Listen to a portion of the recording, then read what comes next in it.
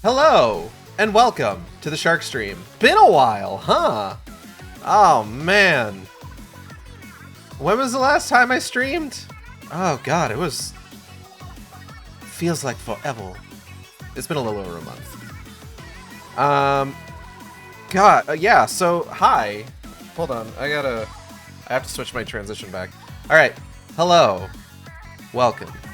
Welcome to the Shark Stream. It's me, it's Gage, your boy. Once again.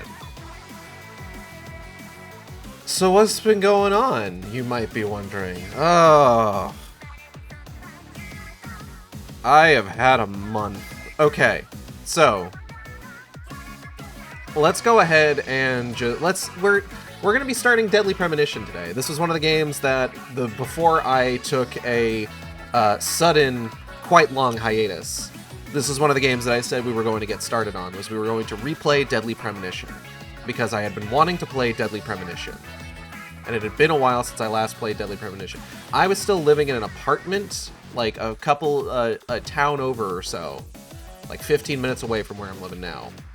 And the final stream has like an hour-long break, because I hadn't figured out how to properly like edit around that stuff yet. So I just uploaded it to YouTube, 7 hours long with a 1 hour break in the middle. Which is not ideal in terms of, you know, VOD structure. Regardless. So what's been going on? Well, towards the end of June, or not even towards the end of June, like middle of June, my wife, Natalie, who you may know as Ghosty Naps, needed to go to the hospital. It was very sudden. It was very scary for everybody involved. But we needed to bring her to the hospital, like, immediately, essentially. So we did. She spent a couple weeks there. They looked at her, figured out what was going on, got her the care she needed. A couple weeks later, they're telling us, okay, you'll probably be going home sometime this week, and we're just like, we're all happy about it. And then she stopped breathing, which wasn't a good thing to find out about. Regardless, she is okay. For the record, she's fine. Again, very scary moment. I'm not gonna go ahead and get into the nitty gritty of it, but yeah, it was kind of terrifying to experience. So you can imagine it was like worse for her. Hello, Lila. Thank you for the resub. Appreciate it. Hope things are better. Things are actually doing a lot better, and I'm going to get to that in a moment. But essentially, it turned out that she needed a bit more care than what she had gotten so far. Like, what she had gotten so far was good, but it turns out that the amount of care that she needed was a little bit more intense than we expected. So she spent a couple more weeks in the hospital. Right now, she has been discharged from the hospital that she originally was at. She is in a facility that's going to be helping to assist her with recovery and rehabilitation. And we are hoping that she will be able to come home ideally soon, once she has had some time to really recover. But everything is going pretty good right now, actually. The place that she's in is a really good place. All the nurses are very, very kind and helpful. And we're appreciative of just kind of all of the care and attention that she has received. But yeah. So right now she is still at that facility. Saying she stopped breathing before professing she's okay almost destroyed my heart. Yeah, I'm sorry. If you follow me on Blue Sky, then you know that I've been with her for the last few weeks. and have just kind of been keeping updates. We watched the first 3 Fast and Furious movies together. We watched some of the Jurassic World movies together. We watched the Garfield movie. We watched K-pop Demon Hunter. So we've been hanging out. She's been okay. She's all right. But she did stop breathing for a bit there, which, again, terrifying. It's a very odd thing talking about all this with it coming out of my cartoon Shark Man. But guess who got into college? Was it you? Good job. Congratulations. Enjoy college. But yeah. So I have been spending the last month or so doing everything I can to kind of like be by her side as much as possible at the hospital. But now that she's in this new facility that is going to be assisting with her recovery, she has specifically asked me to go back to my regular streaming schedule.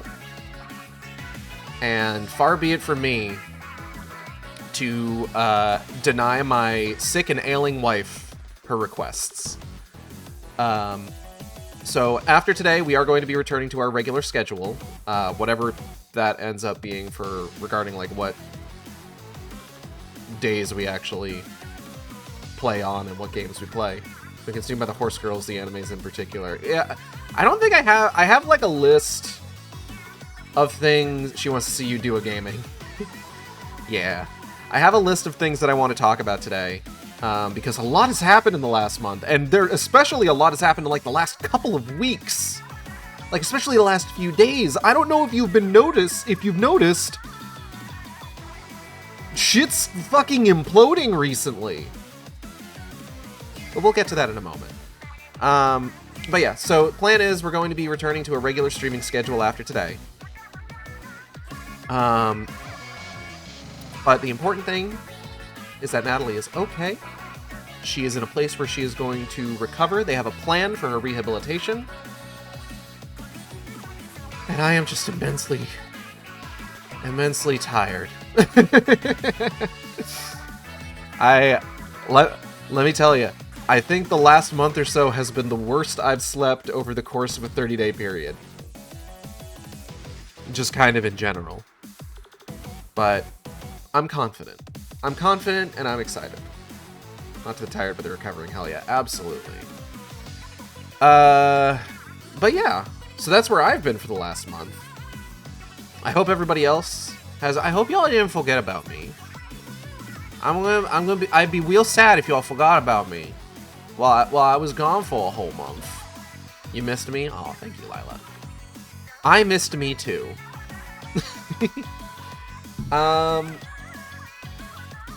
But yeah, let's see. We got like a minute and a half. I could probably start talking about something else. Let me get the game up on my screen here. Okay. What did I want to talk about?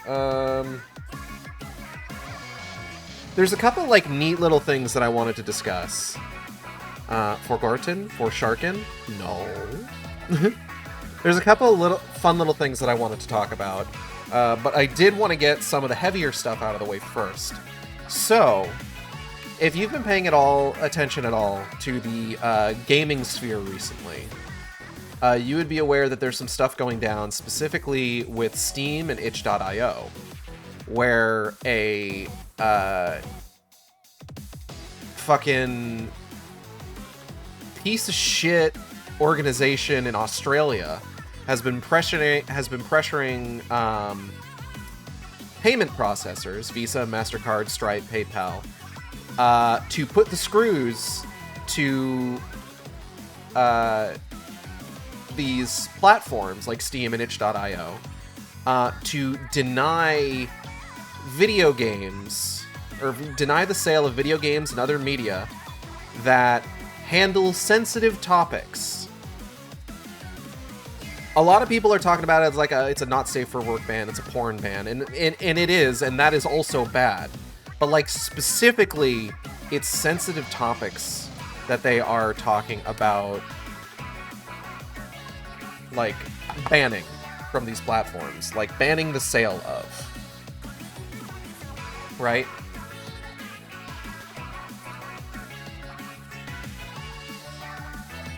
So, like, we're talking just, like, even stuff like... I think, like, Detroit Become Human is the one that comes up a lot.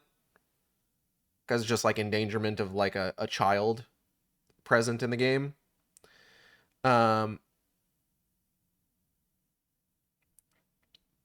Which, I mean, I have no love for Quantic Dream, but I think they should stop making games. I think... But, like, if they do make games, like, they should be able to sell them, you know? People should have access to that. It's some shit, for sure. But right now, oh god, the screen tearing, I forgot. Oh boy. We're playing the Origins version of Deadly Premonition, the one for the Switch, by the way. That's the one I had the easiest access to. I've got 3 other versions of this game. At least one that functions a little bit better. But I do want to play the Switch version. But it's an example of like something barely not safe for work being hit as a key part. Yeah. It's dangerous to run around here, boys. It's dangerous to run around here, by the way. Grandpa, hurry. Hurry up. Grandpa, you're too slow. It's... But what has come out of this has been a campaign to basically pressure these payment processors in the other direction. That's a lot louder in my ears than I expected. Let's pay attention to the game real quick.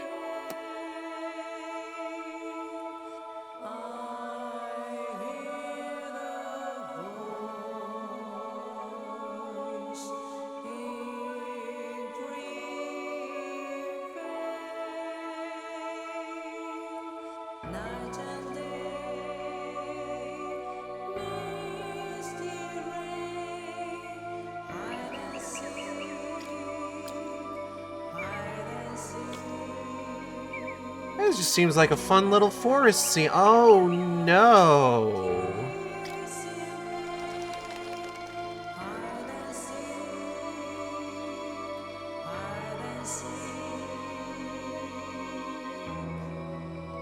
Girl, what happened?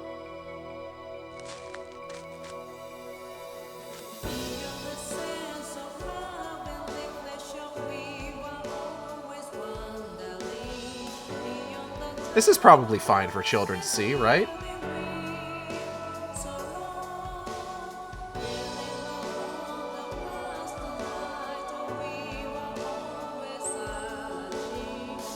What's traumas, precious?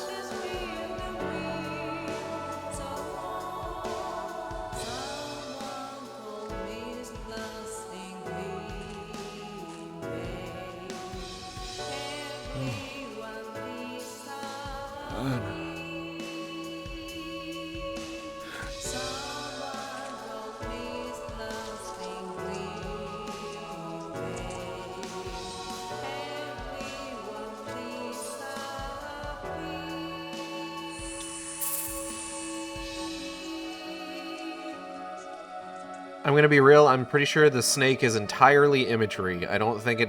There's no larger significance to the snake. Deadly Premonition, oranges.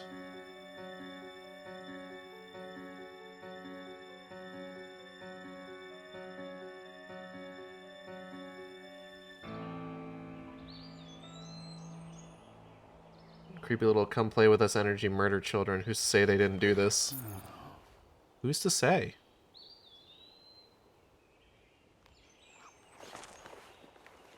Because, I mean, look at them.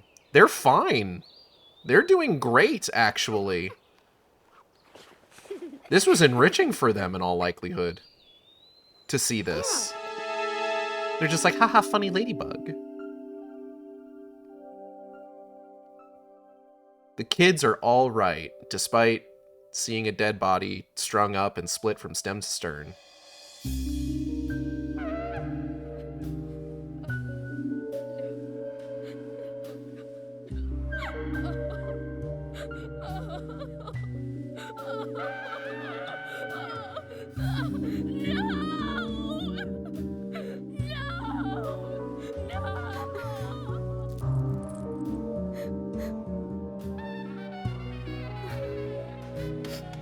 This camera angle makes her arm look huge. For, like, no reason at all. What was that fucking horn? There's, like, a literal elephant in the room. You have to remember... So, Deadly Premonition. Heavily inspired by Twin Peaks. From, like, its plot, its setting, the characters, right down to the soundtrack being, like, very, at times, unsettling. Still need to watch that. Highly recommend it.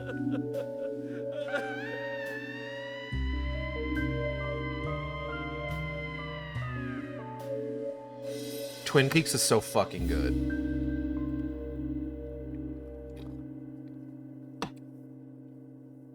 Swear's got a new game coming out soon, Hotel Barcelona, which he collaborated with Suda51 on. Alright, what was I talking about? So yes, there is a counter movement, or a counter, I guess, offensive going on right now with regards to the payment processors for Steam and Itch. Where people are calling into these payment processors to basically tell them, hey, who are you to say what legal content we are able to spend our money on?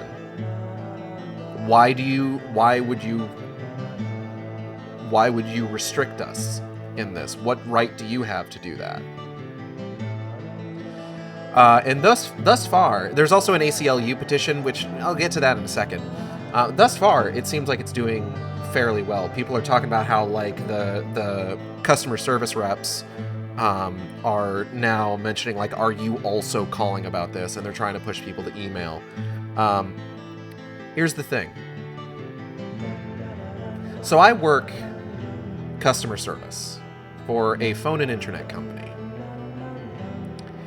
And one of the things that I have to tell people sometimes is that if they have any sort of, like, technical issue with their service, we don't know about it unless they call and tell us.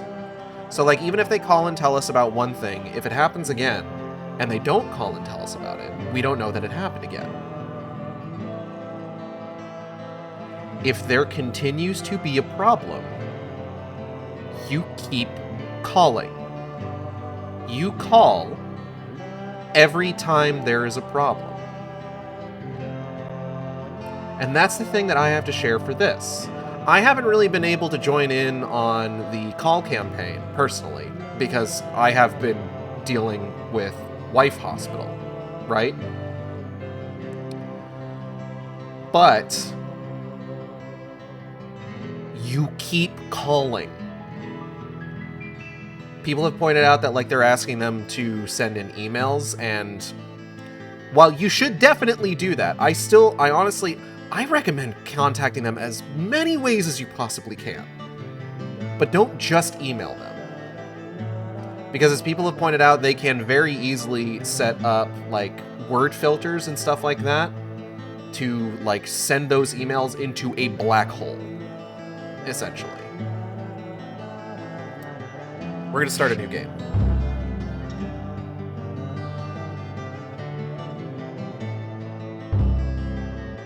I like starting a new game with this one. Who's ready to hear about how Tom and Jerry are in a BDSM relationship? I know I am. Not yet, though.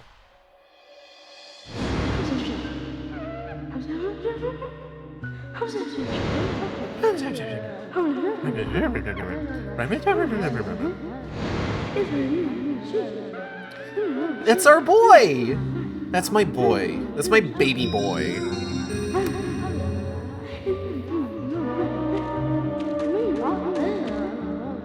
Prologue 00, York and Zach. Let's hear what this person has to say. Could you wait just a little longer? Oh yeah, sure. Why not? This won't take long. Cool. Their wings are all fucked up. Alright, let's look around here. We got a funny little trading card. I feel like, is the game too loud? I'm looking at my levels here, and it seems like the game is very loud. I'll just add this trading card in my collection. That might just be the game, though, honestly. Hold on. Oh my god.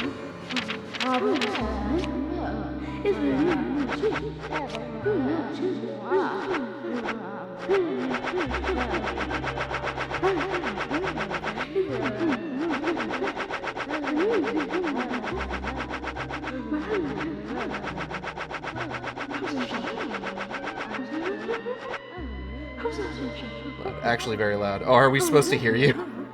Hi, Ion Agenda. Is that a little bit better? So much better? Okay, then I'm gonna go ahead and push it a little bit more.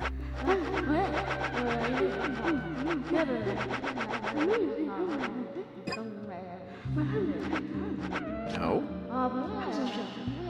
I got it. Yes.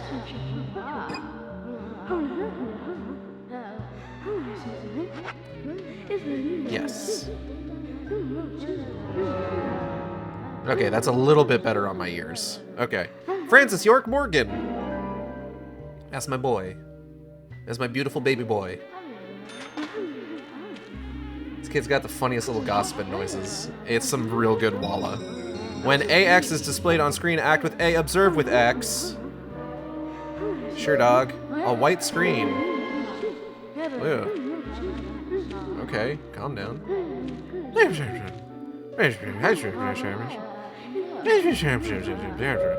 A strange clock is ticking away, though the room itself makes you feel as if time has stopped.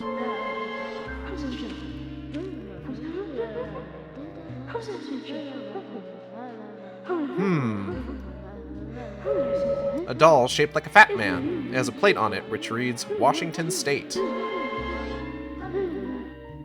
Sorry to keep you waiting. It will start soon. Oh, cool. It's about time to get started. I mean, I've been going for like half an hour, so...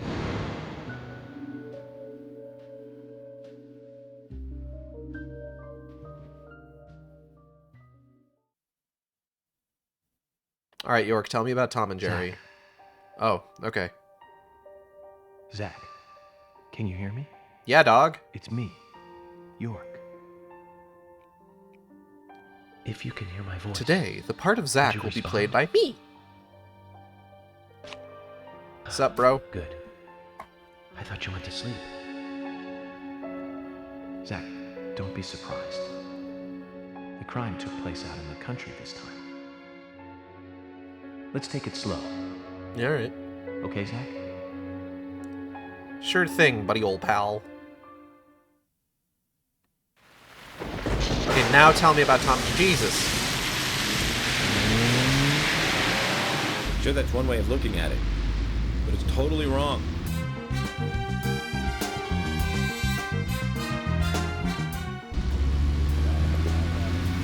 Listen, they both need each other. It's called interdependency, and they both know it. Yeah, I know. He does terrible things to Tom.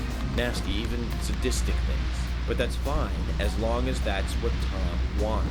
Think about it. His actions. He's always asking for it. It's his partner's job to fulfill that need, and Jerry knows that. Proof? Well, in the Tom and Jerry show, they live with each other. Hello? Hello?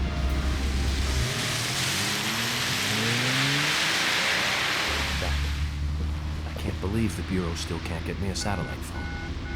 What an incredible crash course on this character's entire deal. These puppies are making me go to another town in the boondocks again. Well, I'll be a happy camper, even if it ends up being a waste of time. At the very least, it'll get me out of the cramped city for a while. Right, Zach? Yeah, dog. The perpetrator from the last case really was something. Who'd have thought there'd be razors laced into your nails? Crazy. Just crazy. Well, at least I now have a scar to show off. See this? I got this when I arrested the Catwoman wannabe. Women, they're crazy. Don't you agree, Zach? That's kind of a weird thing to say, man. Oh.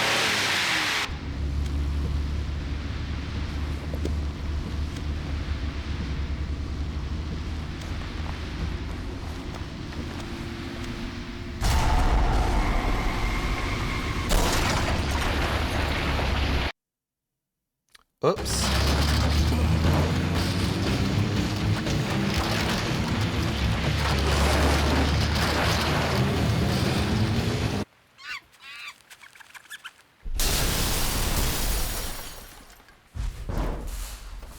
The squirrels that sound like monkeys are my favorite thing. Very good, just like early game, fucking weird bullshit. This game's so good.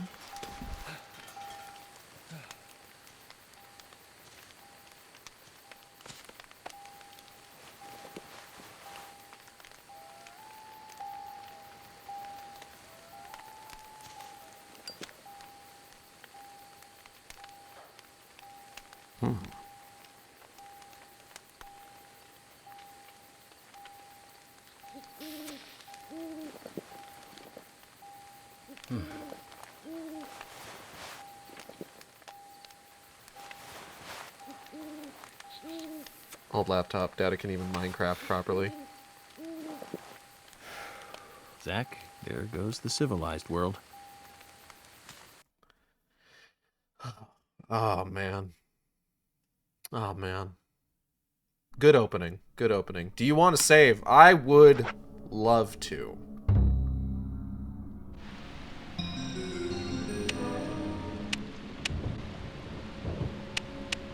I love that the flashlight isn't just like pointing ahead. It just kind of illuminates the area. Hey, Zach, there's a path up ahead in the headlights. Must be years since I last set foot on a dirt path. Oh, I got Agent Honor. Steel pipe. Excuse me.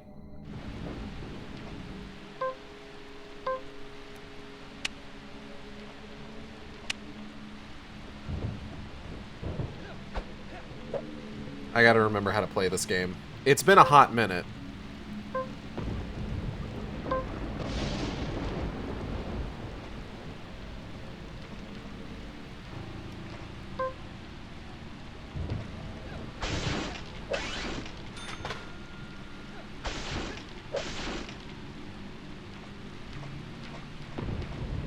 Hello. Ah, a first aid kit. Small. Recovers a small amount of health.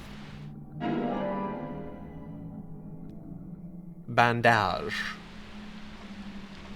It fucking wet out. Hello, Audrey. Welcome. It's fucking moist. Audrey, were you here for York talking about how Tom and Jerry are in a BDSM relationship?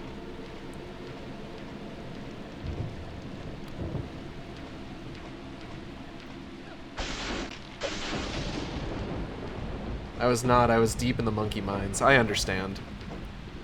I think the thing that gets me about that conversation is not just that York is talking about how Tom clearly wants Jerry to be doing terrible, horrible things to him and is always clearly asking for it. It's that the person on the other side of the line is apparently so invested in the conversation that he asks York to also then prove it.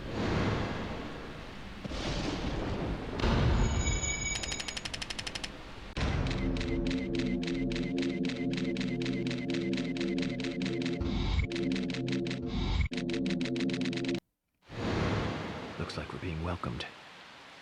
Zach, I'll let you handle the meet and greet. Sure thing, buddy. Also, please let me know, this game's fucking soundscape is fucking bananas. Can't see much through this fog. The path might be blocked from the rain. We should stay away from obvious danger. So please let me know if you're having any trouble hearing me. Has York seen Tom and Jerry go to Willy Wonka's? Probably not. Not at this point, because that movie hadn't come out yet.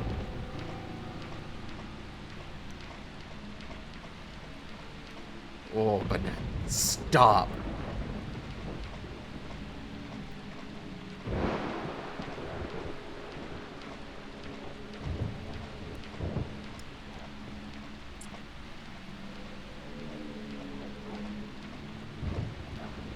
But yeah, the important thing, like, with the payment processor stuff is just you do need to keep that pressure up.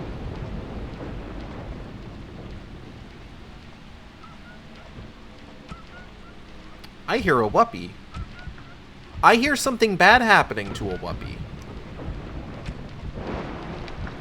Oh, that's blood on the ground. And whoopee sound have stopped. That's probably bad.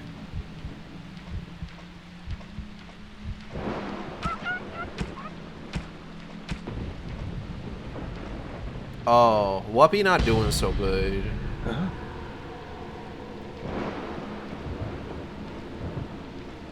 I move my Switch 2 Joy-Cons, the Y button gets pressed. Hello? Must have been the wind. So much for my hopes for a peaceful picnic. Do me a favor and stay sharp, Zach. Just got a little hungry. Also, when I move my Switch 1 Pro controller and the L and R button get pressed, there is no winning. Unfortunate. Trying to hold out for a cute Pro controller. I'm trying to hold out for a hero. I'm holding out for a hero till the end of the night.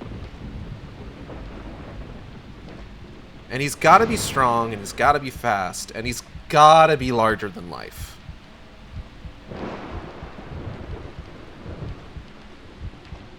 So either punch or beat chest.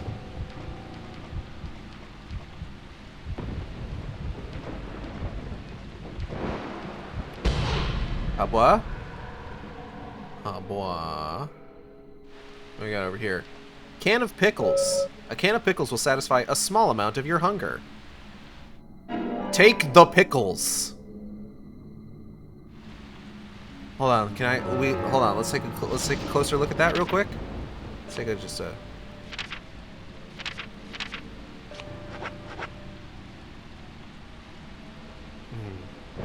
Yes, I see.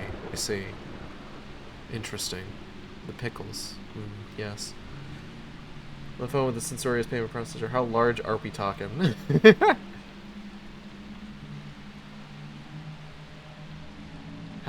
How dig your dick? Small, leave me alone.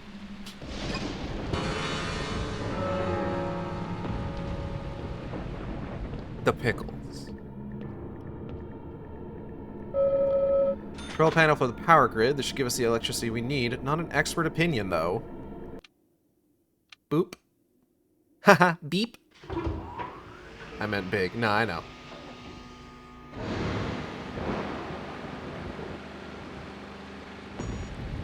Still thinking about monkey minds. Understandable. Oh, something wiggling. Oh. Greetings, ma'am. I was in a car crash. Could you call 911?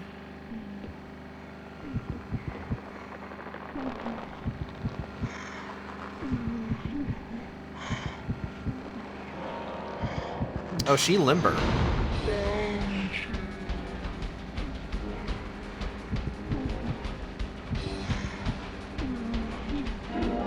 You got Mysterious Shadow.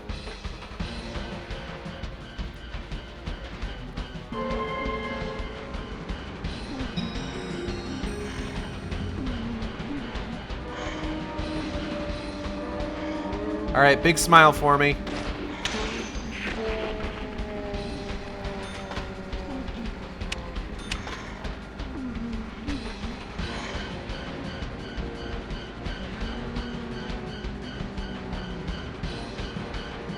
Yes.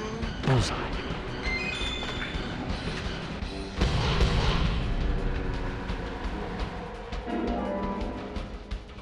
Ma'am, you have holes? She looked like all 3 dimensions. She looked like a little 3 dimensions for a shadow. She's straight wiggling.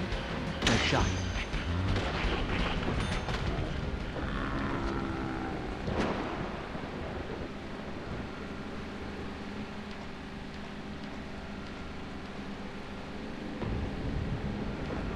I like the combat in this one a little bit more than I do the combat in Deadly Premonition 2. Deadly Premonition 2 has a lot of things in it that, like, there's some stuff that I like a little bit better than the first game, but then there's stuff where it's just like, I don't know why this specifically needed to be different. An old sign. I can make out G-R-N V-A-L. Looks like we're headed down this road, Zach. What was the other kind of, like, heavy topic I want to talk about?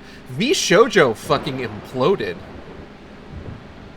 Like, it was wild how quickly that happened. It was like, okay. If you haven't been paying attention to the V-Shoujo stuff, one Miss Iron Mouse, popular VTuber, had previously done a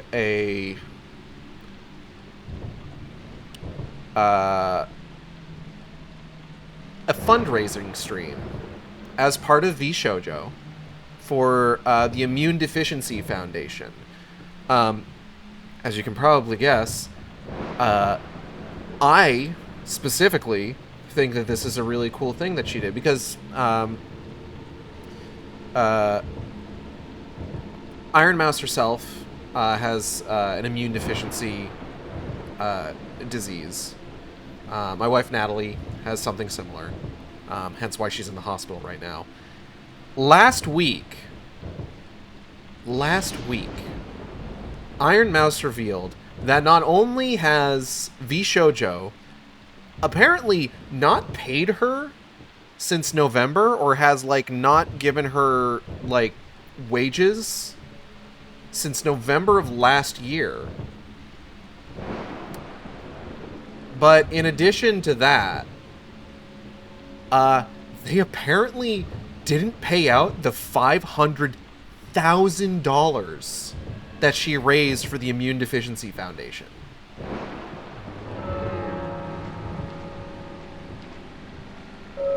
Power's back. Blessed civilization and automated doors. Come on, let's get moving, Zach. How do they bungle money that hard? It's actually kind of a funny story, but we're gonna get to that in a moment.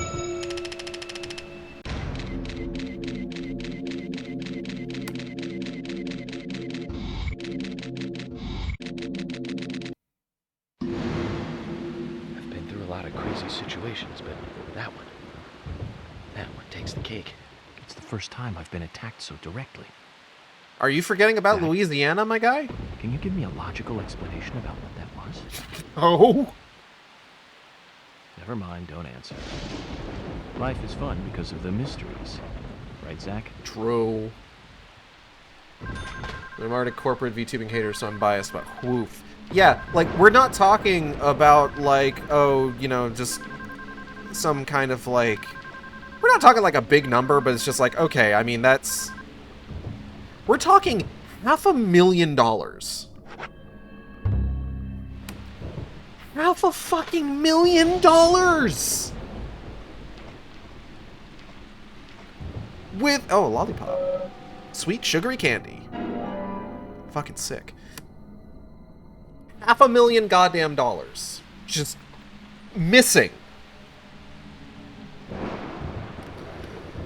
Iron Mouse reveals this in the process of leaving V-Shoujo. Now, V-Shoujo was one of, like, the bigger ones for a long time. It was intended to be, I believe, sort of like a talent-forward agency.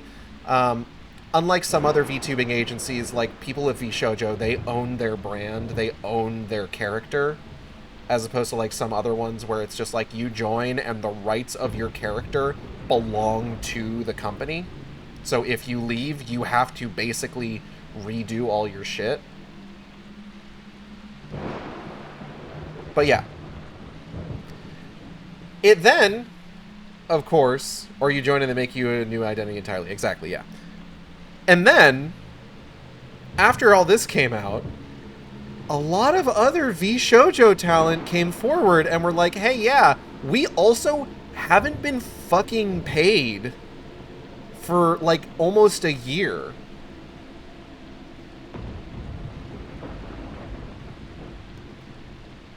And between the people who are talking about how they also haven't been paid and people who are just, like, doing so in solidarity with Iron Mouse, every fucking person, every VTuber, the entire talent pool for VShojo quits over the course of, like, 2 days. All of them. Like, the fucking CEO has to come out and just be like, yeah, VShojo is over. Like, it's just done. And it's not just the American talent, the Japanese talent as well. All of them just leave the company. Some very publicly.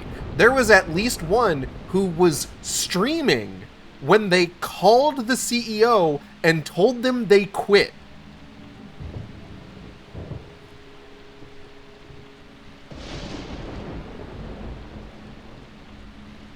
Because again, we're not talking like we're talking potentially charity fraud to the tune of $500,000. We are talking quite possibly a felony to the tune of $500,000. Now, before I get into the breathtakingly, like, incredible, just sort of conclusion to all this, I do want to go ahead and just give a shout out. Iron Mouse did follow up this whole fucking debacle with another charity stream that raised $1 million for the Immune Deficiency Foundation. Which, like, God bless her. God bless her and just everything that she has done. Like, I'm talking about this on, like, a personal level. As somebody who is married to someone who has an autoimmune disease and is currently going through it, it's just, God bless Iron Mouse, quite frankly, and everything that she has done. So, to cap all this off, the CEO of VShojo goes on the official social media and explains what happened in what I can only assume was a statement that was not cleared with a lawyer, because my man's is admitting to so much just out in the open. Okay, so the specific thing that happened, the specific thing that VShojo was doing that resulted in them just whoopsie-daisy misplacing $500,000 is...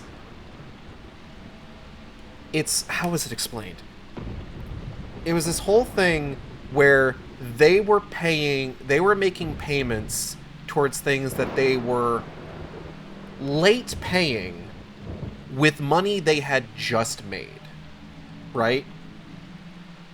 So, like, let's say they owe a VTuber on a particular date $10,000. At that moment, they do not have $10,000. So later on, once some money has been raised, like, let's say, like, a couple months down the line, they raise about $10,000, and they're just like, oh, by the way, here's that $10,000 that we owed you. Ad infinitum. Because the transcendental part of this is that the reason they didn't have that $10,000 when they were supposed to pay that VTuber the first time was because they used the $10,000 to pay another VTuber that they had not been paying for months. Robbing Peter to pay Paul. Essentially.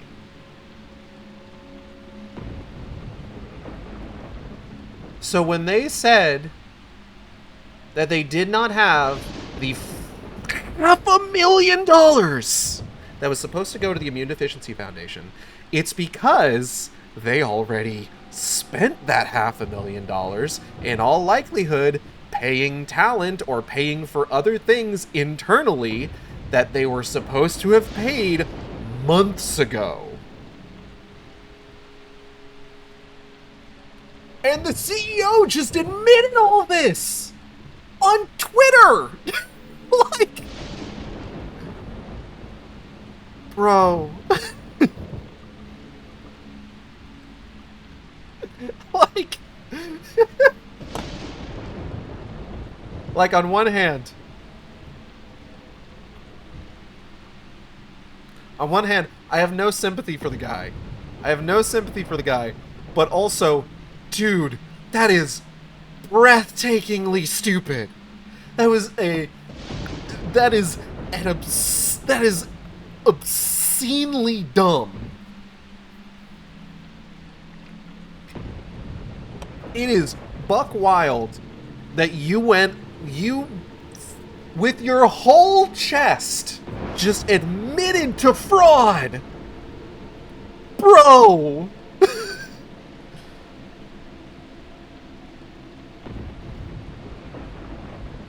A lot of VShojo's talent is probably going to land on their feet. These are people who have huge followings, and they don't even need to rebuild them because they can use all of the stuff that they were already using with VShojo.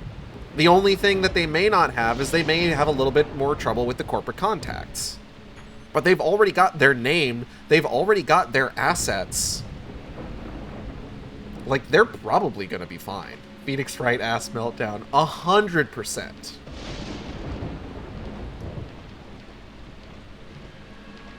Absolutely buck wild. Give me one moment. No.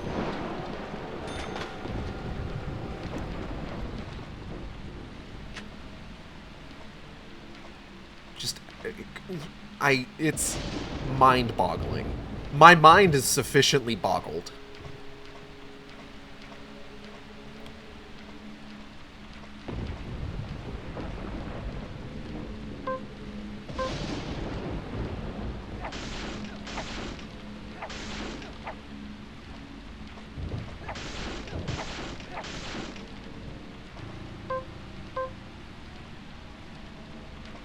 Like, I wonder if some of them feel, like, tied to dirty money because they can look back and go, was I paid with charity money and just a super mess? No, absolutely. Like, that's gotta... Like, that being a question that they need to, like, ask themselves, like... Making somebody, like, party to that is disgusting. You know? Having to, like, ask that question of yourself has to fuck you up.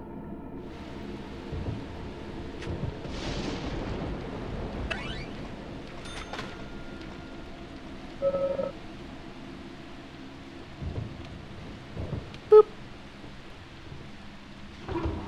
It's not their fault, it's so gross. Yeah, no, absolutely. Wonder if any of them are going to litigate anyway. That's nuts.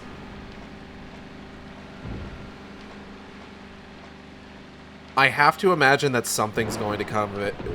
I would hope that something comes of it. Because, again, felony to the tune of $500,000!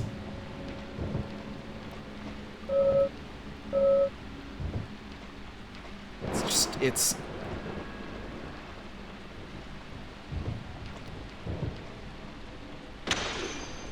it's hard to really, like, fathom. Amazing. Nice shot. Thanks, York.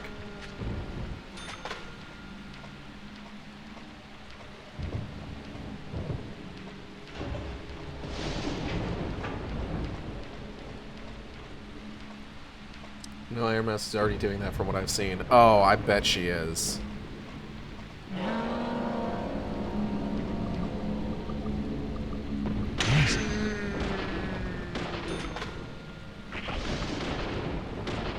Because, like, this is a cause that is important to her, that directly affects her, and they stole that money.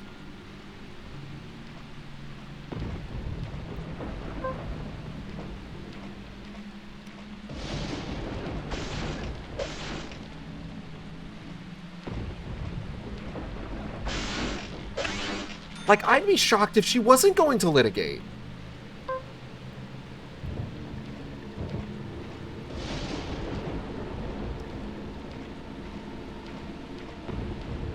But yeah, so that's what's going on. Again, it's the wildest thing, because this whole sordid affair unfolded over the course of, like, 2 days. Like, an organization like V-Shoujo, where it's just like, I know they've got a huge talent pool. I know that, like, it's a known entity. It is a known quantity. Amazing. Like, you would think that at the very least, like, something like an announcement that, like, the company is just done, it's just dead, would at the very least, like, not even, like, trying to do, like, another round of, like, signups, not even trying to expand the pool, because I'm sure there are people who are, like, willing to, what's the word I'm looking for? Negotiate their morals, let's say, for a company like that. There are people who are willing to look the other way, I'm sure. You know, grifters, scabs. I like my evil ex.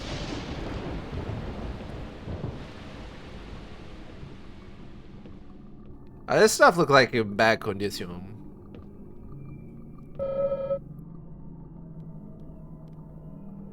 I don't think we're going to be able to boop this one on, York.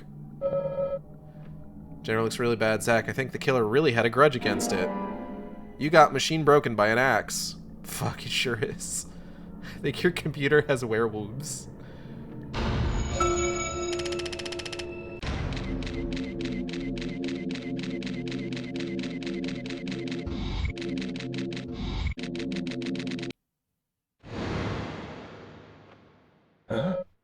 Zach, let's try to find a way to fix this mess. You got Foos box.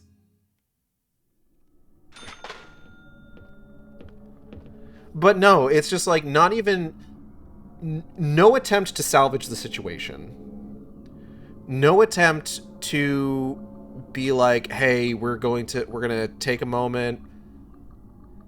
Not even like we're going to conduct like some kind of internal blah blah blah blah blah. No, 2 days after all this happens, the company is just dead. Shut its doors. V-Shoujo is no more. That is wild to me. Cause I can't even think of like a parallel for this, right? Like, even Rooster Teeth was, like, around for, like, 2 more months after they made the announcement that they were closing up. Right? V-Shoujo became No Jojo Jojo. No Jojo.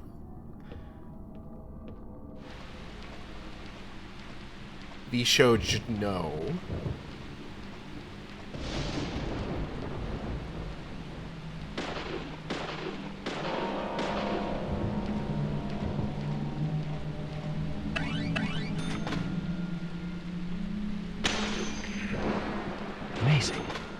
Amazing.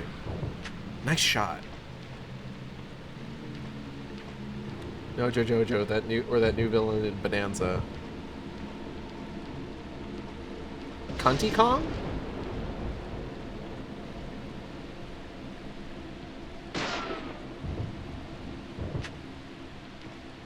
Alright.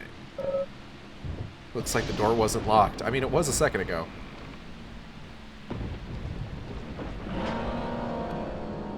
Huh? Oh. Bullseye.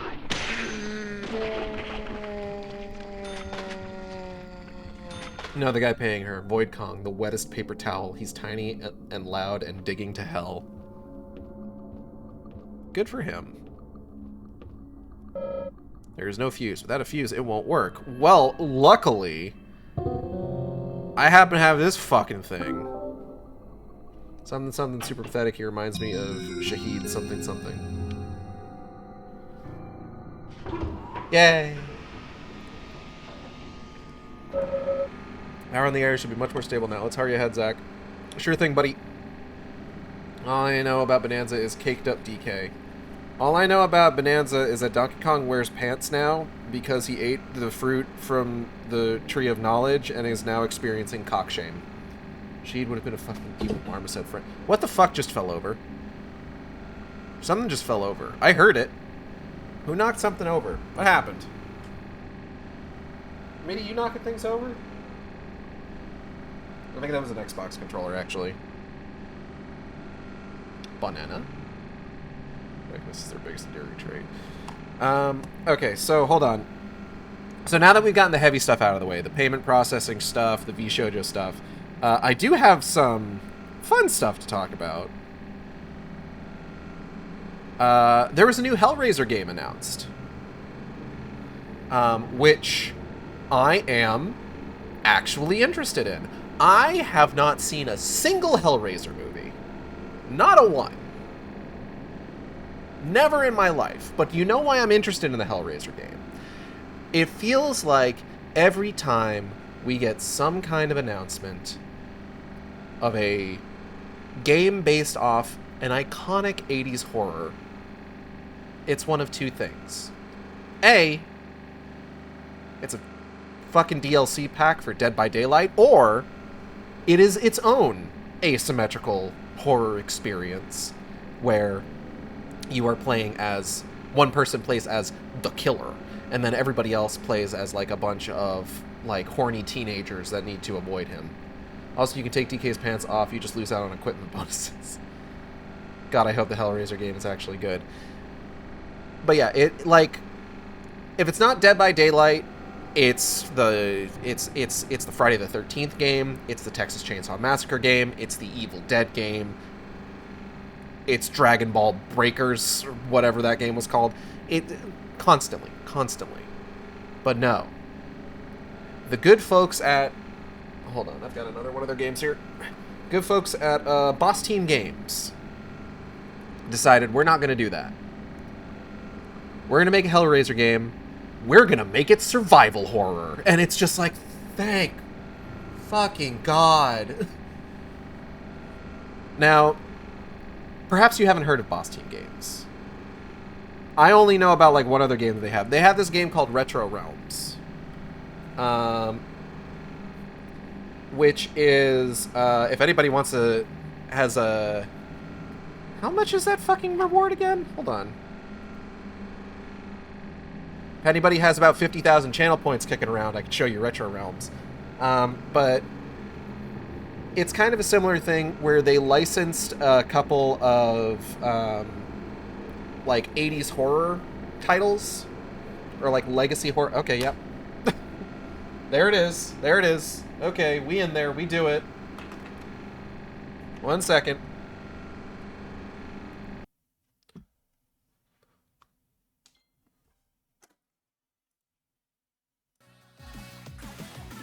Da-da-da-da. Oh, wait. Hold on, York. We'll get right back to you. But I can show. But now I can show you Retro Realms. I just gotta take orange box out of the fucking case here.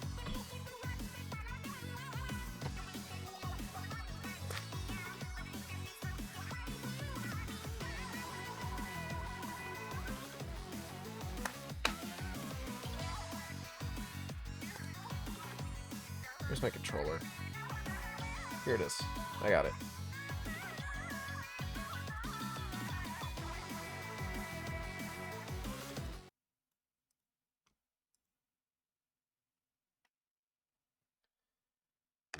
So this is Retro Realms. This is the only other Boss Team Games video game that I know of. And it's a collaboration with Way Forward, so it's got some good-ass sprite work.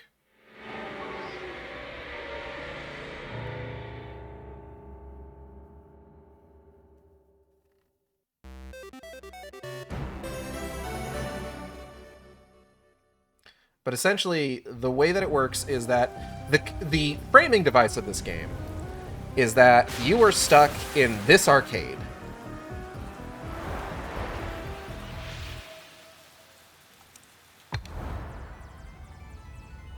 And I think there was intention to add more games.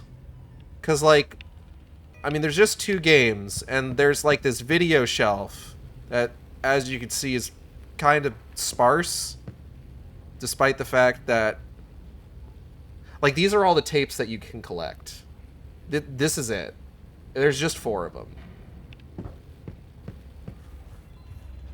But we're going to go ahead and do the Halloween one. These are essentially little platformer beat-em-up arcade games based on Halloween and Ash vs. Evil Dead.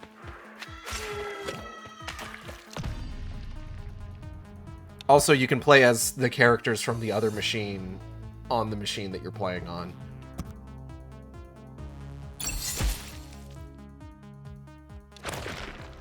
It's neat.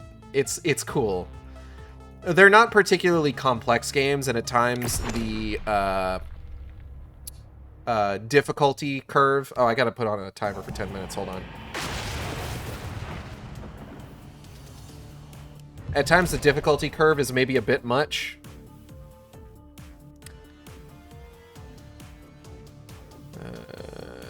10 minutes. Here we go. Okay. I just need to...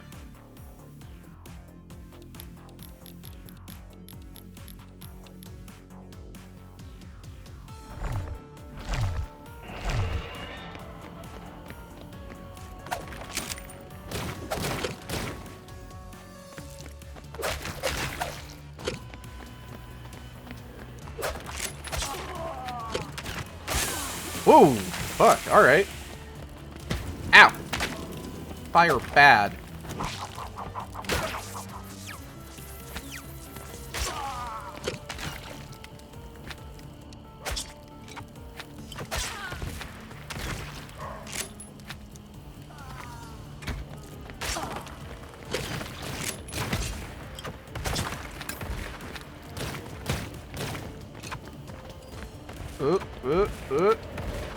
Ow.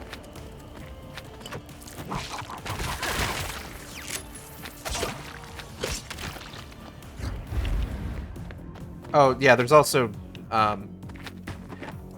there's this whole plot about how, like, you're being menaced by, like, some being from, like, a hell dimension.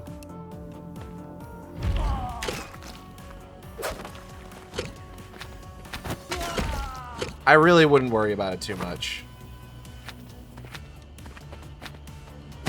Ow.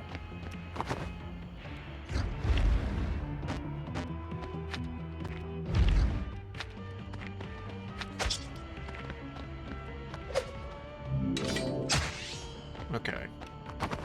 I don't remember how to play this game. I haven't done a huge amount in it. There we go. Oop.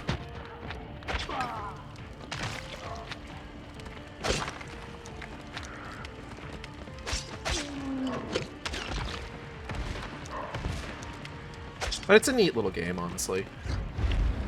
Oh! I don't want to deal with you.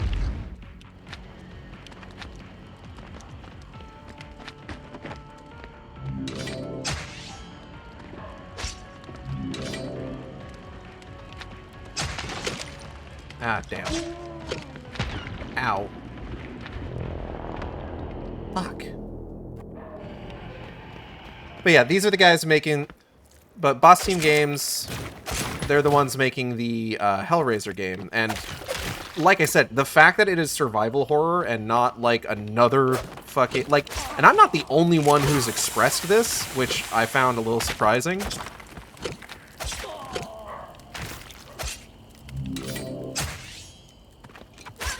But the fact that it is just straight up a survival horror game and not like another fucking...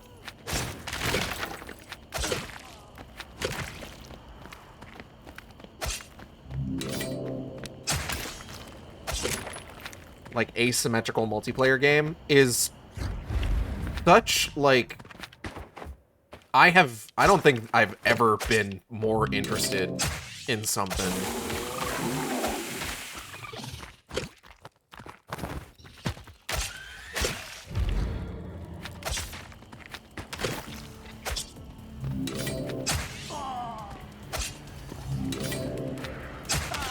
Ah, damn. I didn't get enough height. Hold on.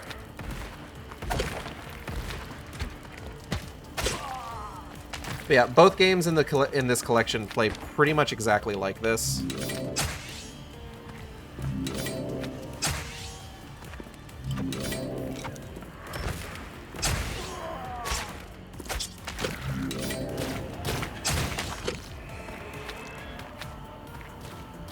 Hello. Oh.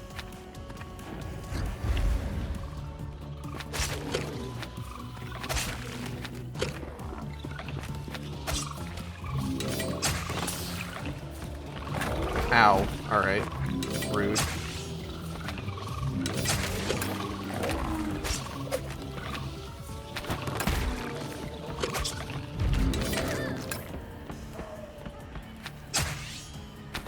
Fuck. Damn it. Alright, let's try that again.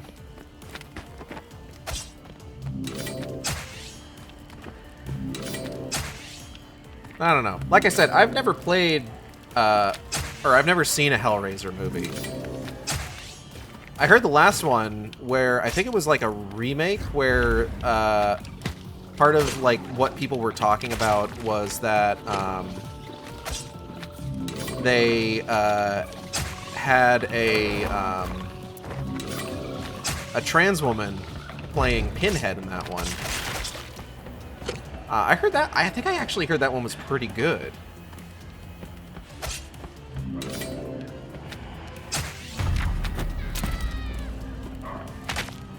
Oh, wait, no, I want the... Fuck. Alright, well, that's fine. Ow, bitch.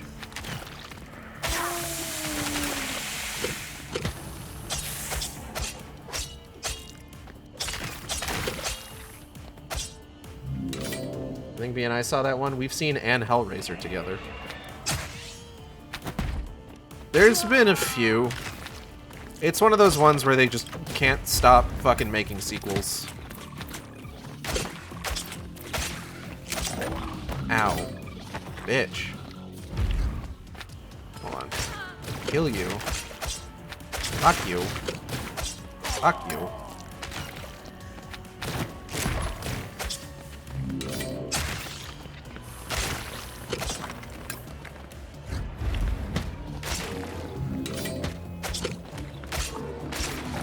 Fuck. There we go.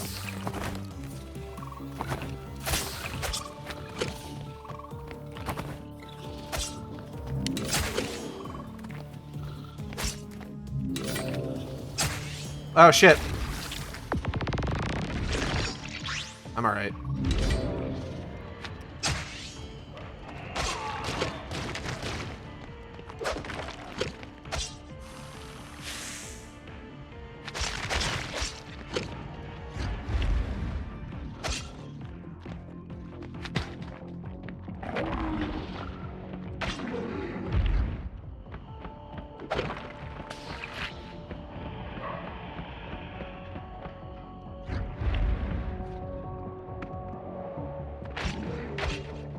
Oh! Nice try. Ow. Fuck. Damn it. What's frustrating about this game is that, like, each level has, like, I think 2 acts, essentially. Or 2, like, environments. And if you die, you go back to the beginning of that environment. There are no... The only time that there is ever any kind of, like... checkpoint is when you go from one environment to the next. It can get very frustrating.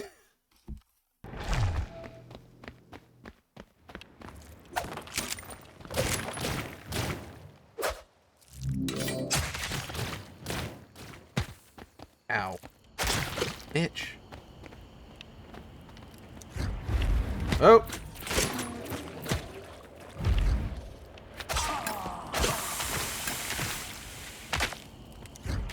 It's not what I wanted to hit. I keep hitting the wrong button. Fuck you.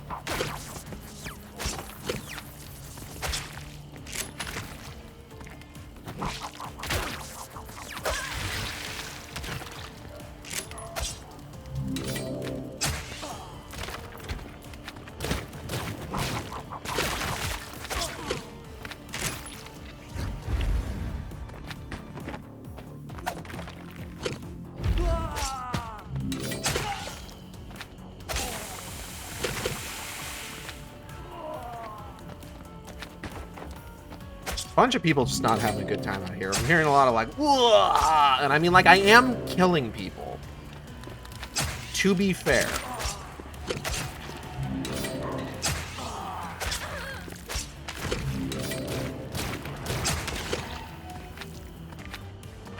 Alright, I'm trying to remember. I want to say that because I picked up the pumpkin up here already, I don't need to do so again. Ow. Rude.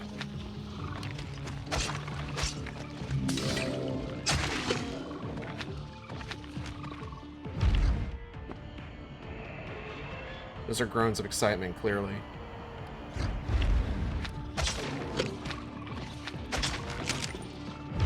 Hold up.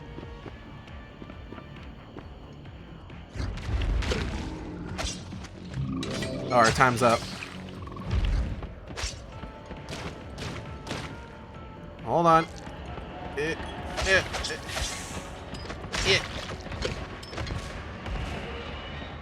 Ma'am, I need you to stop what you're doing.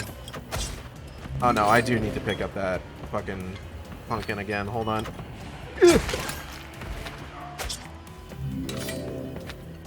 Excuse me, miss.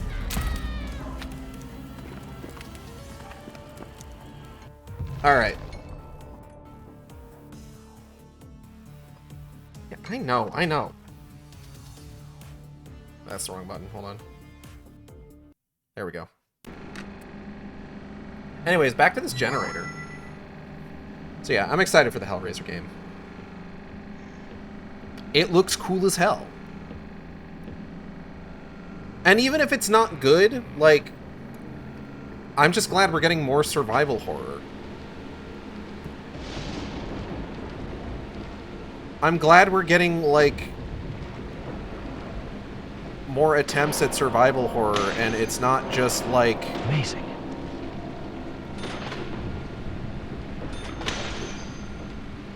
Nice shot.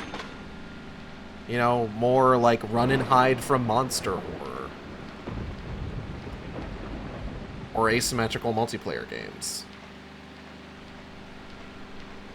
Like, that's kind of my thing. Just like more of the stuff that I want. Video game companies should be catering to me specifically, constantly. And the fact that they aren't is what's killing this industry. Yes.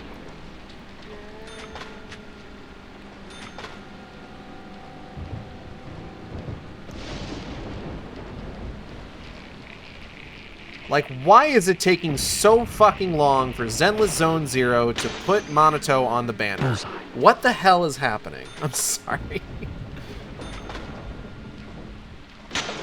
Ow! I thought I was far enough away from that. Oh, that guy is fucking flash stepping towards me. I wish he wouldn't. Amazing. Some more shark games, but Shark surviving the horrors. I need him. I think everybody does.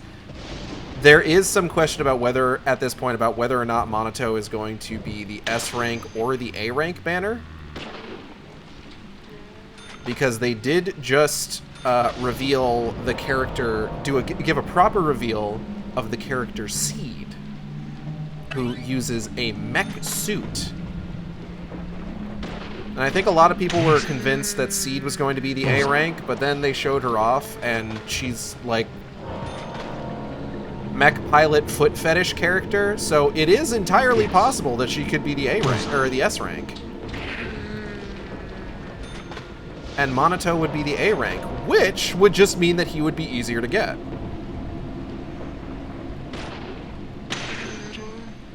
Amazing.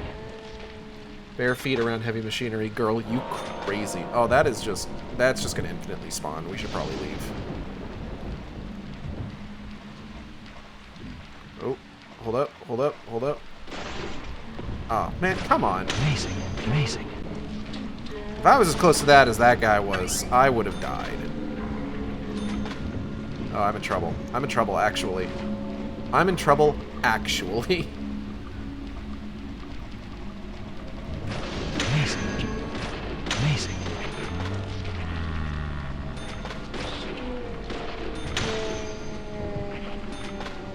Okay. They just started having a slow moment between Blorbo Torch show, so I might have an opportunity to catch up. You might as well.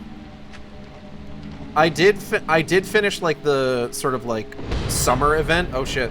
Hold up.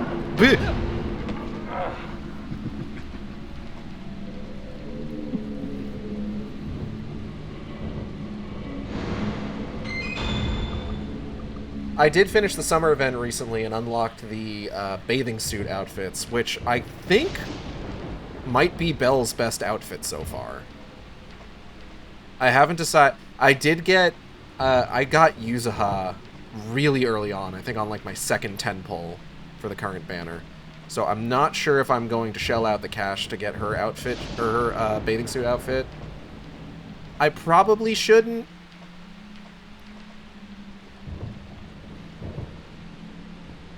I need another Boot Hill rerun every time. I just don't get my boy.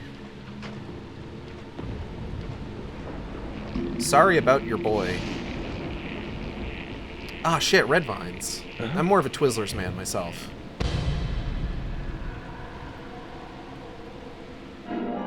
You got Red Ivy. Munch Crunch. Chew Chew.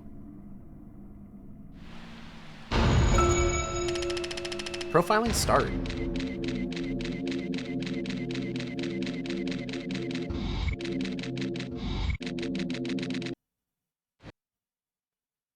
Lollipop, lollipop, oh lolly, lolly, lolly, lollipop, lollipop, oh lolly, lolly, lolly, lollipop.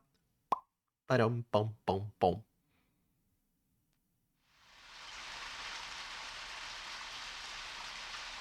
There's definitely something in this town. You think? Do you feel it, Zach? Coffee warned me about it. Yesterday morning, the milk I poured in my coffee made a sign. It said, "Tomorrow you'll arrive in a place that will change your fate." That's a lot of words for a coffee to say.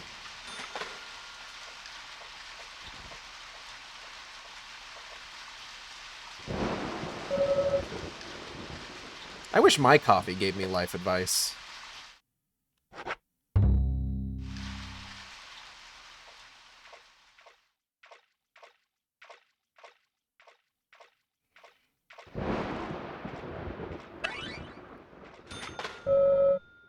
I'm very excited. Feels like a weird thing to get excited about. I got a new set of shelves that are coming in on Friday. I've been needing, I have a lot of like things to display that I have not been able to display just because I didn't have the space for them.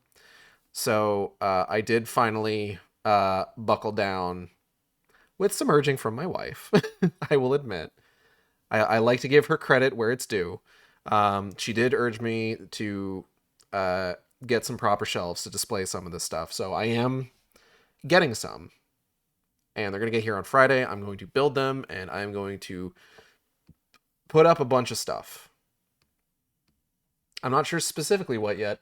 I've got like a special edition of like Baldur's Gate and Freedom Planet 2 that I need to like properly display. And then that game, Retro Realms, I do actually have like a special edition of that as well. Came with a little Mike Myers plushie. The sign reads, "Welcome to Greenvale." So we're finally here, Zach. Oh, we just gotta walk.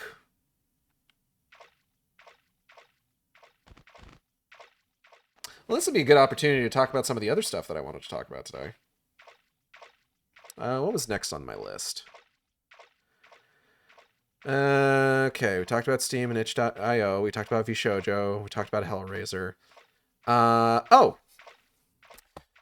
So, something that I have been doing my best to make happen, that I am finally kind of like going to like really sit down and get ready to go, is a fundraising weekend.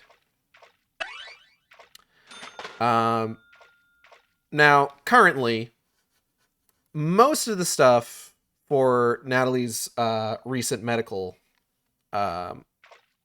hospital stays and everything are covered by our insurance. We've got pretty good insurance, and we hit our deductibles and out-of-pocket expenses really early on this year.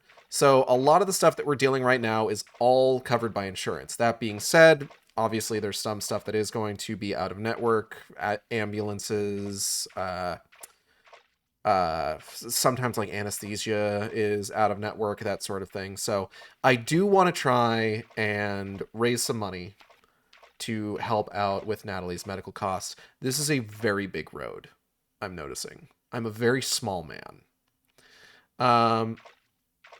Currently, I am planning that for Labor Day weekend. If there's nothing else that happens between now and then, I am going to have a fundraising stream over Labor Day weekend with the intention that it is going to be me just playing a series of games all weekend.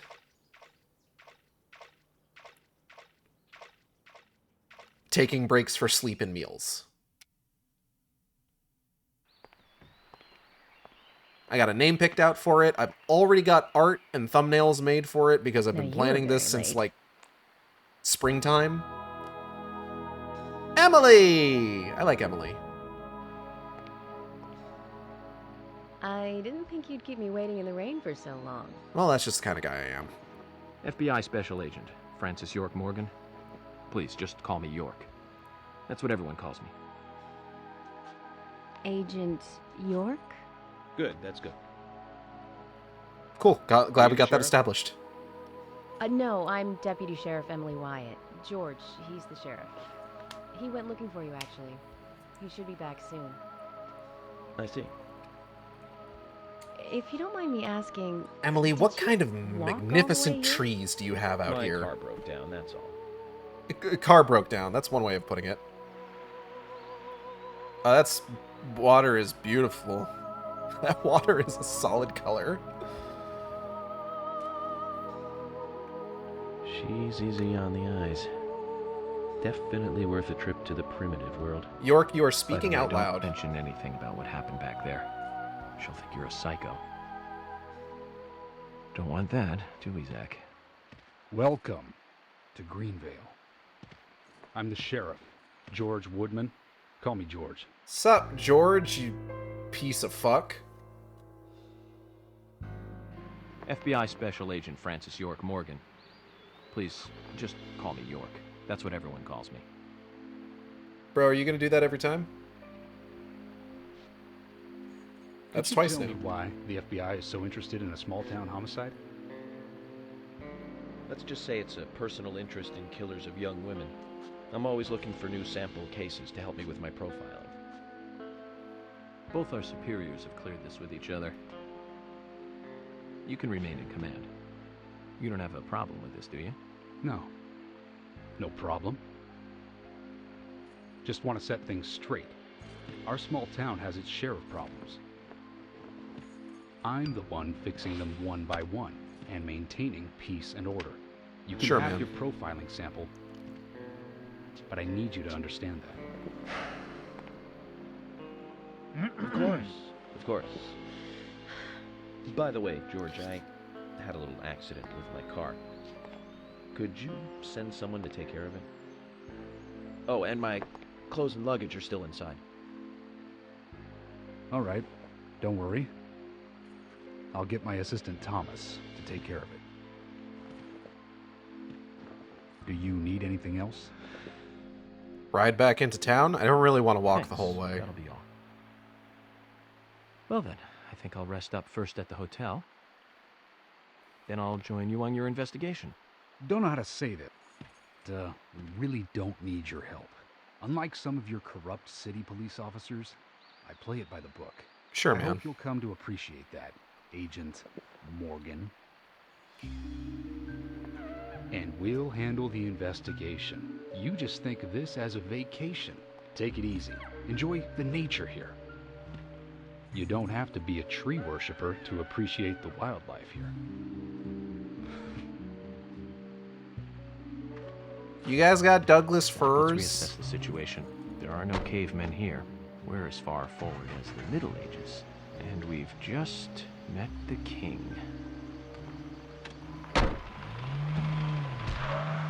I love move.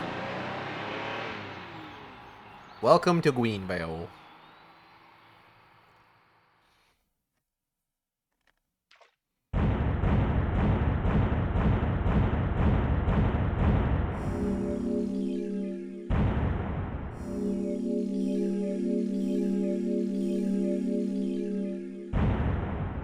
I need a mod of Deadly Premonition that replaces all those booms with like vine booms. But yeah, so currently, what's the word I was looking for? Fundraiser set for Labor Day weekend. It's not going to be quite as big because it's just for Labor Day weekend. It's not going to be quite as big as like the Mid-Aughts Shooter-thon, specifically because I don't have the what's the word I'm looking for? The time off to take a week like I did before, unfortunately. In fact, I got to stick to doing all of my shifts for like the rest of the year. But it should be a fun time. I'm very excited for it. They are going to be games that I've played before. I chose them specifically because I know them very well and I know I can get through them relatively quickly. So I hope you'll tune in for that. But yeah, what was the next thing? Well, let's get through whatever the next cutscene is first.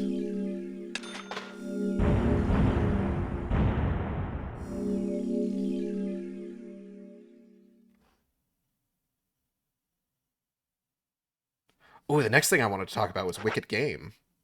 Oh yeah, back in on streaming tune too, so once I also get used to shifts starting Monday, awawawa. Oh, excuse me, just awawa. Previously during the investigation. These puppies are making me go to another town in the boondocks again. I didn't think you'd keep me waiting in the rain for so long. Welcome to Greenville. I'm the sheriff, George Woodman. Call me George. There's definitely something in this town. Do you feel it, Zach? My coffee warned me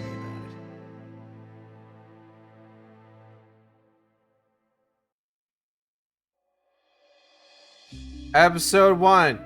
First day of investigation. Angel Isaac. Oh, he's horrifying. But yeah.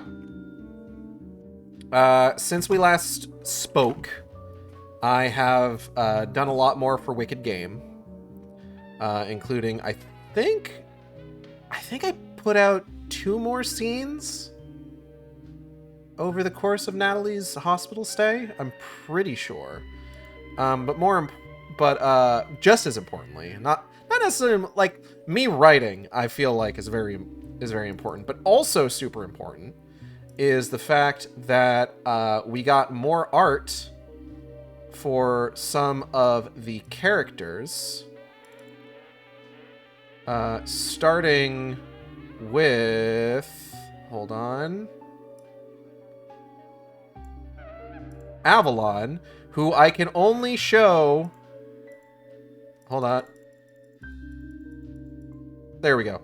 I think I can only really go as far down as this on the image, actually. So enjoy Avalon's top half.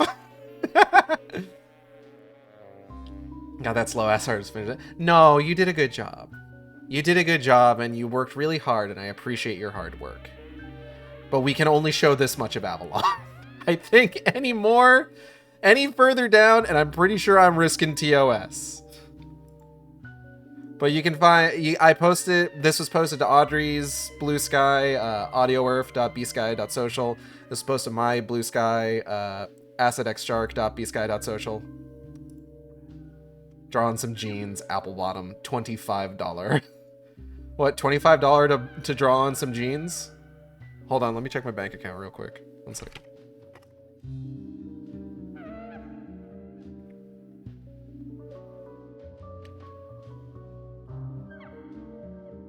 Actually, no, I probably don't have the money for that right now.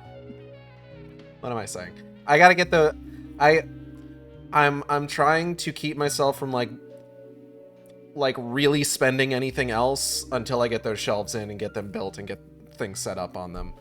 But the other one that we got, in addition to... So, with that brought the number of characters that I have, like, references for, up to 3.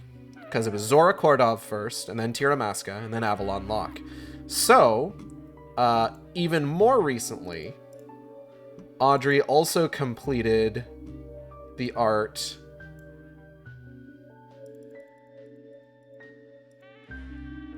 Hold on. There we go. There I am. For Zadak Vintasol.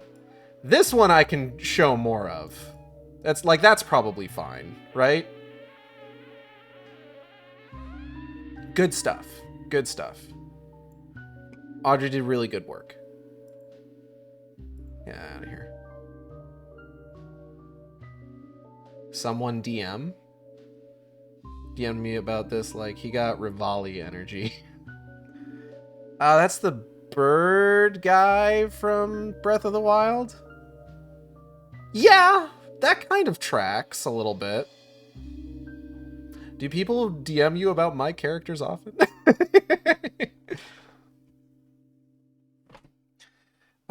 But yeah, I'm trying to remember. Give me 1 second.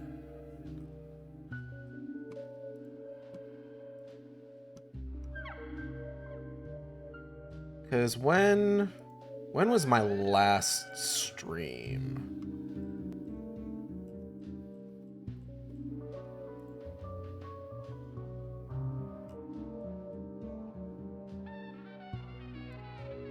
One second. My last stream prior to this was... Okay, this just says 1 month ago. That doesn't help me at all. Fuck. Oh, they gonna make me go looking. Goddamn. Alright, hold on. Hold on, we're gonna figure this out. Mostly I just get horny furries following them being disappointed with my usual work. I think this means you need to draw more horny furry art.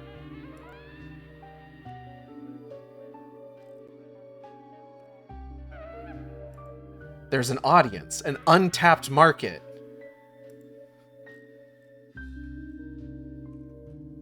You just gotta be brave enough to take the plunge. I believe in you.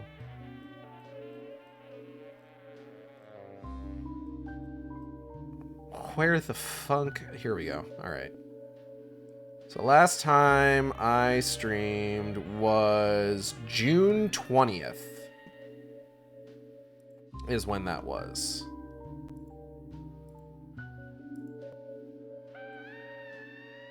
$1,000 incoming fan arts of Cunty Kong. Go for it! It's not an unknown market, though. It's, in fact, very well known. It is. You're right. It's untapped by Audrey. Not wholly untapped. Because obviously I commission Audrey quite a bit. And all I've got are horny furries. Alright, no, that's not true. I've also got Eigild's York. So, let's see.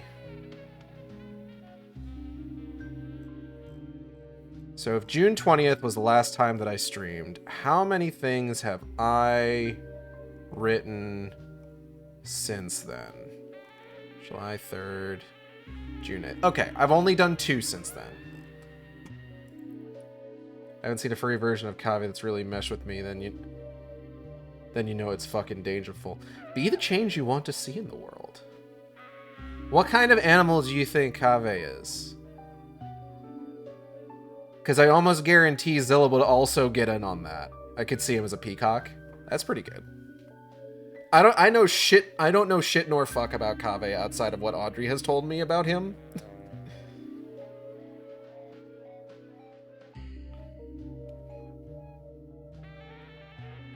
Phantom always goes bunny or lion. I'm like, eh.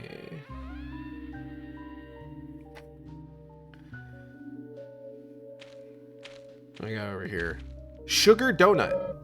Sugar donuts will satisfy a small amount of your hunger. That's just pro tip for life. Screenshot that. I could fuck with a donut, I'm gonna be honest.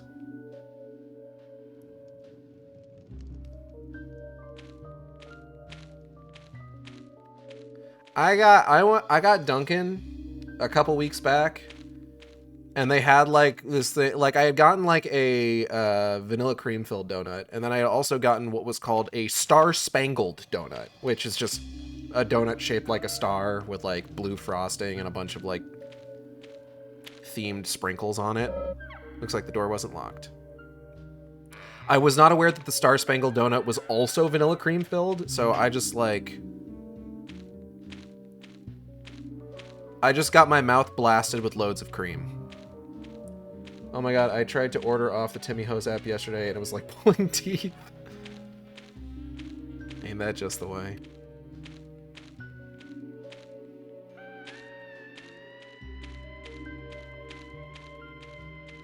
Sometimes all you want is a donut and then your mouth gets blasted with multiple loads of cream. What's up, kid?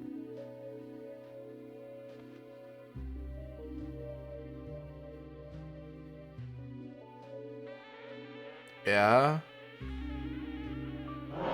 Oh!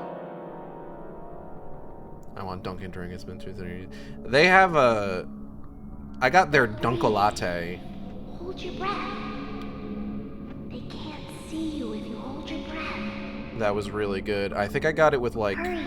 cookie dough flavoring. Cover your mouth.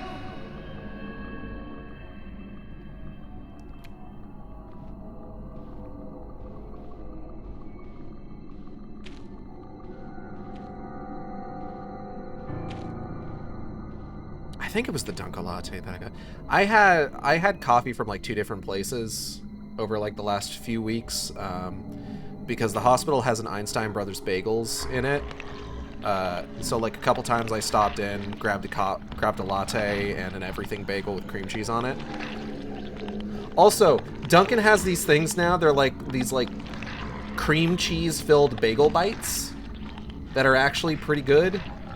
They're a little bit, I expected them to be a bit toastier and have like a bit more of like a crispy outside. They were a little bit softer than I expected. But still pretty dang good, actually. If you got a Dunkin' in your area, I would highly recommend it. At least giving them a try. But the Dunkolate with the cookie dough flavoring, it's delicious.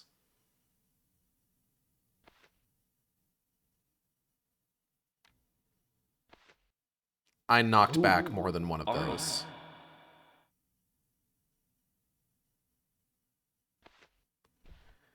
Timothy could never. Timmy trying to sell me fucking pizza made with breakfast sandwich ingredients like some kind of psychopath. Whoa, boy.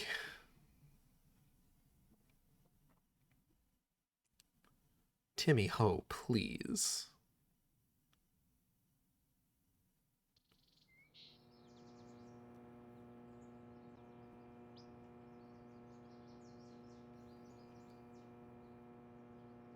Fuck yeah, 2010 era cloth physics. Eat your fucking heart out, Last of Us Part 2. Still not as bad as McDonald's donuts, though. I can't remember the last time I had McDonald's. I've been very good about not having McDonald's. And very bad about having other fast food places. Like Sonic Burger. Which you have to call Sonic Burger in order to differentiate it from the Hedgehog. Takes like 2020's AI generated idea of a donut. Oh god. The symbolism in my dreams continues to intensify. A forest of red trees. A carpet with red leaves. A strange doll twin angels. And But Laura that Palmer child was is what there. bothers me the most. I swear I've seen him before. I just can't remember where.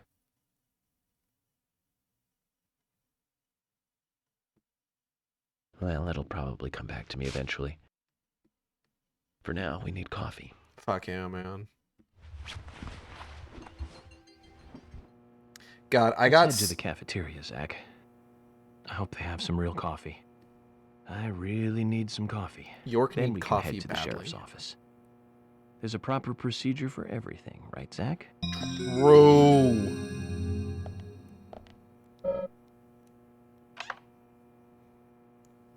How are our clothes doing? Looks almost brand new. No problem. I like this one, personally. Oh shit, my tea. Thanks, York.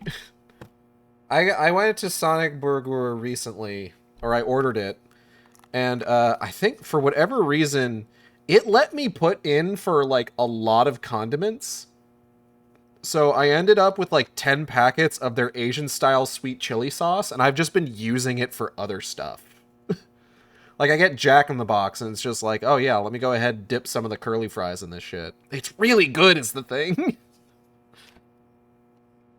Oh fuck, hold up. I got a new chip flavor.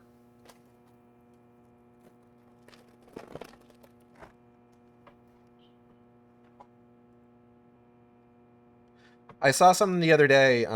Lay's has started selling all-dressed chips in the U.S., but I believe they only include the flavorings for barbecue, barbecue, salt and vinegar, and sour cream and onion.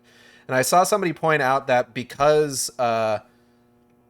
us uncultured Yanks don't know the beauty that is ketchup flavored potato chips, the ketchup flavoring is not included in the US all dressed chips. That being said, still pretty good. I know y'all miss us. We do. I really like all dressed chips. But Lay's has a new flavor that I found here. Sweet and spicy honey. I'm gonna go ahead and try it real quick. Let's get a sniff of that. 1 second. Smells alright. Alright.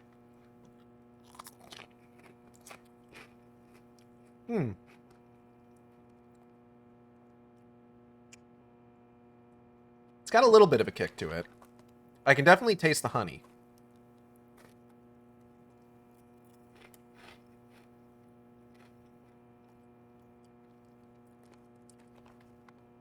Yeah, that's not bad. That's pretty good.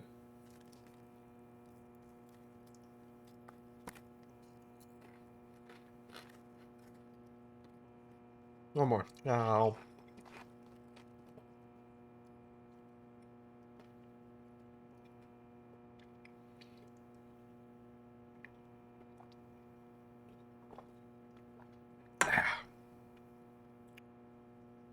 All right.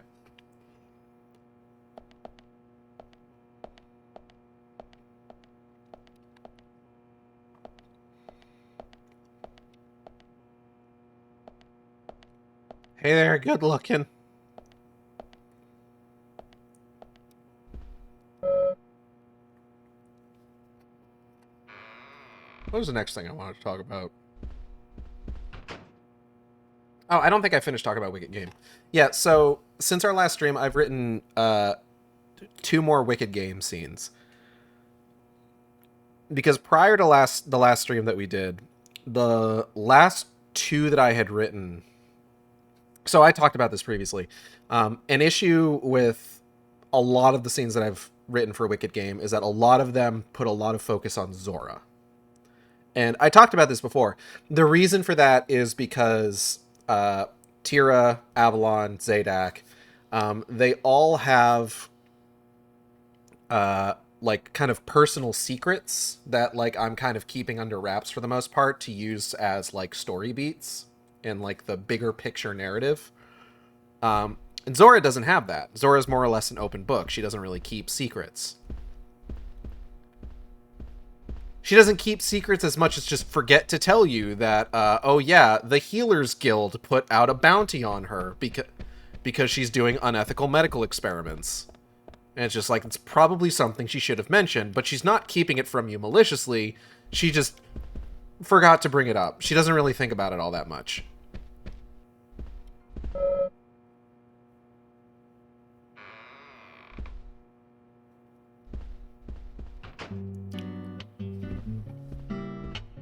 I'm gonna let this scene play out.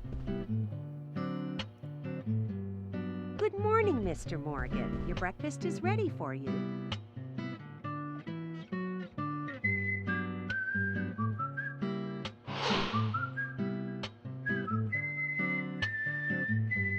Thank you, Mrs. Polly Oxford. Just Polly is fine. Well then. Thank you, Polly. I'm starving.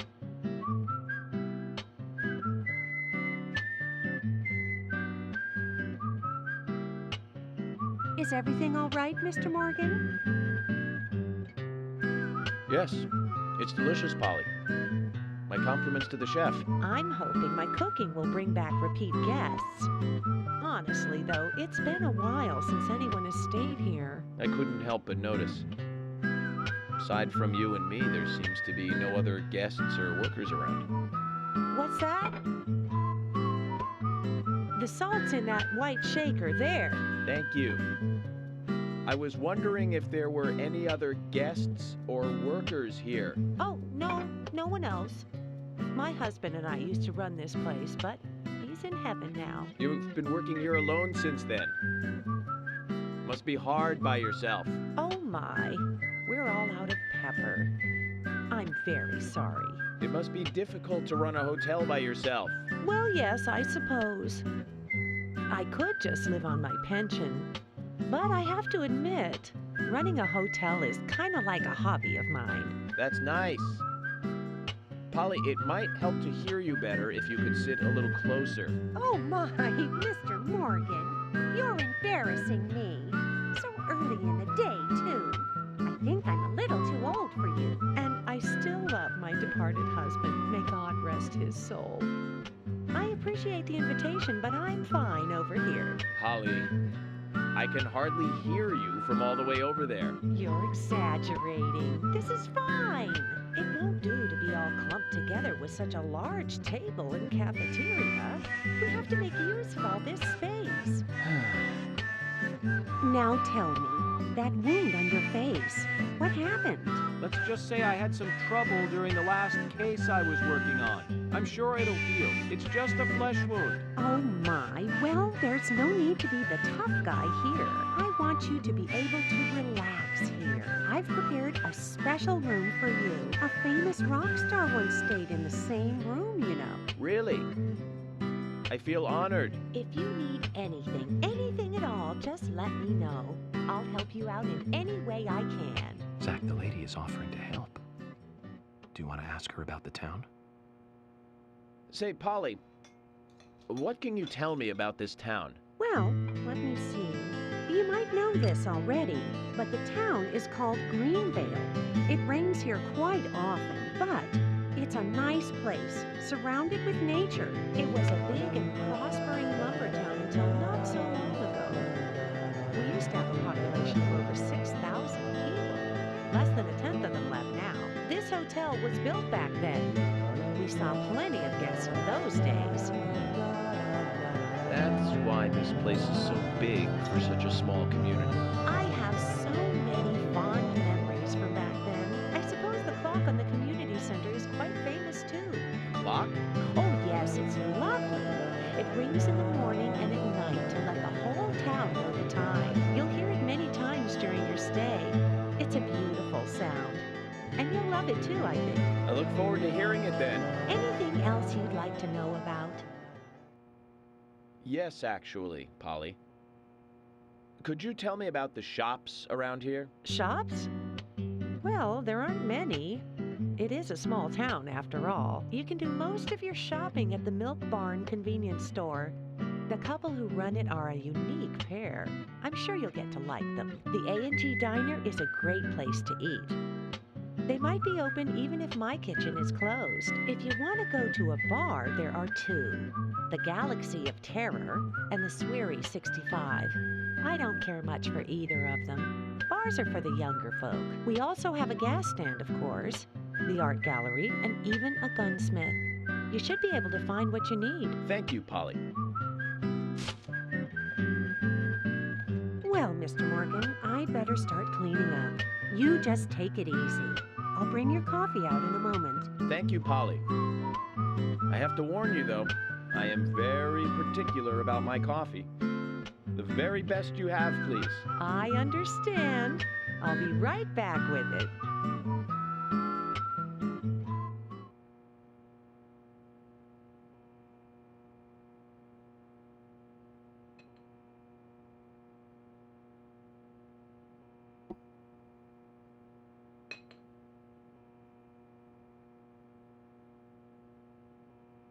Say the line, York.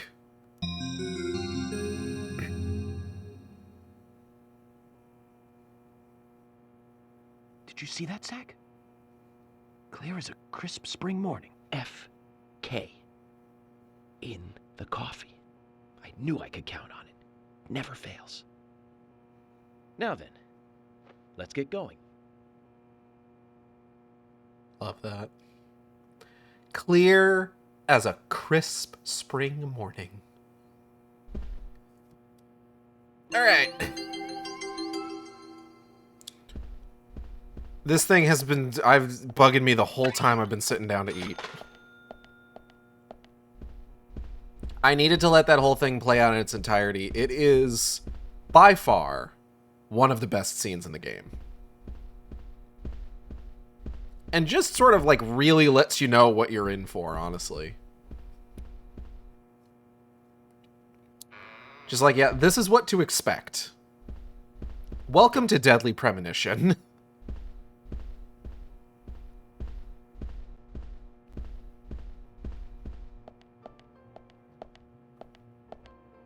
Poorly Orksford. Oh, hi. Ah, yes, Mr. Morgan. If you need anything, you can find me at the front desk. I sell daily goods to guests. I don't have much, but they may help you out. So you're the sales girl too, aren't you? Yes, that's right. Coffee comes as a set with the breakfast. Don't worry, the service here is just as good as any fancy city hotel. Great, thank you. Oh, all right then. Did you want something? I am actually curious what you got. Black coffee, stabilizer, heavy cig, lollied pop, crackor, sugar do not,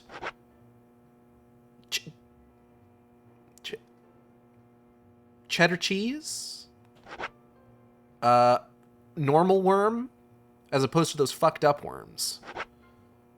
Rod. I would like to avoid fishing as much as possible. Cheese, please. Okay, let's go get some cheese. Hold on. Oh, hi.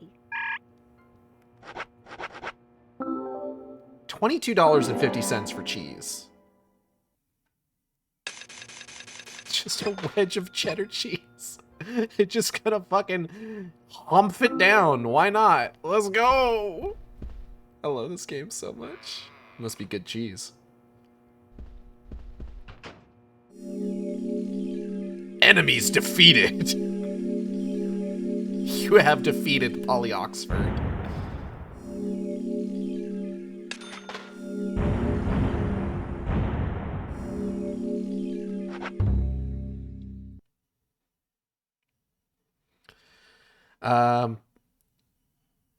Hold on, I think there's a bit more dialogue once we get out of this loading screen. That turkey sandwich is so fucked up. But yes, this is where this song is from. This is Life is Beautiful from the Deadly Premonition soundtrack. One of the greatest songs to ever be featured in a video game. A police car.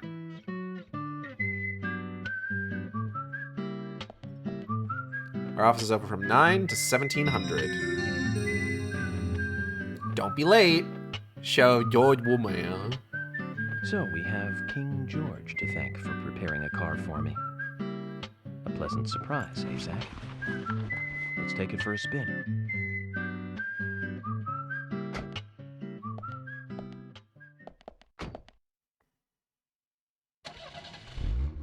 I have to tell you, Zach, this place simply amazes me. The keys were left on the front hood, and nobody stole the car. Values. This town has what the country needs. Values. Let's head over to the sheriff's department. York, there are less than 600 people in this town. Like, I don't know if you missed that when Paulie mentioned it. The town used to have over 6,000, and there's now... Wait, no. Less than a tenth, right? Yeah, less than 600 people. Nobody stole the car because there's nobody here to steal the car.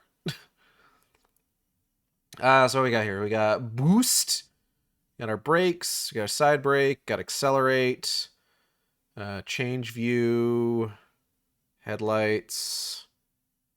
Change view. Talk. Honk. Steer. Excuse me. Steer. Wipers on. Wipers off. Signal left. Signal right. And navigation. You got master key. You got the flare. Oh, that... That's not going to be helpful. Okay, hold on 1 second. Okay, so where are we going to... Oh god, that's as far out as it zooms. I forgot. Alright, hold up. Okay. So we got to go there. So we got to pull out of the driveway here. Head down this road. So, like, turn left once we get out of the hotel. Take another left. And then it is our second left to get where we're going. Oh, God. I love this game. All right.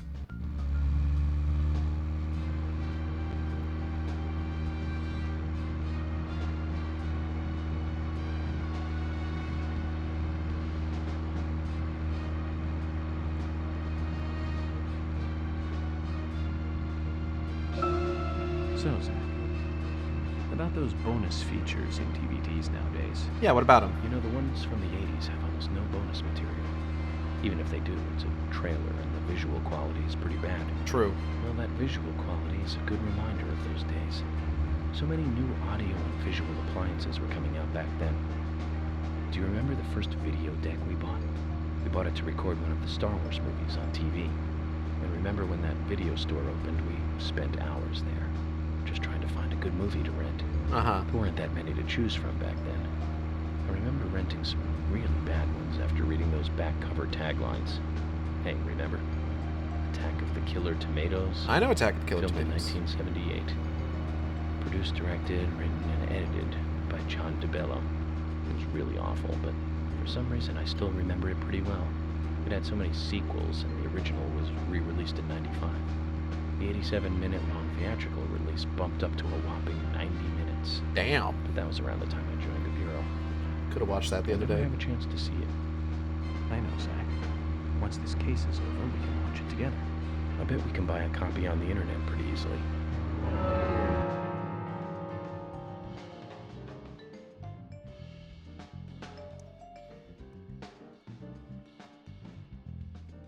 Attack of the Killer Tomatoes. You can get a Blu-ray of Attack of the Killer Tomatoes for $17.49 on Amazon right now.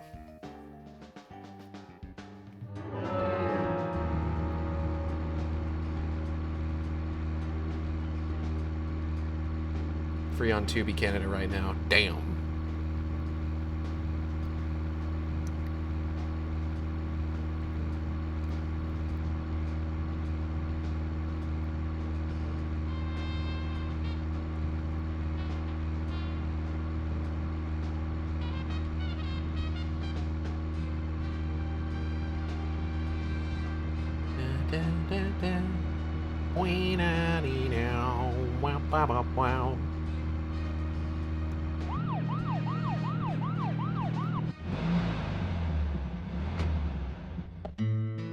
Greenvale Sheriff's Department. That's one fine building for such a small town. The exterior woodwork is spectacular. Don't you agree, Zach? I'd be able to agree better if I could hear you, York.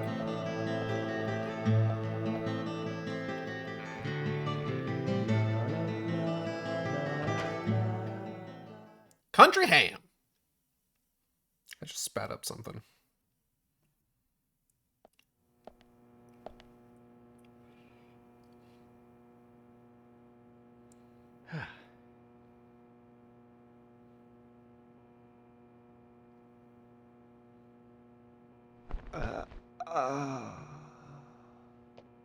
Sick girl trot, Thomas. Pleasure to meet you, Agent Morgan.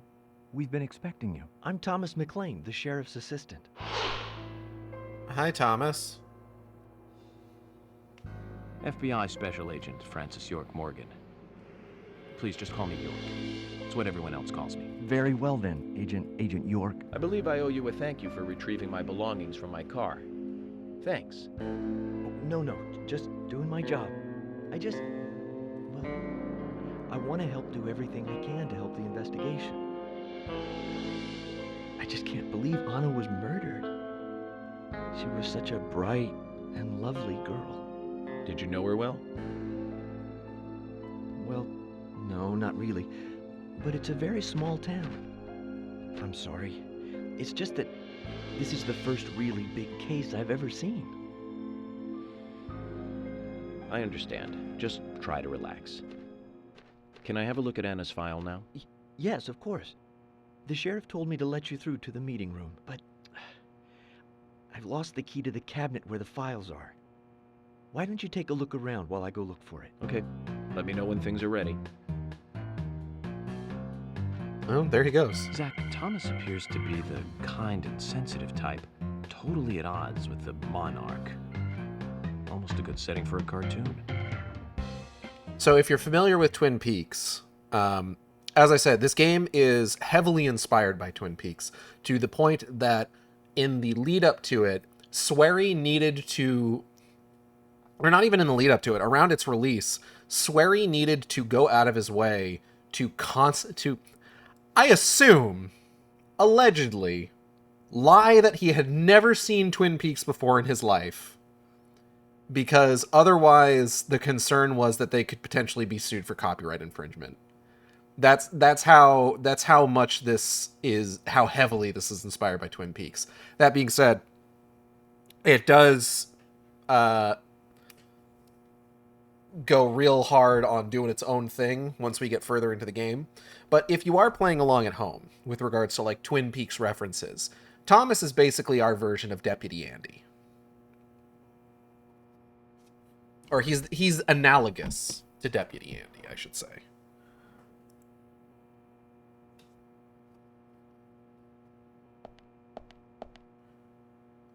Look at that guy. What's that guy's fucking problem?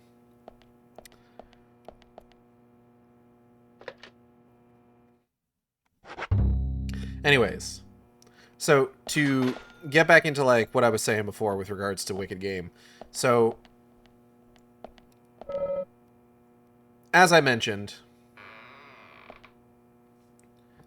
a lot of the at the time of my last stream, a lot of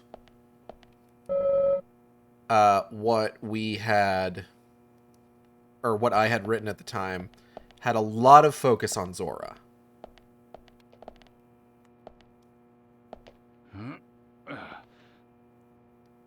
My man's is squatting in the middle of the office. Of course, Agent Morgan. Exercise keeps me healthy. I haven't missed a day since I started in high school. Now that's impressive. Remind me to get more exercise, Zach. Why? But I can't do my full routine today without Arnold. I haven't seen Arnold around since yesterday. Arnold?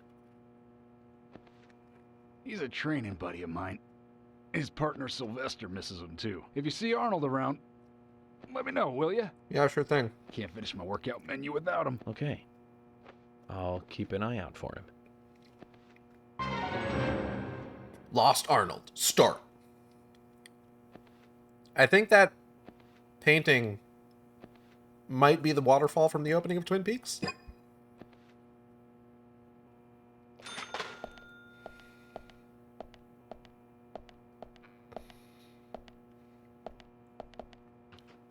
Hello, Emily.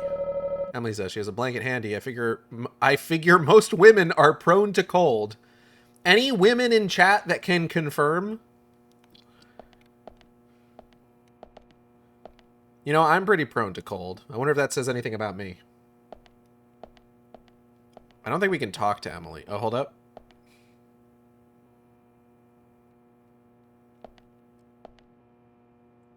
Hi. Hello there, Emily.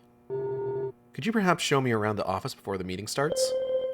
I'm sorry, Agent York. I've got my hands full. Could you ask Thomas? What's cold feel like again? I'm busy melting.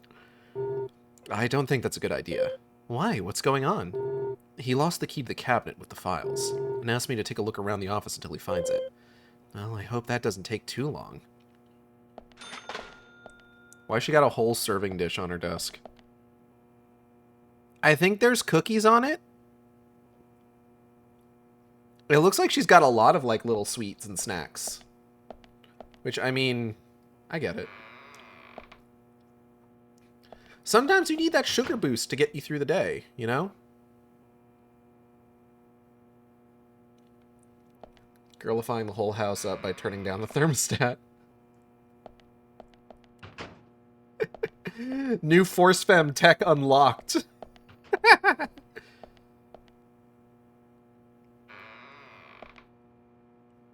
God. But yeah, Zora.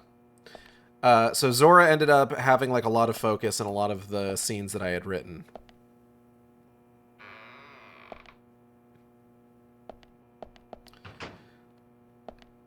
So I had wanted to write some scenes that were not focused on Zora. Or that she wasn't like the primary focus of them. So around that time, that is straight up just, I'm pretty sure that looks like the tree from the first episode of Twin Peaks. You know, where they found Wawapalmo. Anyway. So after making that decision, I wrote Torture Interrupted and Sins Unforgiven. The first being a story focused primarily on... What's up, dude? This person probably has nothing to do with the investigation. I can't leave now. This fucking idiot, totally useless to me.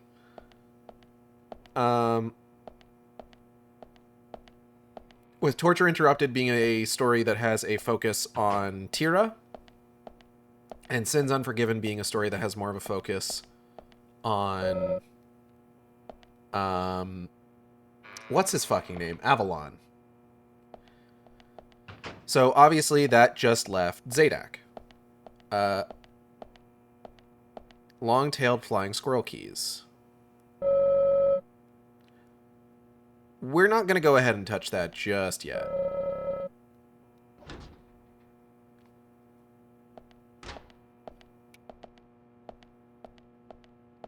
So, the next thing that I wrote, which... I'm trying to remember, did I write that before or after Natalie ended up in the hospital? I think I finished it while she was in the hospital. But what I wrote was the scene to stalk a dragon. And if you want like a lot more detail as to specifically what that process was like, I did write up a writer's commentary thread for it, just talking about just kind of essentially like,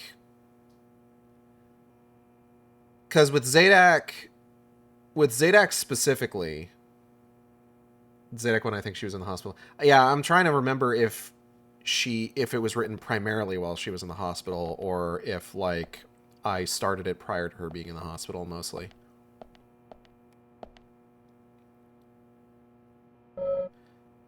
I really can't seem to find that key.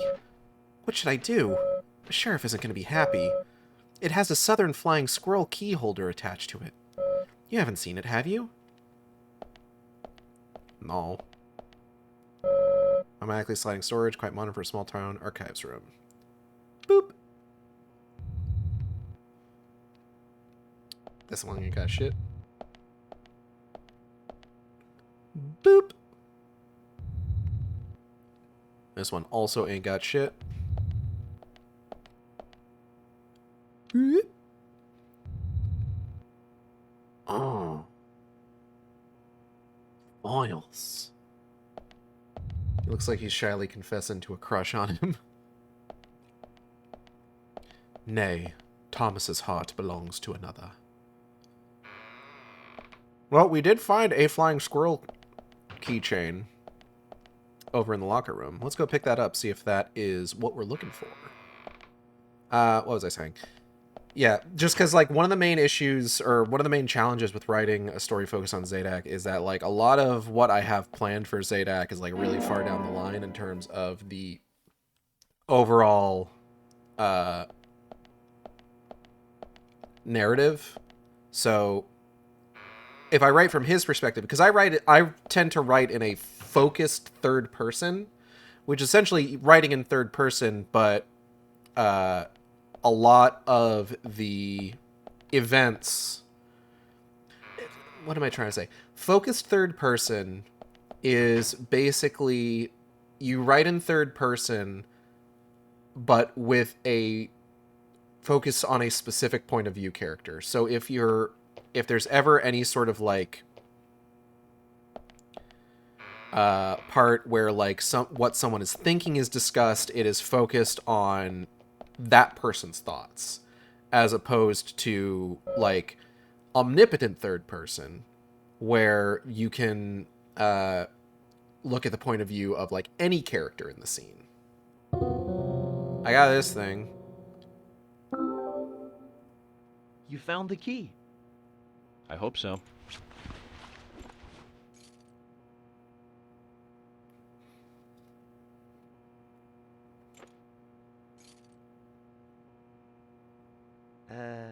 No.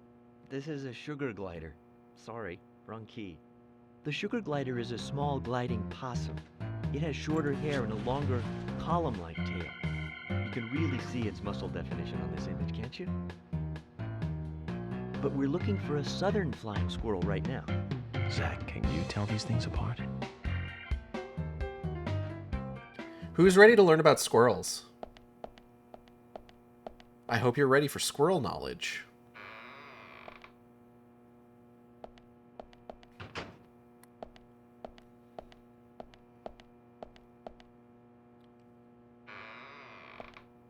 But with To Stalk a Dragon, the way that I got around the whole issue of like, oh, how do I... Hello.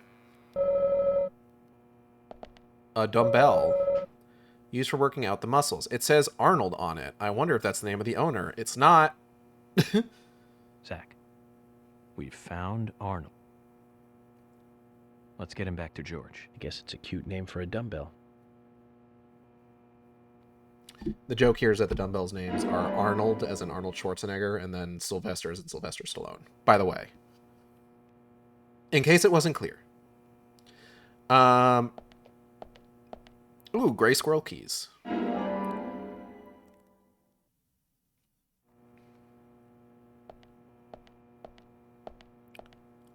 But the way that I got around that with To Stalk a Dragon was basically just to...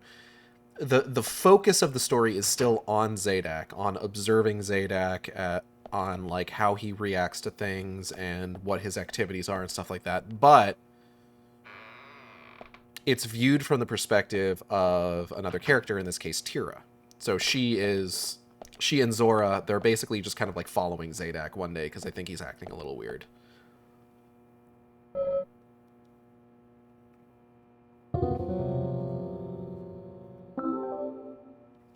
You found the key. Squirrel time. Is this the one you were looking for?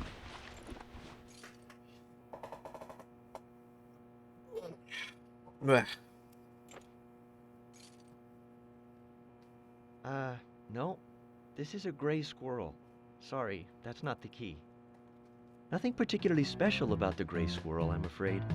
You can find them in the US, Canada, and in England, too. A gray squirrel. What was I thinking? But we're looking for a southern flying squirrel right now.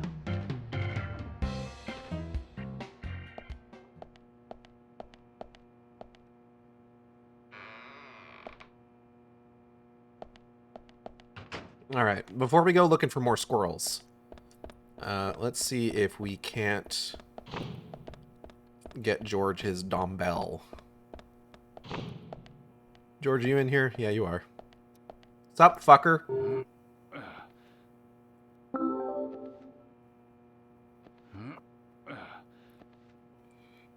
George, I found Arnold. Really? Oh, he's so He was a happy. bit hard-headed, but I got him to come back.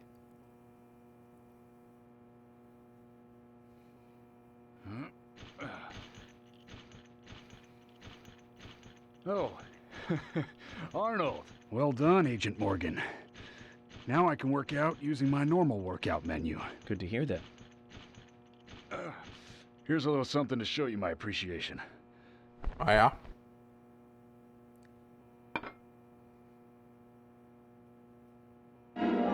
Oh. A trading card of your dumbbells. You just have So one that of these makes on us hand? even. I don't owe you anything, and you don't owe me anything. No changes to how we Jesus work together. Christ. Just bear that in mind. Look at him fucking go. Holy Zach? shit. He needs some friends who aren't so dumb. Pumping iron. God damn.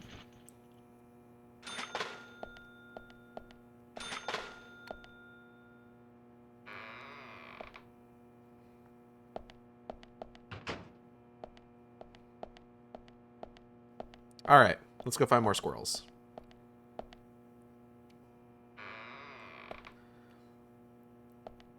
But yeah, with the completion of the Zadak focus story, I had pretty much kind of covered all of my bases in terms of like character focused scenes. So the next thing that I did was I had a concept in mind for like the beginning of a scene focused on Avalon and Zora, and just kind of playing with their dynamic.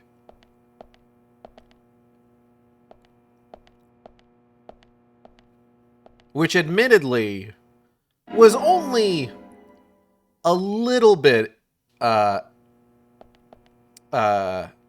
inspired by the fact that friend of the stream Zilla, who is in chat, enjoys both of those characters immensely. I was just like, I should do something with a focus on those characters specifically.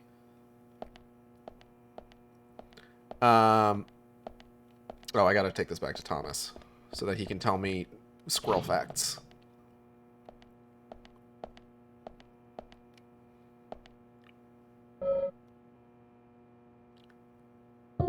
Yeah, bro, here you go. You found the key. I think so. Is this it?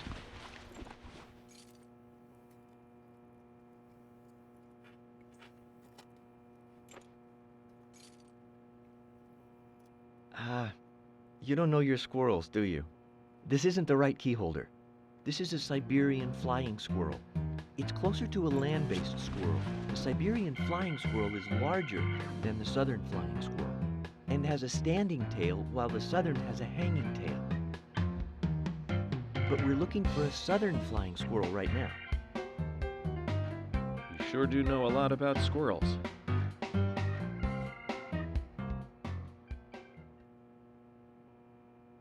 An interesting thing about this particular part of the game is that I feel like in a different game, this would be a puzzle to solve, right? Like, you would have some kind of, like, clue available. Like, you'd find, like, a nature... like a nature guide, right? That... like, you can open to just like, oh, there's a different variety of squirrels throughout the world. And it's got, like, pictures of all of them. And then you match the picture to the keys that you find, right? Like, in another game, that's how that would function. But it's not a puzzle in this game. You can, in this game, immediately go to the correct key, pick it up, and bring it to Thomas right away. Because there is one specific key that is active in the environment that you can find, pick up, and just get this done quickly, right? But if you do that, then you don't get a sense for just how fucking off-kilter everything is. Like, the fact that you find all of these other keys and there is no... For someone who, let's say like me, who is not well-versed in squares, there's no actual, real, concrete indication of which one is supposed to be the correct one. So you just think, okay, I'll bring this one to Thomas and see if it's the right one. And you go through all of them, you bring every single one to Thomas, and every single time he's just like, sorry, that's not the right one. We're looking for a southern flying squirrel. This is a long-tailed, short-furred dipshit or something. And it's just like, every time it's just like, okay, I'm getting the sense for the way that this character and this world works. Like, that's the importance of this. In any other game, this would be a puzzle. But it's not a puzzle here, because the point isn't to solve the problem. The point is for you to find every key and bring it to Thomas, and for him to tell you that A, it's not the right key, and B, a fun fact about what fucking squirrel is on this goddamn keychain. Specifically so that you sit there listening to him info dump about squirrels to you, and you're just like, oh, it's gonna be like that.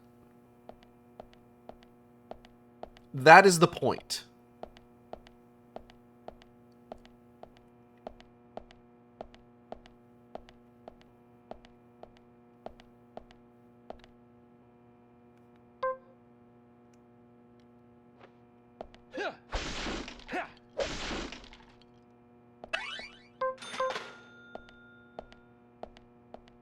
I hope nobody minds that I bashed that box open with a steel pipe. But the thing is that I love that that's the point. I love that that is the reason for this. The reason that any of this is happening is because of that.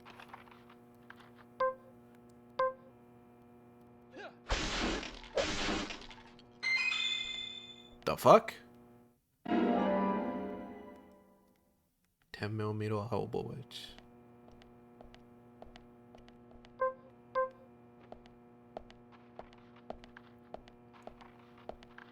Striped squirrel keys.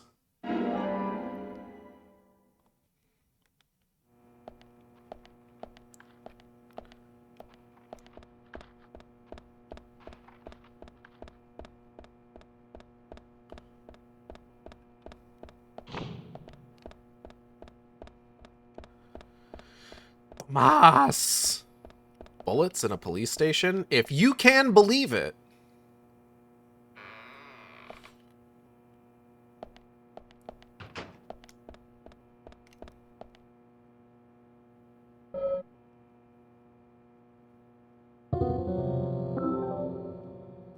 You found the key. I hope this is the right one.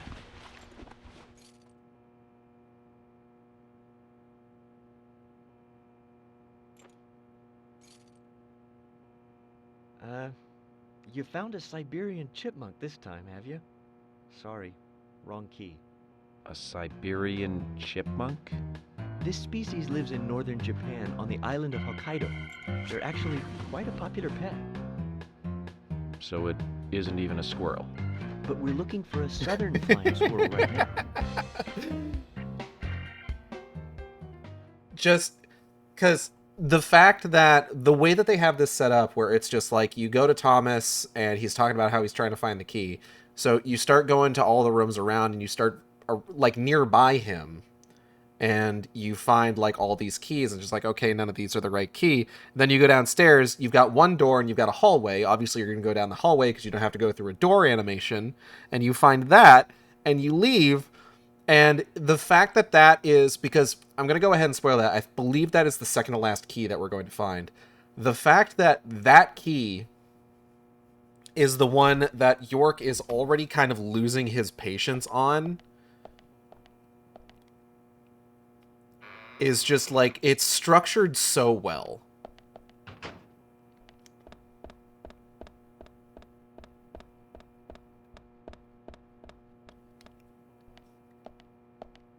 Let me go back to Wicked Game while I'm heading towards the last one, though. He's just so happy you're chatting him up. So, with this most recent story that I wrote for Wicked Game, this one was actually a little bit difficult, because I had a really good idea for the opening and the setup. I had no idea how to end it.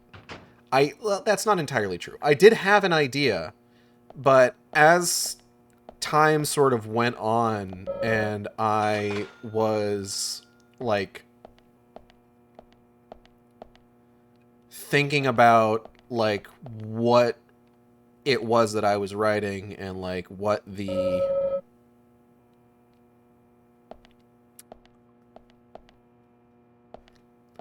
I had in mind for the ending.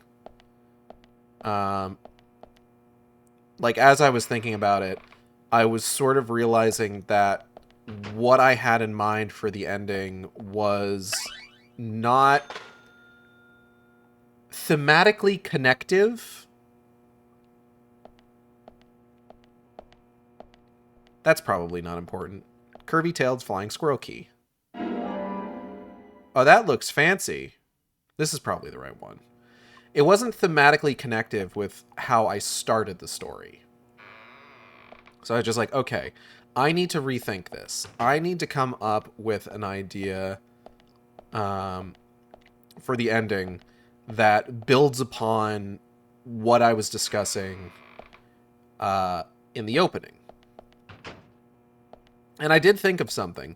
I would also, like, if you want more details on it, I'm not going to go ahead and recount everything here. But if you do want more details on it, I do have a writer commentary up for that one as well, also on Blue Sky. I also have collected all of the Google links to all the Google Docs and links to all of the individual writers' commentaries for each story in a post on Tumblr. So check it out if you want. I'm always looking for more, like, comments, feedback. You have to be nice to me, though. I take negative criticism. I take negative feedback very personally. It's a problem, I will admit. So if you do have anything you want to say to me, it has to be nice. That's my one rule. You have to be nice to me. Rule number 1, be nice to me. Rule number 2, please be nice to me. You found the key. That's the right one?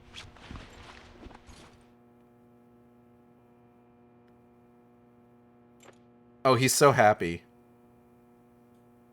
Yes, a southern flying squirrel. Thank you so much. I'll bring the files right in, so please go to the meeting room.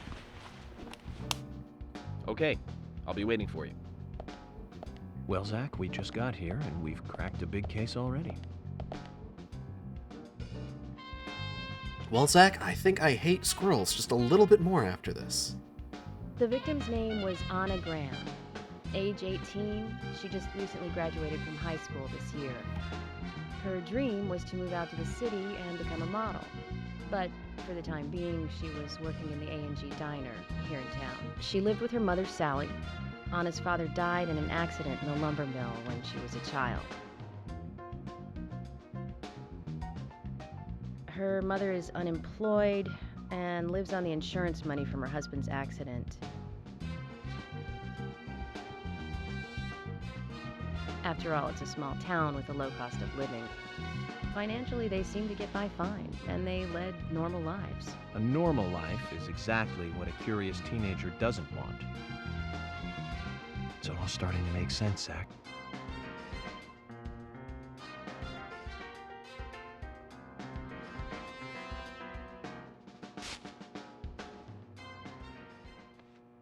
City folk, huh? No, No, I take that back. All of them can't be as bad as him, and some should have better manners. Huh.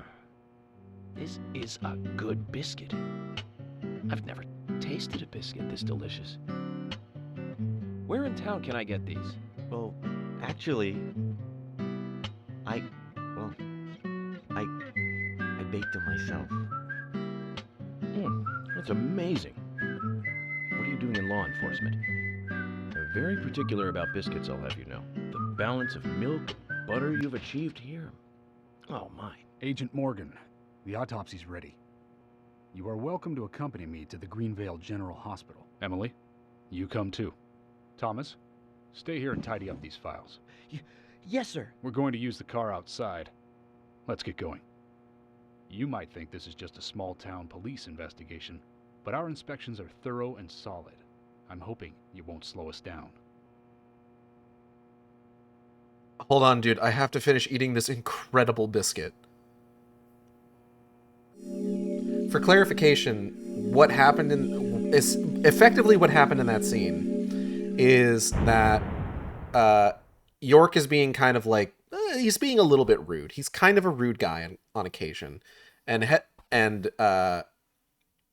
Emily is talking about just like, oh man, they can't all be as rude as York. And then York goes out of his way to pay Thomas like a genuine, like very big compliment on his like baking skills.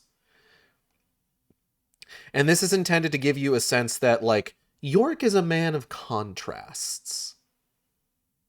He's kind of a weirdo. Anyway.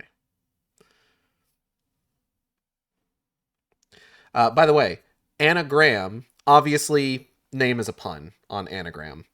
But more importantly, she is named for the character of Annie Blackburn from Twin Peaks, who is played by Heather Graham. I don't like Annie Blackburn. Annie Blackburn in Twin Peaks is probably one of the more boring characters in that show. But I can appreciate the reference.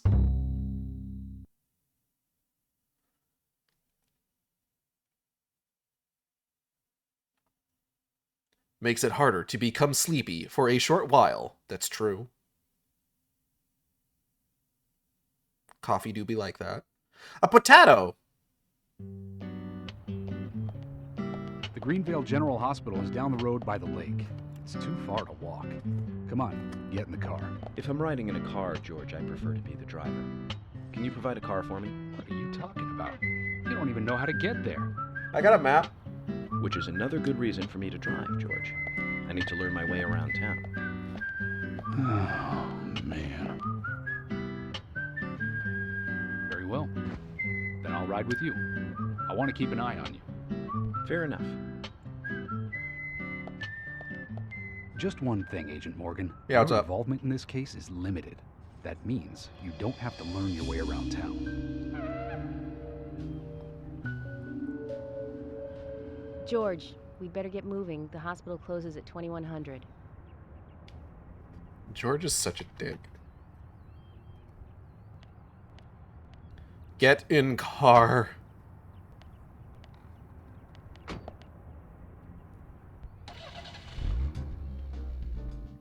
Agent Morgan, get us there quickly, but drive within the speed limit. Just because you have a badge doesn't mean you can drive like a maniac. George, what are you, his mother? We just need to get the autopsy results. Agent York isn't accustomed to the town yet. Give him a little slack. I can't hear you guys over the rain. Well then, Agent York, let's get going. Sure, sounds good. Alright, hold on. I gotta turn on the windshield wipers.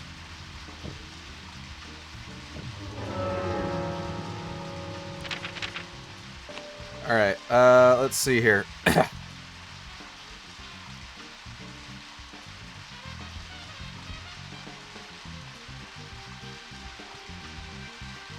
Alright, if we head down Hayes Street onto Lincoln... Okay, hold up.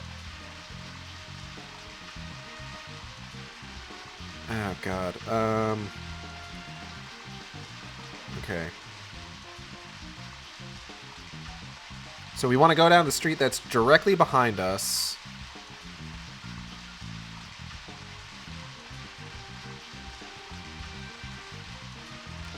Mainly, we want to get out to Vale Way, is the main thing. And we want to turn right onto Vale Way, follow that all the way down, turn right again, head past the hotel, and that should take us directly to the hospital. Okay. Oh, God. Alright, hold on.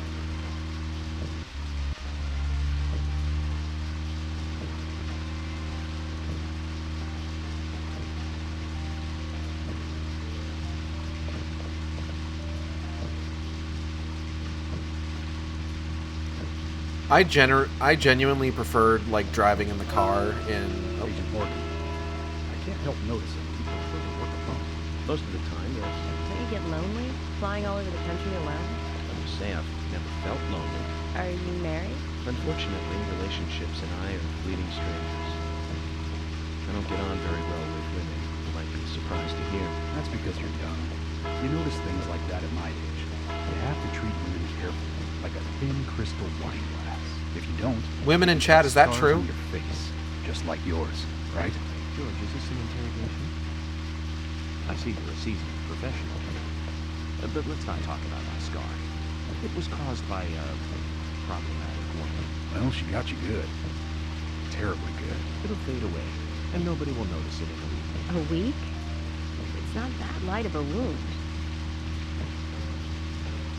So, Emily, tell me, is there really a need for a full-time sheriff in a small town like this?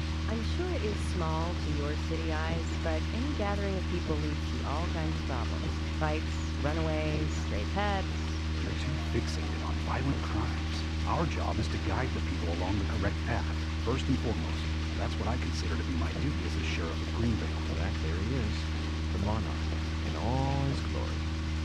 It makes me glad that I wasn't born here. Did you say something, Agent Morgan? No, nothing, George. I was just reflecting on a little history. Well, we're in the middle of a homicide investigation. Keep your mind on the matter at hand. Okay, which right now is driving. My brain auto-tunes out bad advice. What did he say? He said that you need to treat women delicately, like a thin crystal wine glass.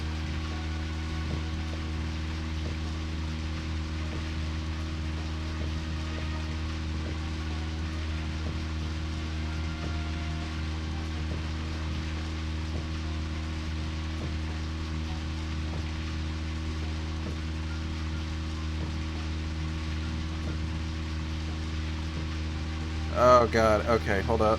Alright, here we go. Yep. Wow. We in there, we do it. Tune-out settings are working well then.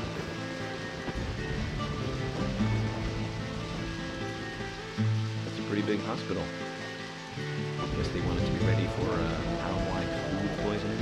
No, it's another leftover from the town's prosperous lumber days. To imagine now, though, it's My mother always talked about how energetic this town used to be. I can't hear you guys over the rain. Like a gold rush, she used to say. Impressive. But the hotter the fever, the faster it cools. So now there's hardly anyone left to eat this place. It pains me to watch my hometown lose so many citizens. Beyond your understanding, I'm sure. Yes, I'm sorry to say that it is. That's why this case is our problem. There really isn't any need for you to get too involved.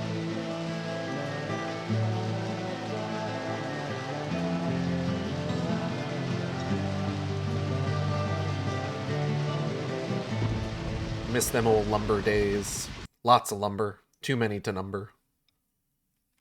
Smallmouth bass.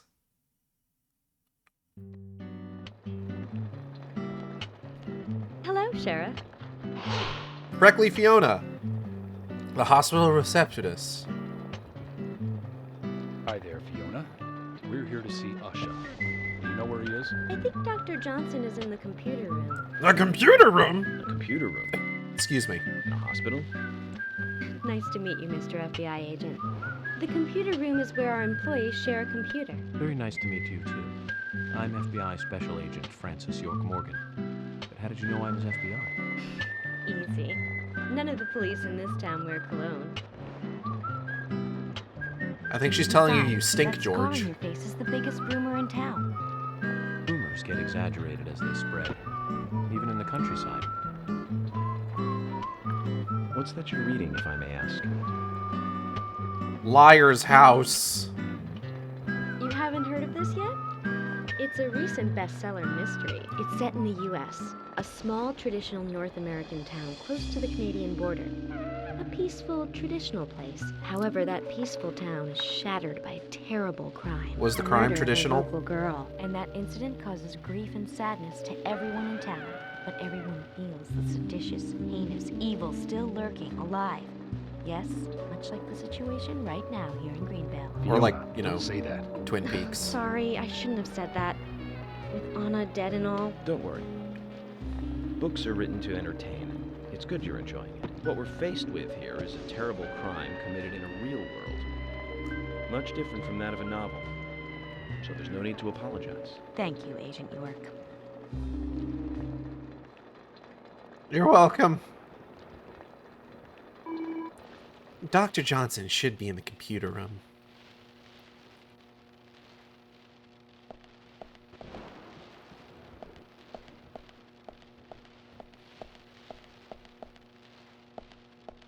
I've really been happy with what I've done with Wicked Game, honestly. And I'm hoping to do more.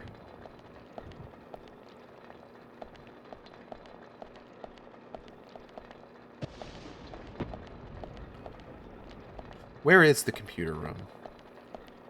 We've got to find the computer room! I think it's this way, actually.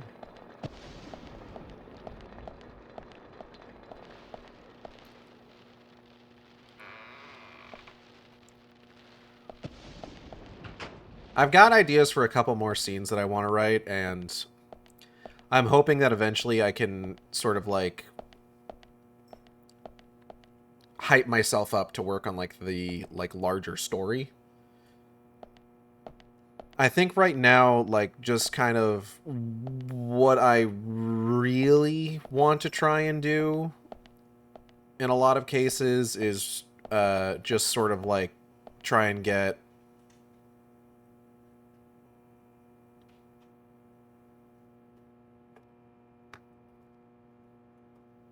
okay, hold on a moment. I'm noticing a couple things here.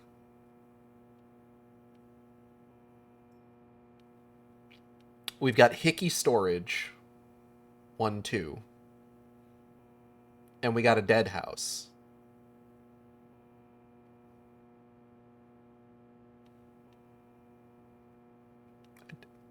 A dead house. Deep Blue Nowhere is raiding with a party of 1. Hello, Deep Blue Nowhere. Welcome. Welcome, raiders. We're playing Deadly Premonition, and I am entranced by the concept of the dead house. I'm assuming that's supposed to be morgue. I assume that's supposed to be a morgue. But it does say dead house. So, dead house. Alright, I need to fucking... Where are we going? Hickey Storage. Wait, hold up. Are all of these signs exactly the same? All of these signs... All of these signs are the same. Hold on. They all say that my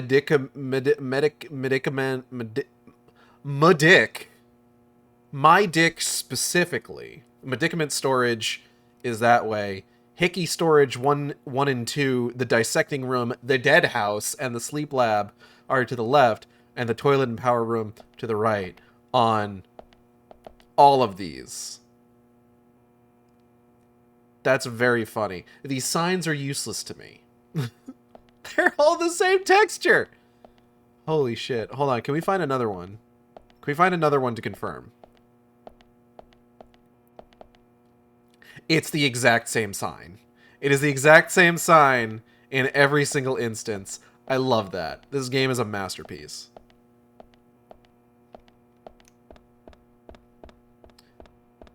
Not enough money for different sites.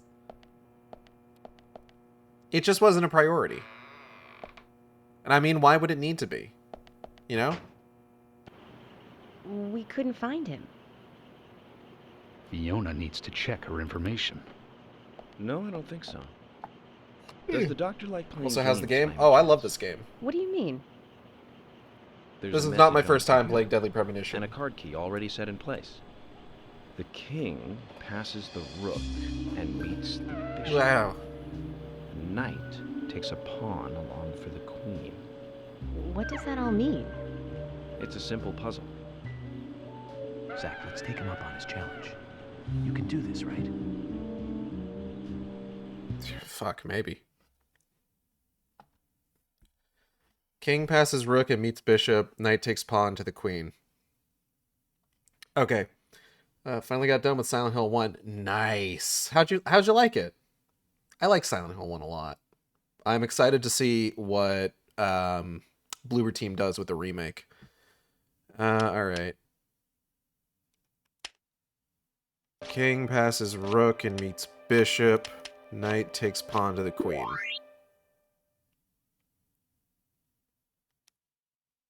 Okay, cool. Woo! The doctor Love it so awaits far. below Hell yeah. the deceased. Another code? He's in the dead But house. there's nowhere to insert a password. More games. I'm going to get Fiona to call Usha up here right now. No need, George. The message appeared with the card key. It's telling us where to use it. This is not the time to be joking around, Agent Morgan. It is exactly the time to be joking Dr. around. Usha is below with the deceased. With Anna. Below being underground, I take it. Simple. Simple.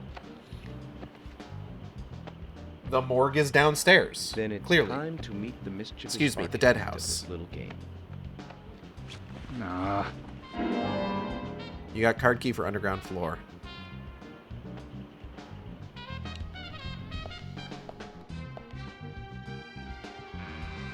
Bow, bow, bow, bow, bow. Bow, now, now, now. Bow, bow, now, bow.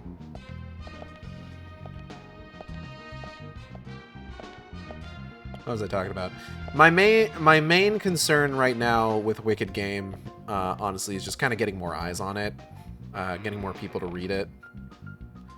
But I'm really bad at marketing myself, is the problem. So, like, I don't know how to do that other than just, like, let me just share this constantly and ask people to read it and ask people to leave me feedback. But you gotta be nice to me. Tapping out for the time being. Hope you all have a great... For the lime being? Alright, you have a good one, Zilla. Get some rest.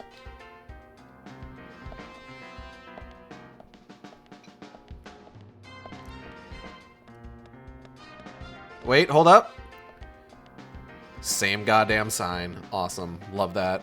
I'm so happy.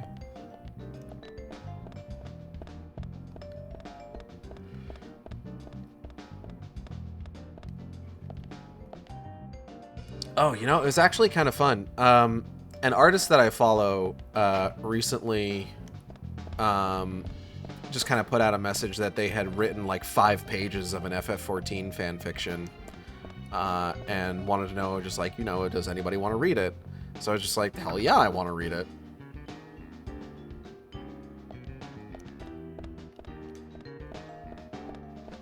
So they sent me the link to it, and yeah, I read through it, liked it, and was even able to give them some tips on writing, which I felt pretty good about.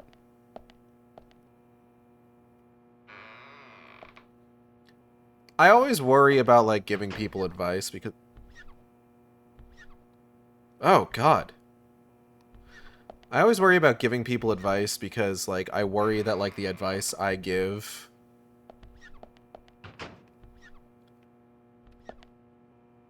is not good.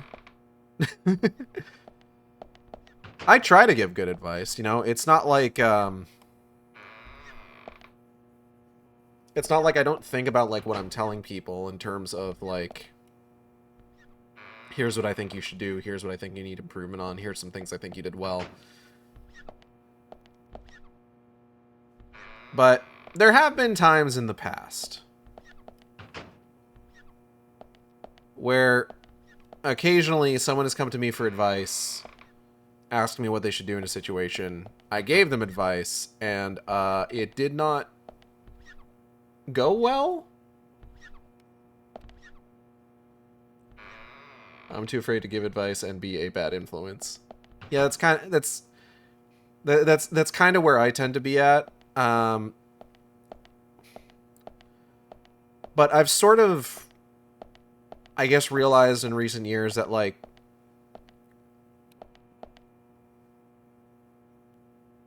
realistically speaking, if I give somebody advice, the results of them taking that advice are entirely out of my hands, because I don't have any way of knowing exactly how they're going to implement the advice that I give. The most I can do is just say what I think, hope for the best.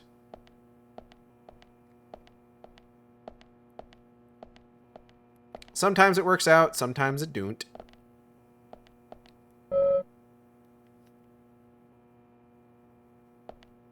Sometimes it don't. You know, it be like that.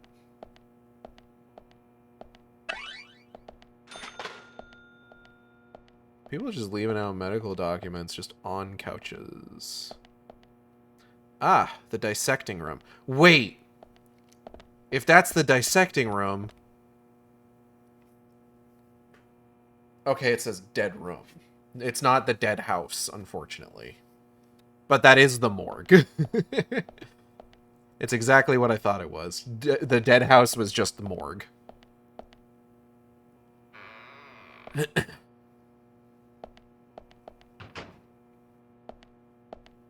I don't have any more drink. I finished all my drink. Shells restoring bodies. I wouldn't open these unless we really needed to.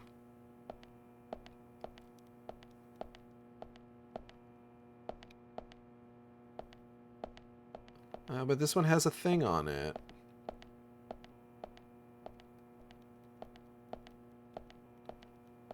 This one has like a little wispy on it that says I should be able to interact with it.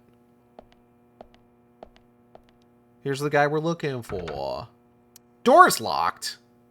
God damn it, Usha. Fucking grumbles or something. Mumble. Usha!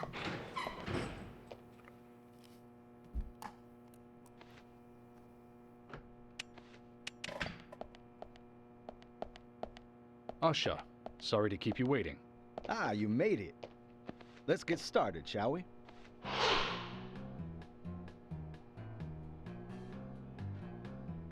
This is Agent Morgan from the FBI. Nice to meet you. I'm Usha Johnson, the doctor in this hospital. FBI Special Agent Francis York Morgan. Please call me York. Everyone calls me that. And again. Very well, Agent York. Are you a forensic practitioner? Let's just say I've dealt with corpses before. That battle of wits, by the way. Did you create that yourself? Wasn't really a battle of wits. I just wanted to see if our FBI agent could handle the task. I see. Well, it was pretty fun. Oh, I'm glad you liked it. We don't have much time. We need those autopsy results.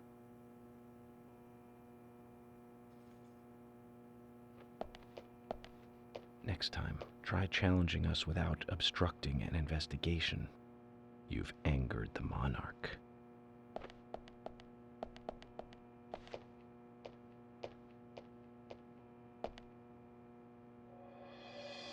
From the onset of rigor mortis, the stiffening of the muscles, the time of death is estimated to be between 20 and 2200 hours.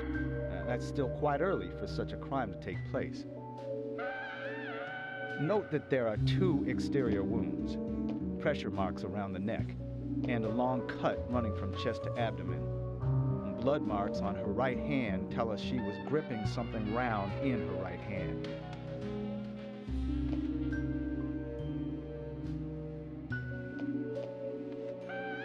Her skull is also fractured, but that is unrelated to the cause of death.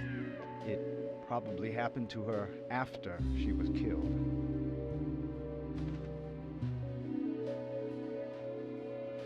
Now, I first thought death by suffocation due to the marks on her neck. Yeah. After further Oh, investigation, God. I now have a different conclusion. I'm yawning a lot. God damn. The direct cause of death was loss of blood from the wound.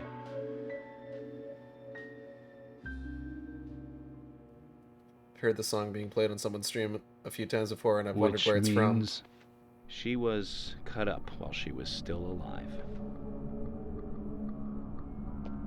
Why are her Yes, feet all a fucked sharp up? knife was used. It was inserted beneath the sternum and then quickly sliced downwards. The excessive loss of blood from her internal organs is what actually killed her. Her nails are clean, and with no skin cells from the attacker. She also doesn't appear to have been bound nor badly beaten. She was apparently killed without resistance. The most tragic thing, however, was that she was unable to speak her story to anyone who could hear her cries. You could just say her tongue was cut out, man. It's okay. The perpetrator cut out Anna's tongue. Well, I believe she was drugged first to phase her consciousness, and then the killer killed her. Now, the killer most likely has a deep, traumatized past concerning women. He probably cannot converse with them normally. Cutting out the tongue suggests a very lonely individual. Either that or a truly hardcore sadist. He must get off on watching women suffer, especially when they can't answer back.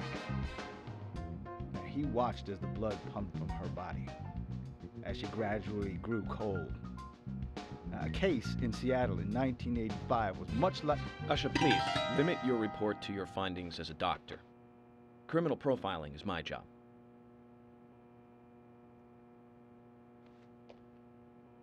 You're wrong, also.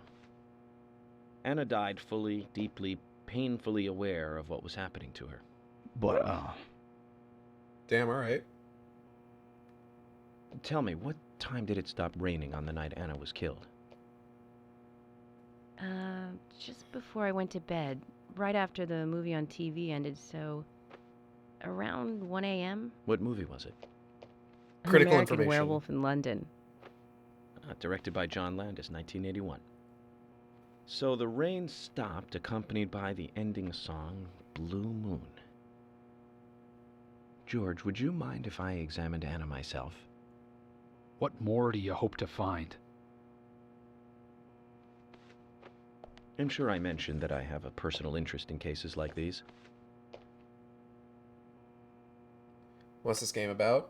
Well, Deadly Premonition is about our intrepid hero, FBI agent Francis York Morgan, who goes to the small Washingtonian town of Greenvale, where just recently a beloved member of the community was brutally murdered. What's up, Usha? And right now, that's about all we know. If you've ever seen Twin Peaks, it's kind of the same setup. His age isn't immediately apparent, though he can't be that old. Looks like a trustworthy doctor. Still no hint of a smile. There's no reason we should focus our efforts on George. We shouldn't stare at her for too long. Let's look at Anna's fucked up feet. Anna's body is lying on the table. She's neatly wearing fake fingernails. Judging from the impressions, she was holding something in her hand, but it was removed around 6 hours after death. The object was circular, the relief shaped like a peace mark. Beautiful blonde hair, stunning even in death. Traces of evaporated liquid around the eyes. She must have cried before she was murdered. The tongue has been removed. Look at the edge of the stump. Silverfeet, I actually need to watch Twin Peaks one of these days. This is a good show.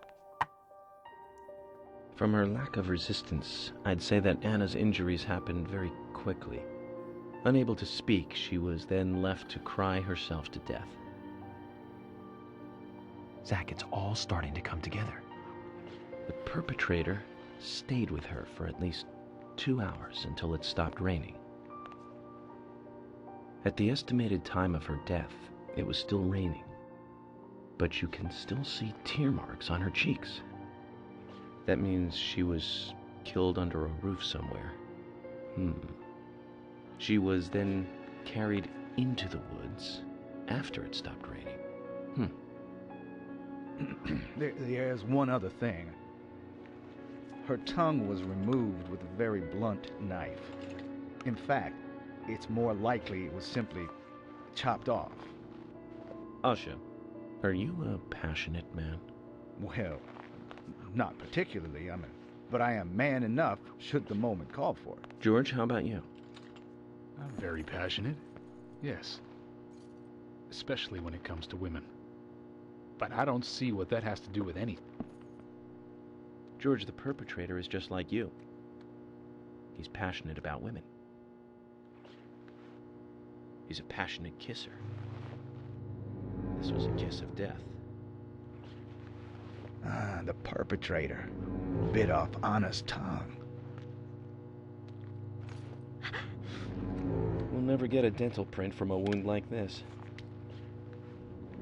But this is still a big lead.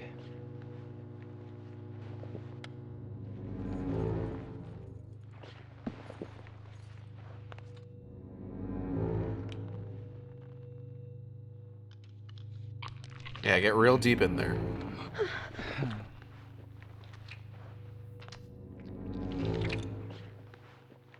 Jackpot, Zach. A shame, but our old-time all-American sightseeing tour just came to an end. This case is now under the jurisdiction of the FBI. I'm assuming command. I'll need you to assist me in the investigation. What in the hell do you mean, Agent Morgan? I know I said I was passionate, but you can't think I did this. I literally did not say that. That's not why I'm assuming command, George. You're a suspect just as much as every other passionate man on Earth. Let me show you something.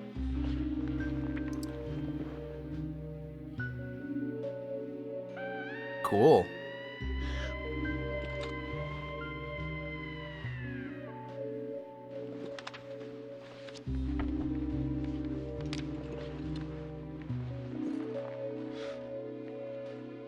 I carry around so many small Ziploc bags. There you go. Amazing, huh? I'm sure you have a lot of questions, but most of the details are top secret. George, Emily, we should be going. No need to stay here any longer. Okay. I have to sign the release. Just give me a moment. Very well. I'll go on ahead. I can't take it any longer down here.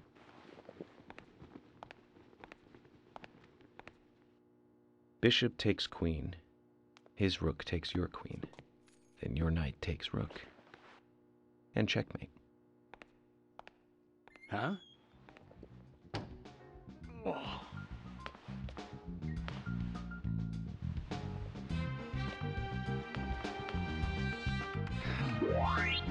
My first victory in the Grandmaster ranking. Goddamn. All right.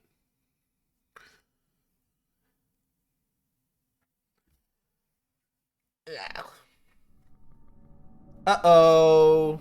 Hospital's evil.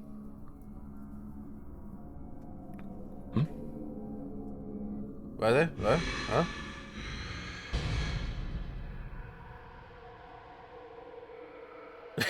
I love that he just noticed this. Just like, oh, right. Zach, they're here.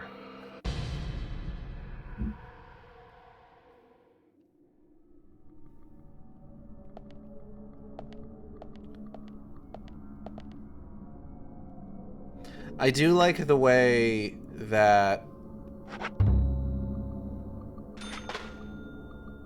the sort of like combat areas start up in this game. Because like in Deadly Premonition 2, like you find portals and you enter them, and then it's just like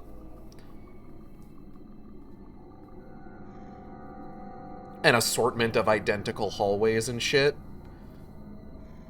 I like it better in this game where it's just like, yeah, you can see, you get to walk around like the areas that the like level, like the combat levels are based on, at least a little bit in most cases. And then they're all like just kind of like based off the same map.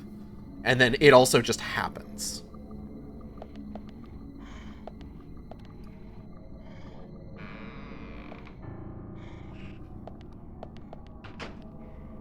Hello?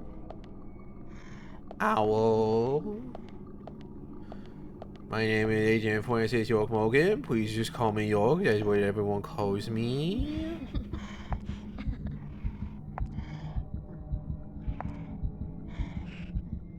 Huh. That's not something you see every day. Oh my god, like that one game with the hills. In Loud Hills, looking for my alive wife. Here we go.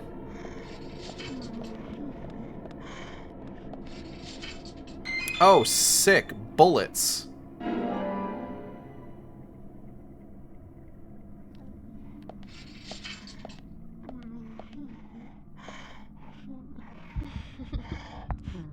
Girl, wait.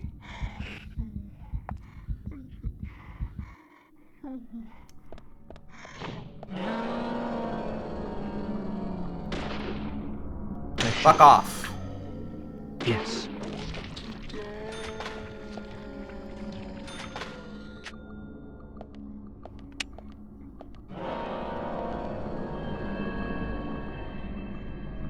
Uh-oh. Great. Nice shot. Gotcha, idiot.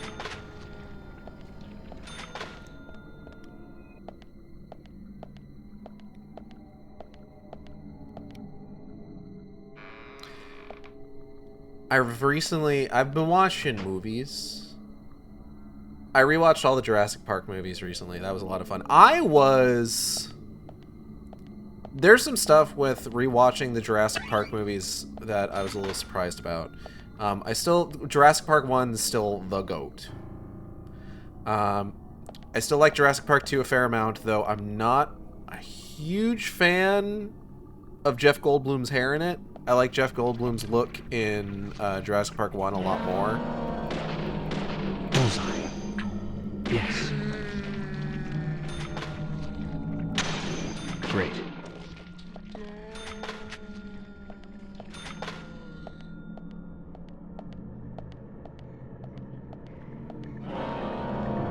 I am still of the opinion that Jurassic World 3 still sucks. I still do not like Jurassic World, or Jurassic Park 3. But I am still honestly of the opinion that Jurassic World is fine.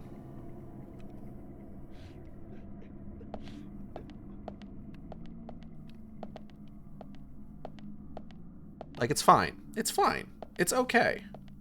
It's an alright movie, honestly.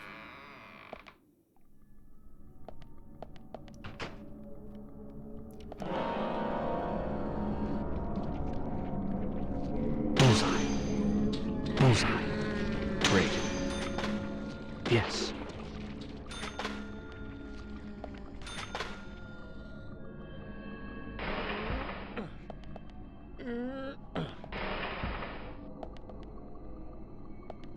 Something that's kind of interesting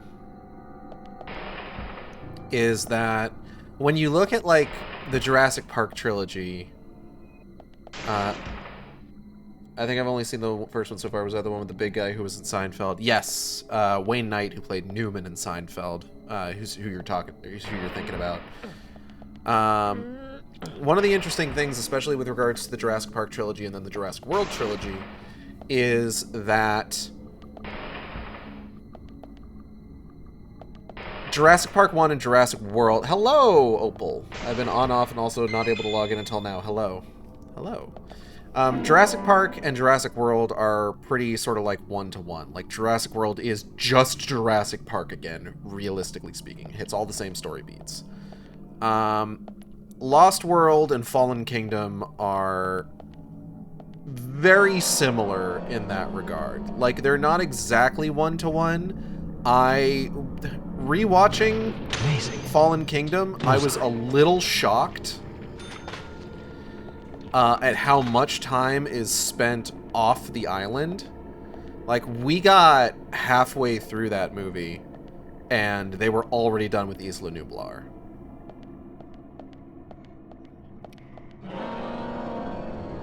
Great. Amazing. Great. Great. And, like, that was kind of surprising, admittedly, because otherwise, like, that movie is, again, just kind of like one-to-one. It's The Lost World, right? But then, like, Dominion is not one-to-one with Jurassic Park 3, and I think that's mostly because Jurassic Park 3 is kind of its own entity. It's not, like, thematically a follow-up to Lost World. Really? It is kind of like a story entirely separate from what we had gotten previously.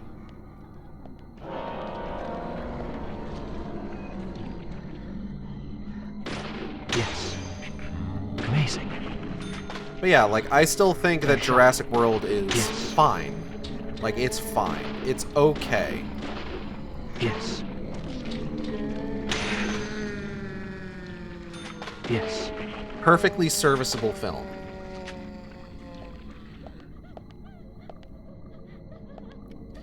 But something that I was shocked about was how, like,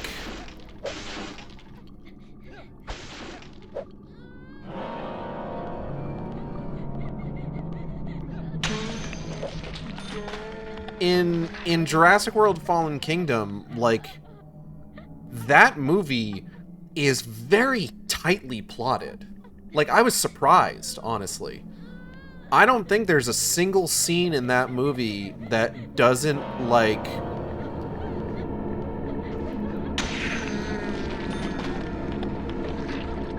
serve the advancement of the plot or the construction of the story.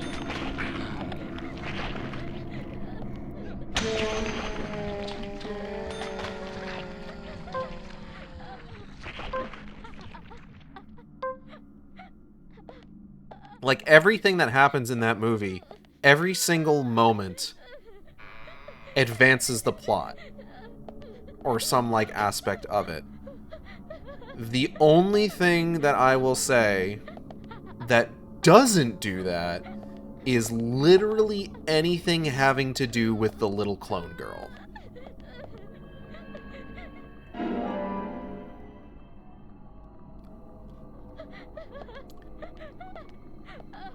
Like, everything having to do with her is so divided from the rest of the story. Like, okay, let's talk about this.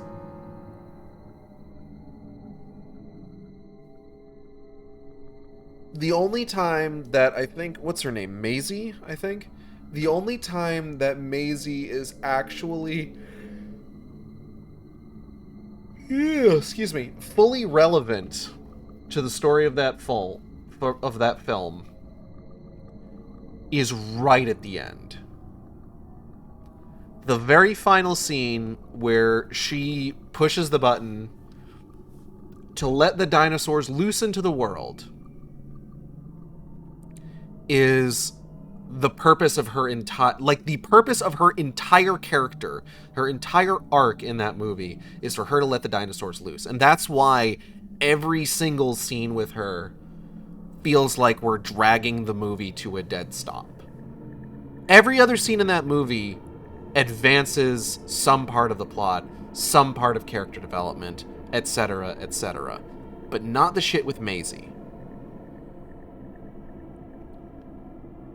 But also, you can't really cut it and have Dominion make sense, because everything having to do with Maisie is incredibly incredibly important for Jurassic World Dominion.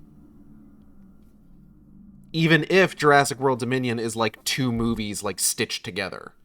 You know, you've got everything that like the classic Jurassic Park trio are doing. And then you've got everything that like Owen and Claire are doing, right? Also, Jurassic World Dominion isn't very good. Like, I like watching dinosaurs. There's stuff in that movie that is good. I'm gonna eat a chip.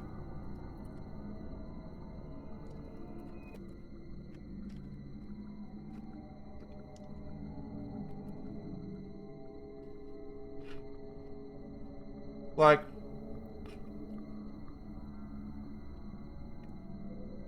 I maintain that out of everything in the entire Jurassic World trilogy, the Therizinosaurus scene in Dominion is by far one of the best dinosaur encounter scenes in any of those movies. It's tense. It has an interesting, like, dino in it that is, like, unlike anything that has been in any of these movies previously.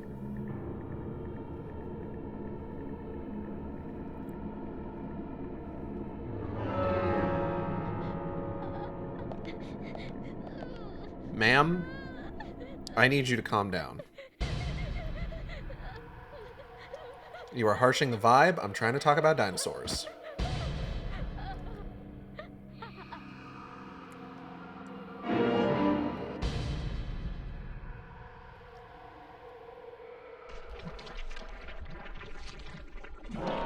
Oh.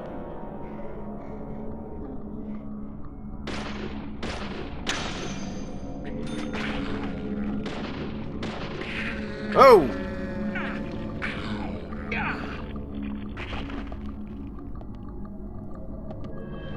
I don't often get grabbed by ghoulies in this game. I'm usually better about that. Great. Yes.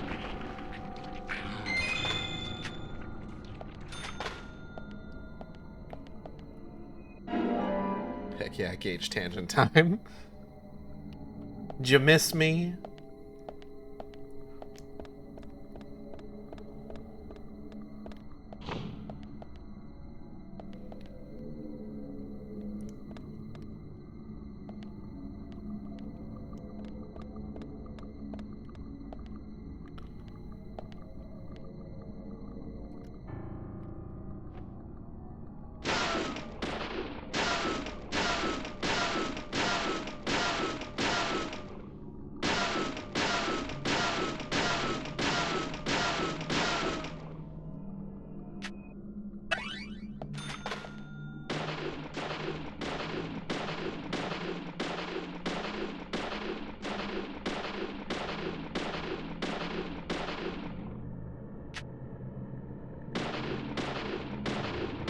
That one scene alone is that good, maybe I'll give it a watch.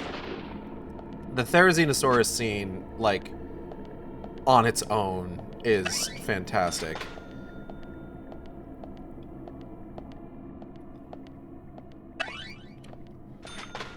And then it also has the great follow-up of, like, the Therizinosaurus showing up at the ending to tag team the Giganotosaurus with the T-Rex.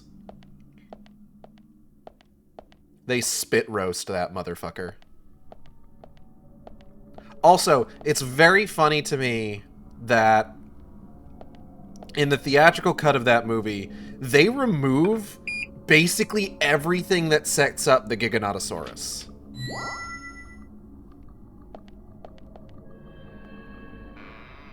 Like, almost everything that references or establishes the Giganotosaurus in that movie is more or less completely cut from the theatrical release.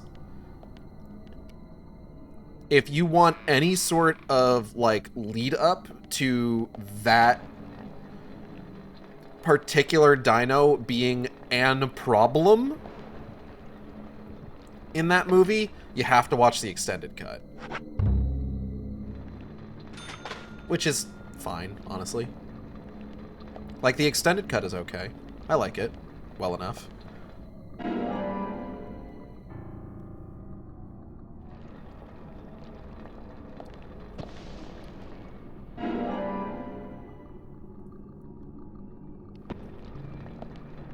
It is very funny to me, though.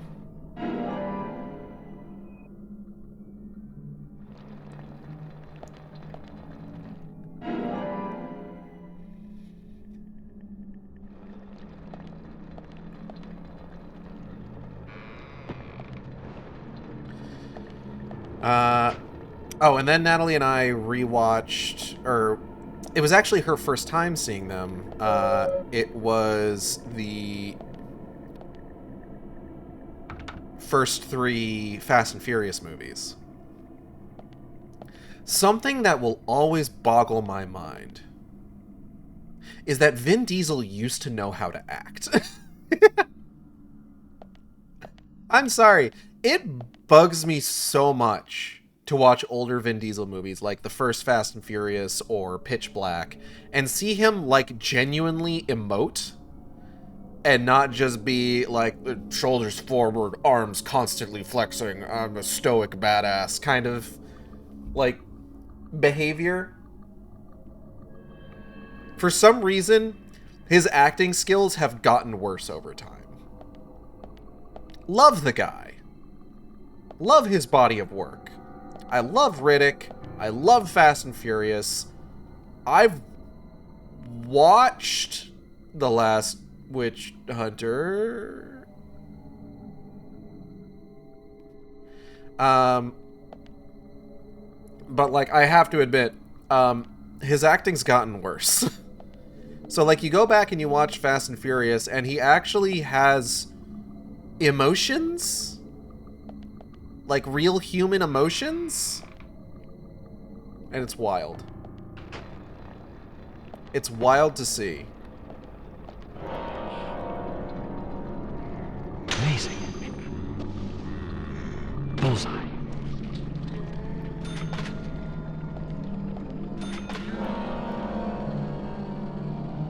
Bullseye. We watched Fast and Furious. It's a fun time.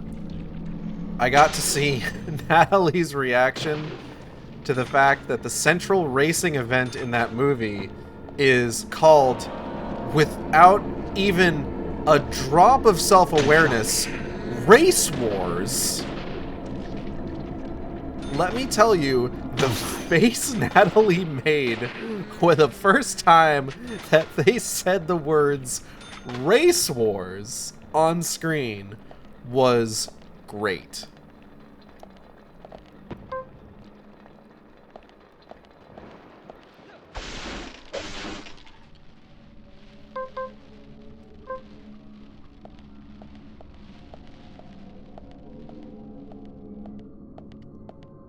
And then, of course, after that, we moved on to Too Fast, Too Furious.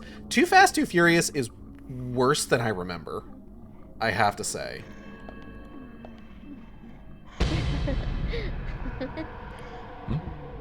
Hmm?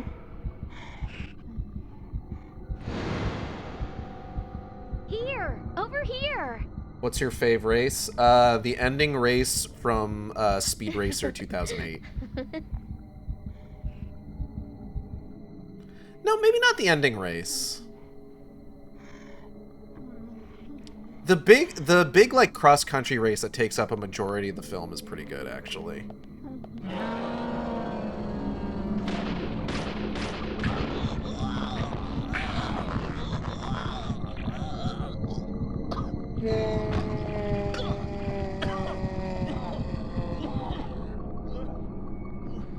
Great. Yes.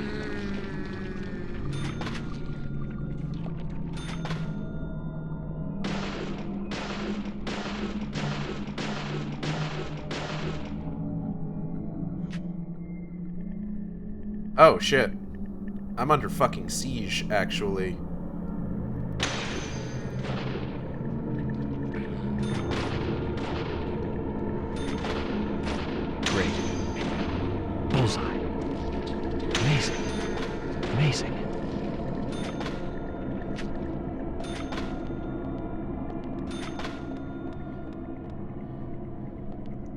But something... But, like, Too Fast, Too Furious was worse than I remembered, right? I still had fun with it. Is that a fucking onion?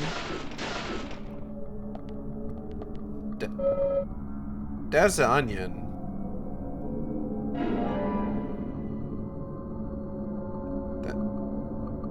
That's just an onion. Anyway, I still had fun with it because I do still have fun with, like, even the bad Fast and Furious movies. And then we moved on to Fast and Furious Tokyo Drift, which was better than I remembered. And I think part of it was that we did watch it almost back to back with Too Fast, Too Furious.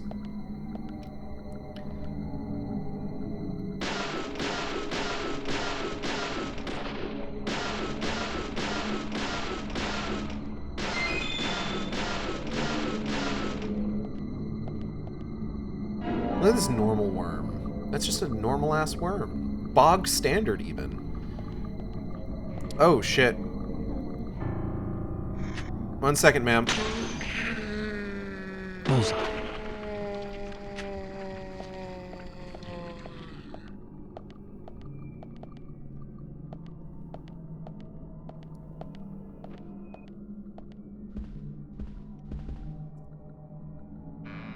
But, like... just going from, like, one to the other... Like, for one thing, Tokyo Drift has Han in it. And Han is a delight. Love Han. Excited to spend 3 more movies with Han before he takes a small break. Until he comes back for F9.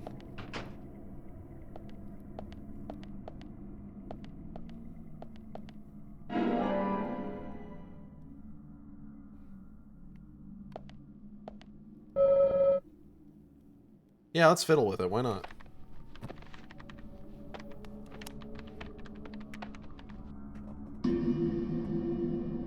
Stretching. Okay.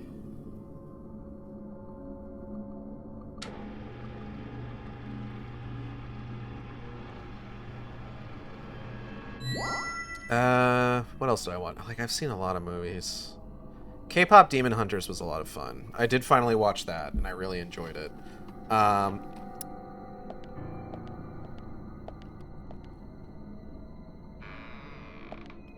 I'm gonna be honest, I wasn't a fan of Soda Pop, but the final song that the Saja Boys sang, I liked a lot.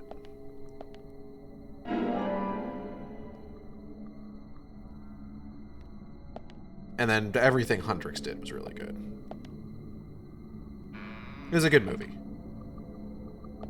A lot more people dying in that one than I expected, though. Like, there are just, like, background characters that have, like, notable character quirks that do, in fact, just die in that movie. Buck wild to think about. My parents visited a couple weeks back. And while they were here, my dad recommended that I see The Accountant 2. He told me I should watch The Accountant 1 first, and to which I responded, yeah, that's generally how sequels work.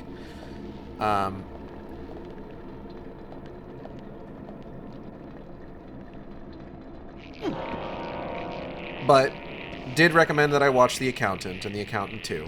So I did go ahead and watch both of those movies. And I gotta say, they are definitely movies that my dad would recommend to me. And I mean that in a positive way.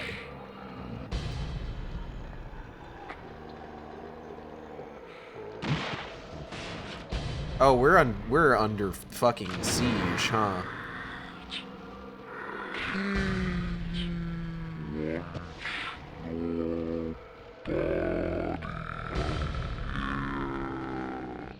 Huh? Alright, York. We gotta take these motherfuckers down. Amazing. Bullseye. Nice shot. Ooh, 12 gauge shotgun shells. 12 of me? Oh, shit. Bullseye. Yes. Amazing. I forgot these motherfuckers fucking flash step when they want to close distance.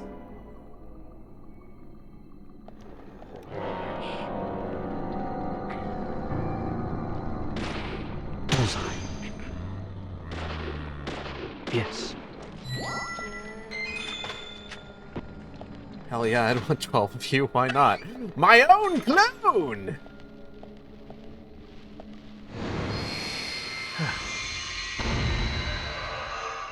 Wait, the items.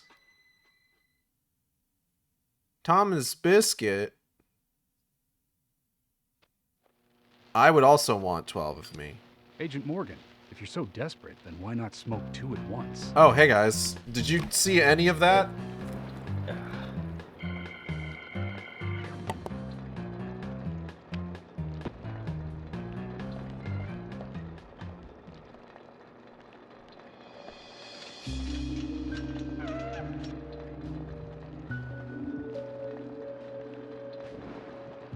Who's that old man? That's Harry. Harry Stewart. One of the bigger problems around here. His father started up the lumber trade and founded this town. He's a weird one, as I'm sure you can see. Always dressed like that, never speaking to the townsfolk. And just FYI, he owns almost the entire town. Not that that makes any difference.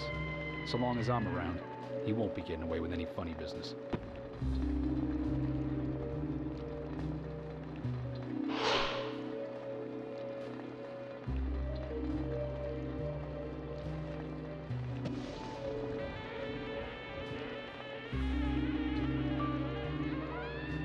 Mr. Francis York Morgan, haste won't lead you to what you seek.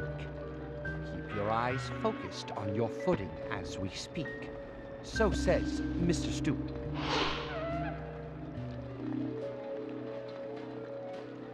Nice to meet you too. How did you know my name?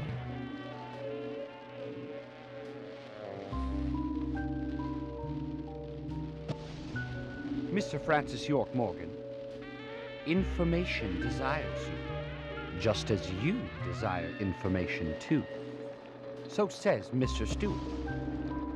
Harry, stop trying to get in our way. Keep this up, and even you'll have to answer to the law.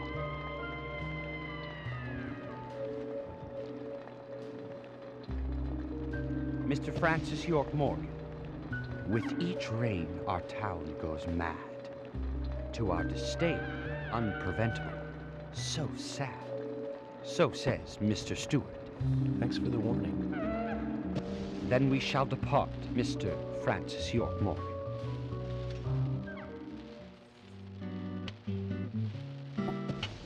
That's how he always is. Always spouting that nonsense. Don't give it any thought. It's all gibberish. Emily here. Uh-huh. Oh. Okay, thank you, Thomas. Agent York, we've contacted the first witnesses to the crime scene. You can interview them where they found the dead body. Excellent. I was just about to ask if you could take me there. Sick.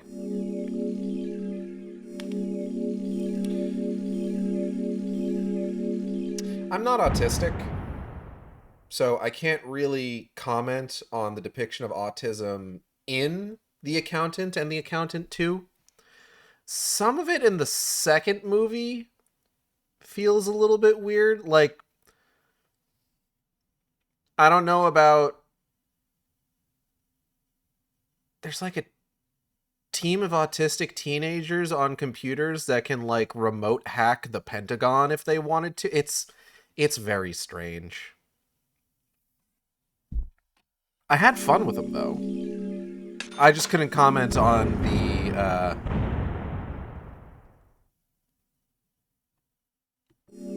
the depiction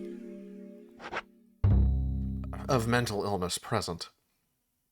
Not mental illness, excuse me, neurodivergency. They do seem to do their damnedest to be sympathetic, though. Like, they bring up the term neurodivergent or Body was neurotypical. found in the Greenvale Forest Park. That's west from here, and too far to walk. A forest park? It's the pride of the town. It has a beautiful trail leading to a viewing site over Velvet Falls. That does sound fantastic. Show me the sights. That may have to wait. We promised to be there by 1800 to interview the first witnesses to the crime scene. Well, okay then.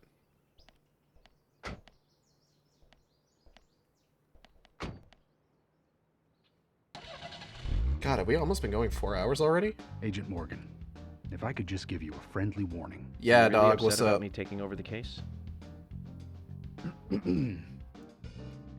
I have the authority approved by the FBI to assume command. I understand you don't like it, but you will follow my orders. I'm not disputing FBI authority. It sounds like you are. This is our town. You won't get far alone, and you gain nothing by antagonizing me. I literally have not antagonized you. I just do things my way. I can take you off the case if you wish. Stop it, you two. We need to solve this case, not bicker among ourselves. This shit-eating grin. I'll be lurking right now while I do some cleaning. Alright, enjoy lurking. Alright, let's,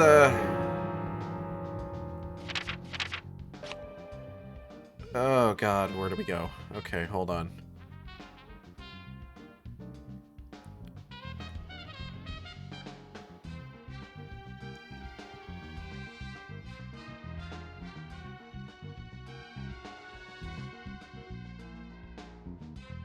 Ideally, if we could stick to, like, a single road, it would be nice, but I don't think we're gonna be that lucky. Okay, hold on. What's this? Where's this go? Yep, nope, that's not gonna work. Alright, okay, hold on.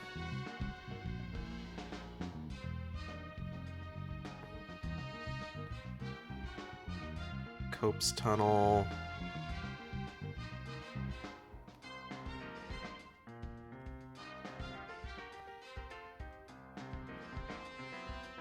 Okay, hold on. I need to. Fuck! I gotta. Oh god, where are we? Hold up! Hold up! I lost my fucking arrow. Okay.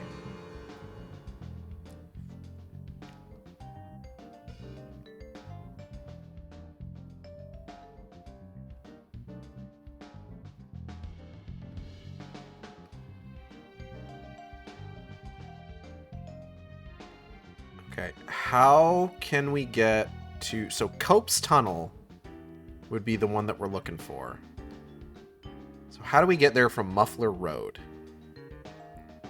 It's going to be the quickest way.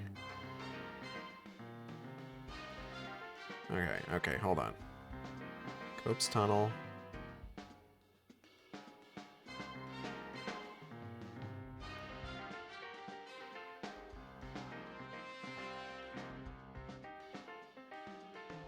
Okay. So 1, 2. So second left, and then once we get to the fork, we gotta hang right. Hang right, second left, first right, tunnel. We take the tunnel all the way through, right at the fork, and then just follow the winding road. Okay.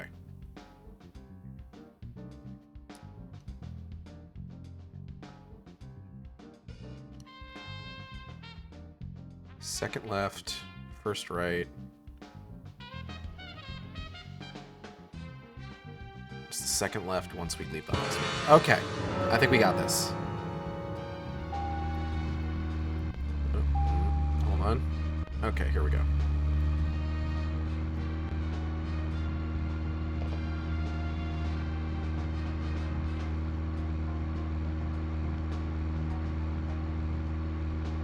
Oh god, that's so distracting. Yeah, I can't have that up.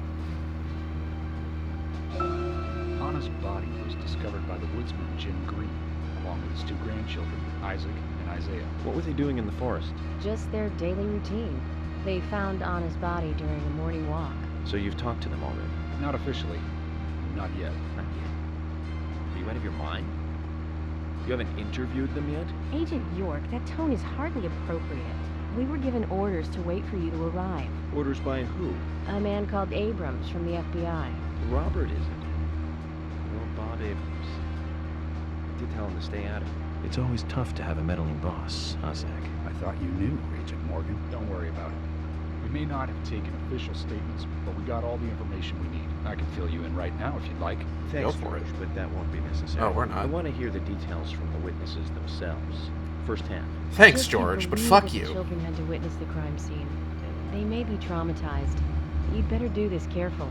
Don't tell me you get nervous talking to children, Emily. Not at all. That's not what I meant. Then what did you mean? Okay. Just forget it. So we're looking for our second left. Here we go. Bam. All right. Doing good. We just got to follow this to the fork, hang a right, and then it's 2 lefts and then a right? Or it's our second left, and then the first right.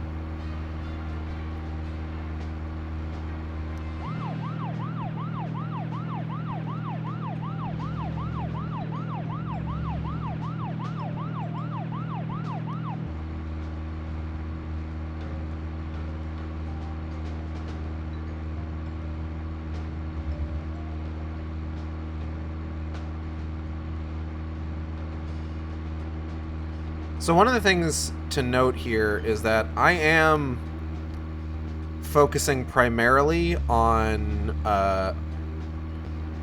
the like main quest line. Okay, hold up. 1 second left, second left, second left, second left, second left, second left.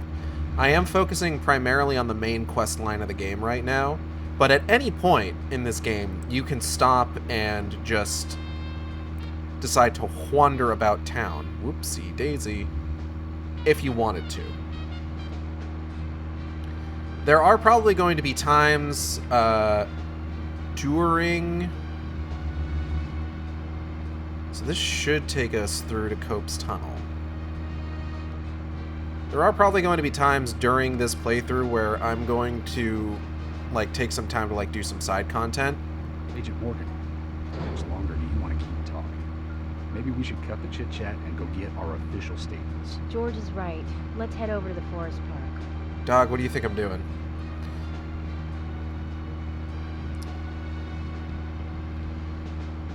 John Bernthal was really good in the Accountant movies.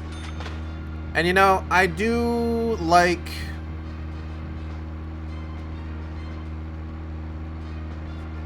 fucking Ben Affleck. We love to see a Boston boy winning.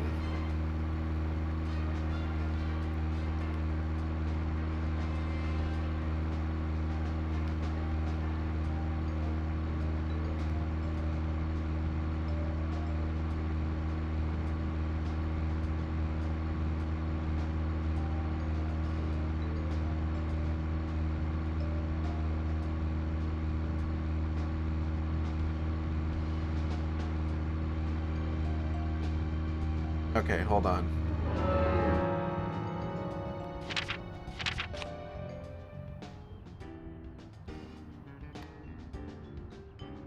Okay, yeah, this is our exit.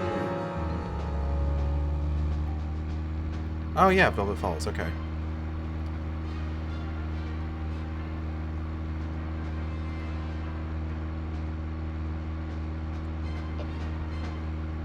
What else have I been watching?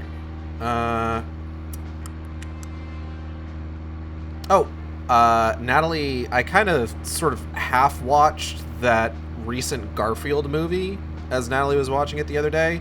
It was bad. How much longer do you want to keep? It was not a good movie. Maybe we should cut the chit-chat and go get our official statements. George is right. Let's head over to the forest park. I don't know, it's just... I don't like okay, I will admit that there are some instances where like Chris Pratt has done a good job voice acting. I like him in the Lego Movie. I haven't seen Lego Movie 2, but I do enjoy him in the Lego Movie. And like I didn't hate him really as Mario in the Mario movie. That movie has way more issues than just Chris Pratt. It's not a good movie. But just like having him just kind of like doing his normal speaking voice for Garfield is so weird. And I say that, I would say at least 55% as somebody who is just so used to like Lorenzo Music's voice for Garfield from the like old 80s and 90s cartoon. Like that's just iconic. And it has been, I have appreciated like government land, people who have like tried to emulate that. Owned by Harry. This whole area? That's right. I'm sure I mentioned that he owns pretty much the whole town. He used the money left by his father to buy up most of the town. Many town residents live on his land. Zach, did you hear that? This entire park. A rich man's personal playground. These country rich folk are amazing. It all looks very well kept, too.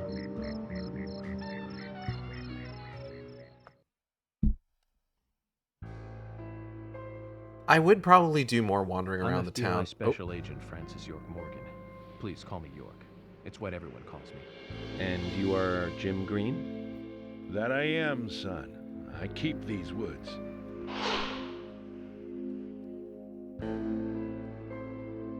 Well, you're doing a fine job. Well, I used to be a tree surgeon. What? And these Is that a real discovered thing? the body. Yes, my grandchildren, Isaac and Isaiah.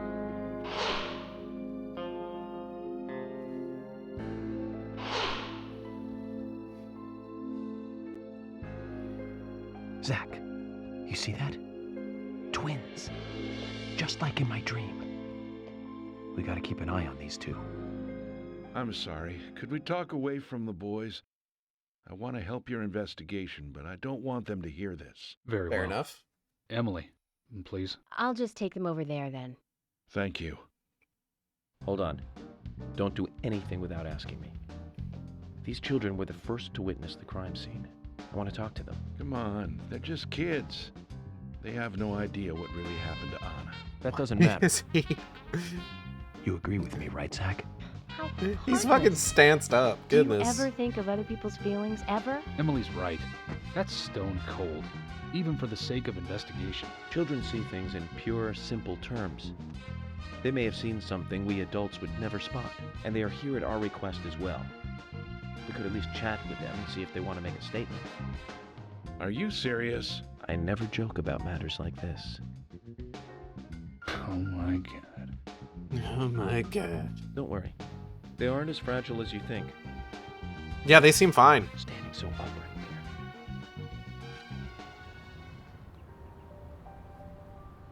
Like they're doing Now, okay. Isaac, Isaiah, tell me, what did you find here? Anna, she was so pretty. She had a red dress on. Her hair was shining. Right, gold hair. There were lots of animals around her. Squirrel, weasel, and a snake. A real snake. We didn't know until then. But we know now. Anna was the fairy of the forest. She was a goddess. She smiled when she saw us. She looked so happy. That's right, Isaac. Isaiah. She was a fairy. A goddess. I'm sure she is playing with those animals even now. Of course she is. Yeah, of course. Most useful information, boys. Well, Emily, you can take them now. They're not going to have any developmental issues. No, not at all. Okay, Zach. This is where Anna's body was. And that means our unsub. Our unknown subject was here too. So, what happened here? Our unsubmitted order.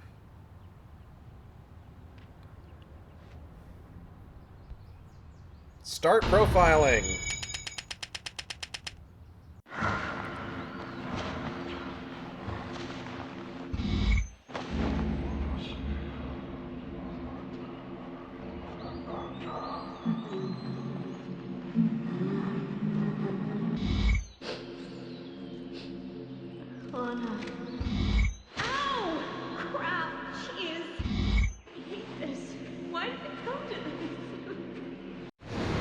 Wow, we don't know shit.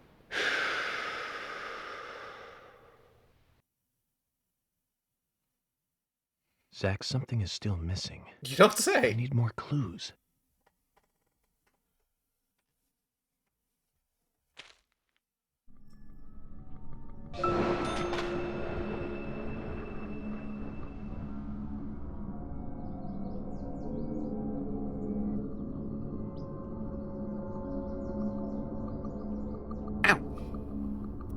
Mitty, can I help you? Mitty just fucking scratched me. It is getting pretty close to you guys.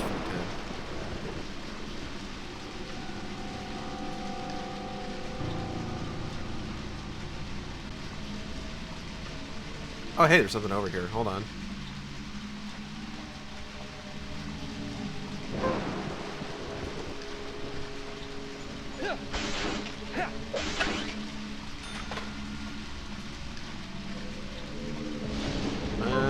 Can I... Hold on. There we go. The pickles! Oh, that frame rate. The frame rate on those pickles. They're too much for the engine. Wait, is this the same can of pickles? Oh, there were a bunch in that box, actually. Look at that.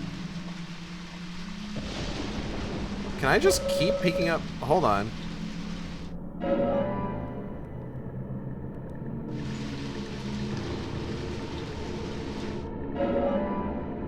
No, let's just keep picking up cans of pickles. Why not? It's still giving us pickles.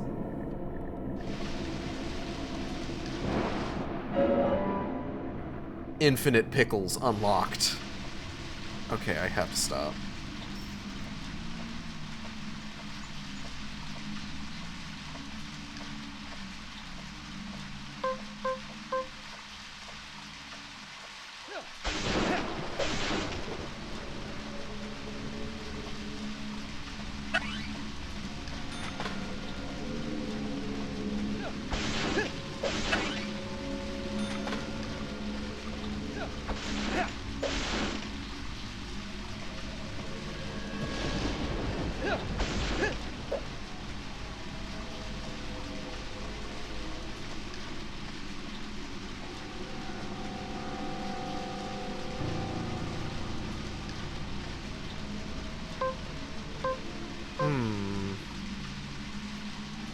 Glowing.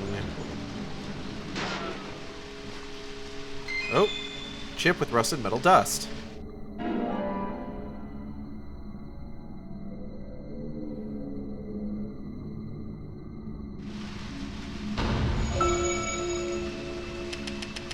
Profiling stout.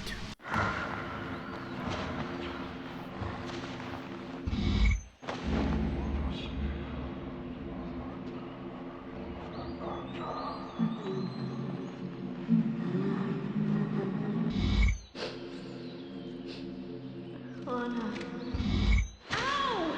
Crap! Jeez! I hate this. Why did it come to this?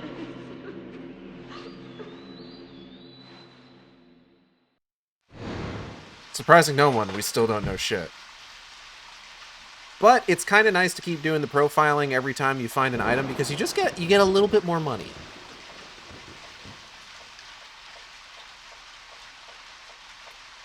But yeah, Garfield movie not good. It's unfortunate. Like Natalie was talking about how like she loves Garfield, and I mean like I do too. I was a huge fan of I had a bunch of like collections of like the Sunday comic or the newspaper comics when I was a kid growing up. I watched the animated series a bunch. Missing Piece of Pinheel Shoe.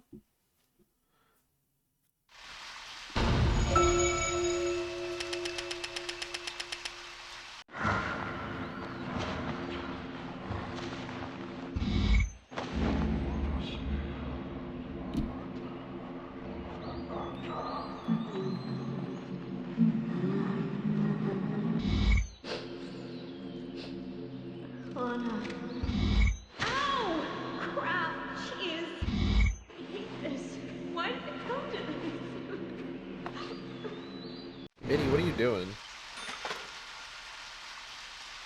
Can I help you? You turned on my work computer. What the fuck, Mitty? I'm not working today. Stop, don't rub up on my pop filter. Get out of here. Hey, goober. Oh, careful, watch where you're stepping, Jesus. I got too much shit on my desk for you to be doing stuff like this. Anyway. One thing that I always do with movies when I watch them, or after I've watched them, is I'll always, like, I tend to, like, go to, like, the TV tropes page, stuff like that, just to kind of get a sense of, like, what the conversation is. Zach, look, the depression in the grass. I think we have a clue. You got 2 bent pieces of grass. Mitty is wandering across my desk again. What are you doing? Mitty. That's my pop filter. Stop that.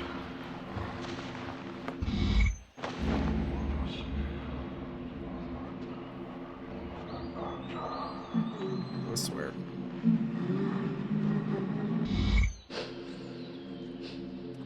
Oh no. Ow! Crap! Jeez! I hate this. Why did it come to this? I feel like Swery really likes the wiggly subtitle text bit. He does that in J.J. Macfield as well. Picture of a vest with holes. A picture in a place like this. A lot of the conversation about the Garfield movie seems to be about how it really doesn't feel like a Garfield movie. It is a movie with a bunch of just cliches. Just one right after the other.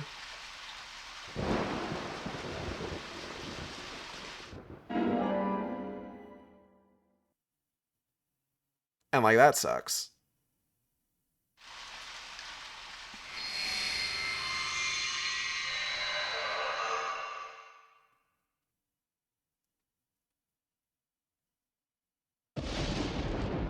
Haven't seen one of these in a long time. It's upside down. I guess this is meant to be an anti-peace sentiment, then. These holes on the ground were made by high stiletto heels all around here. And this depression here, Agent Morgan, I see what happened here. He hung her from the tree and put on her shoes. He was really enjoying it. Sicko. He knelt down. And disgusting. Dude, what do you think happened here? George, you certainly have a vivid imagination. An interesting theory. Don't you think, Zach? What was his name again? York producer. York, your... That's right. Joel. York, your jacket... Really York, your... introduce George to him, Zach. York, your model is, Profiling is a little different from writing a screenplay, though. I don't know how we fix that. Doesn't make it fact. Let me enlighten you, George. The footprint. Okay, it's fixed. Revealed Jesus that Christ. One of the heels were missing from the shoes, and they're different from Anna's shoes that we saw at the office. Furthermore, there would be even more disgusting evidence if you did kneel and, well, do as you suggested. Are they implying If jacking you want off? Proof, go ahead and try it for yourself. He knelt here Hold for on. a reason other than simple perversion.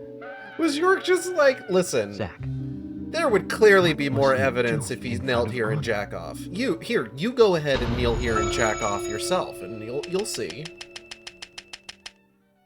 What if George was just like, well, fine, I will. And he just knelt down, rubbed one out, blasted rope.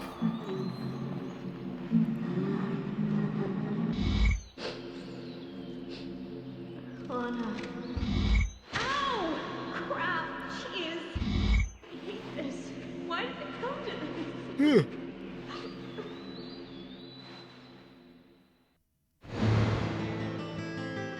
Here, George, I'll show you. Now I'll kneel down and jack off all over this he was tree. kneeling to pray in front of her. Just like the twins said. She was a goddess. The young son, our unknown subject, offered prayers to Moon's body. His big tongue, massive body looked. Once dead Anna was transformed from an object of despite into one of worship. So, who is Miss Stiletto Heels?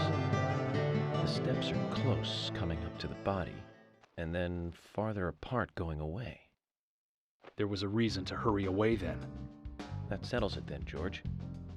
Miss Stiletto Heels is a third party here. She's not the murderer.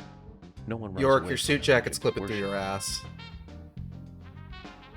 She could be another victim who was with Anna. Or perhaps an accomplice who fled for some reason. She is also the one who took whatever it was Anna was holding on to in her hand. But why? Why did she leave her here? Scare. Only Miss Stiletto Heels knows the reason for that.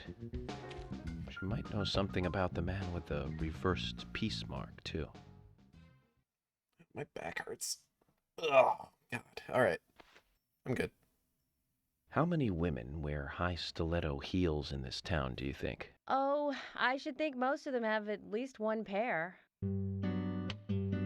I do too, before you ask.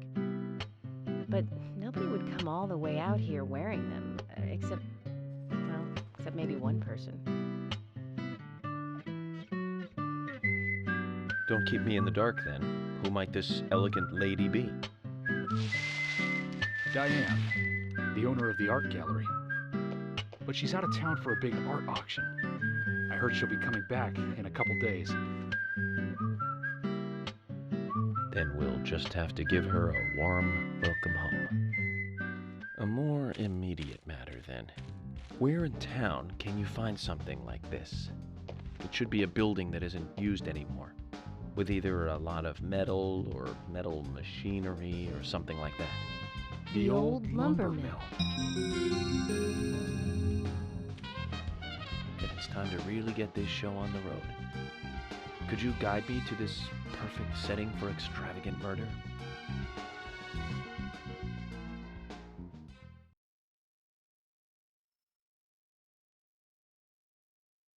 Last thing I watched most recently was Predator Killer of Killers.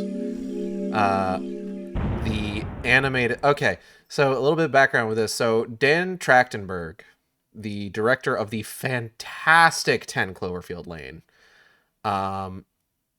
ended up being the one to revive the Predator license a few years back with the movie Prey, which is fucking amazing. If you haven't seen Prey, I recommend seeing Prey. Prey is really good. And evidently, Prey was so good and so well received and so successful that they were like, "Dear Dan Trachtenberg, how do you make Predator movies with boxing gloves on?" And then they were like, "Please make more." So Dan Trachtenberg started making Predator Badlands, but then it was revealed more recently that he was also working on another secret Predator movie, which ended up being an animated anthology. Well, yeah, it's an anthology. An animated anthology called Predator Killer of Killers. Which is intended as a follow-up to Prey. And, Reggie, what are you doing? Everyone's getting real impatient because it's food time and they're hungry. I am probably going to be ending soon. I'm getting very tired and we've been going for a little over 4 hours. But Predator Killer of Killers is really good. They revealed yesterday that they were going to be...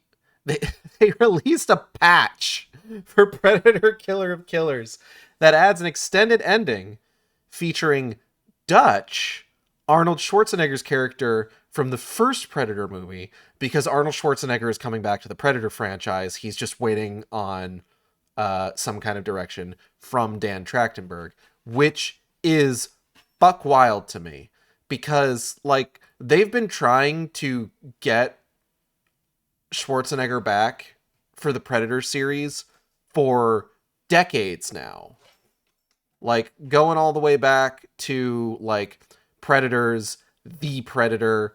Like, they were always just like, oh, we're gonna try and see if we can get Arnold back to play Dutch for return to his role as Dutch for the Predator movies. It's just like, it's never worked out.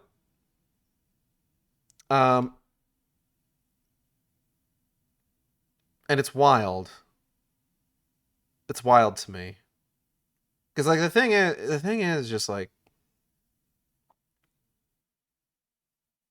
so many of, like, these classic movie franchises, like, especially, like, classic sci-fi franchises, right? You know, you've got Alien, which had Alien, very good. Aliens, also very good. A defining moment in culture, realistically speaking. Alien 3, not as good. Alien Resurrection, complete fucking garbage. Absolutely terrible. Almost no redeeming qualities. Predator, really good. Predator 2, trash. It's like a more racist RoboCop.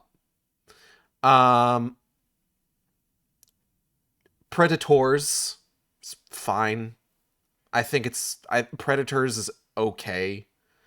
The Predator, absolute total garbage. Almost no redeeming qualities. Alien vs. Predator, it's fine. It's alright. It's okay. Alien vs. Predator Requiem, terrible. Terrible. Almost no redeeming qualities. Are you seeing a pattern? And then, like, Prometheus, Alien Covenant, both pretty boring. Well, not boring, but, like, just, they're whatever.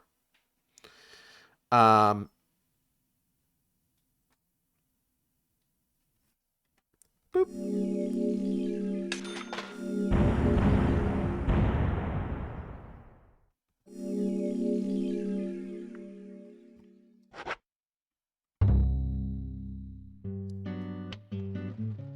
Mill is pretty far from here. If that's where she was killed, why would the killer go to all the trouble of carrying her all the way here? Oh, you know. My profiling instincts tell me one thing is for sure, though. Welcome back. The unsub's personality is totally different before and after the crime. The unsub killed her in a brutal, horrifying way, and then displays powerful adoration after she's dead. Something close to love. That could well be the key to all this. I will say this, though, George.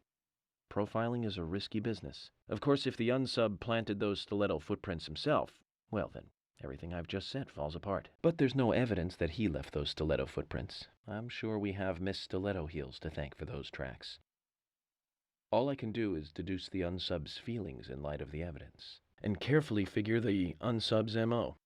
Modus operandi. His way of thinking. Yeah, we know what MO means, man. Unveils something that a normal forensic analysis may overlook. That's my way of profiling. It's not for everyone, but it works for me.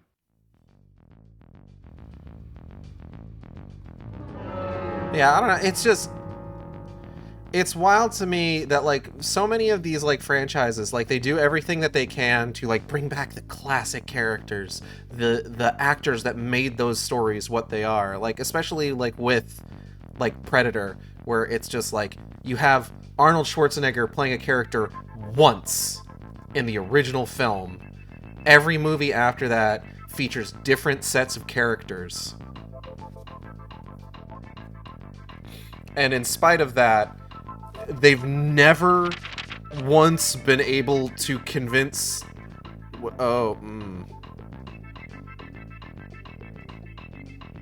That's not supposed to be like that.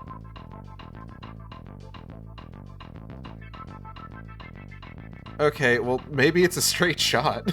Oh, boy. Alright.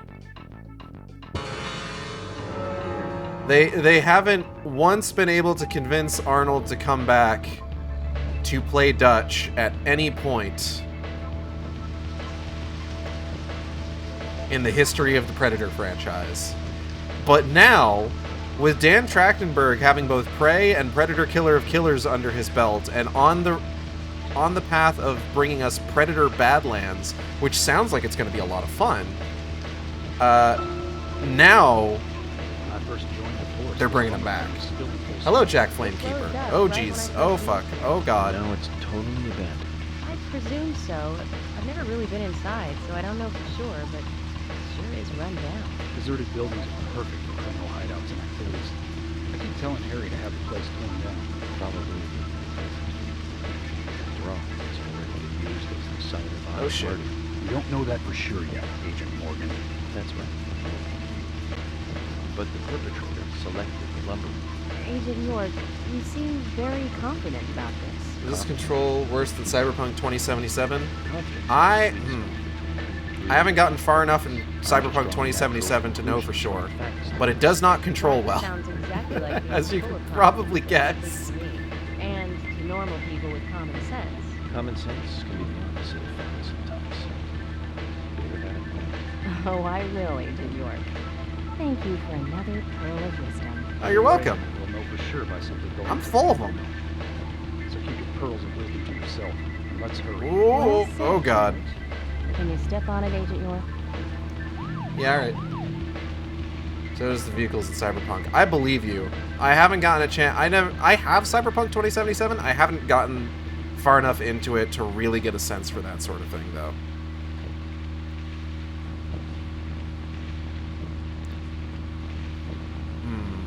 Hold on.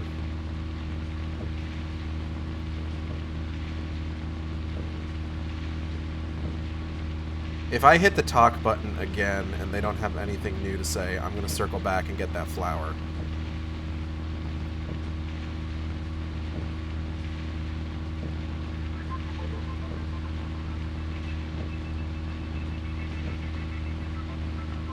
Oh wait, I don't think I can actually. Hold on.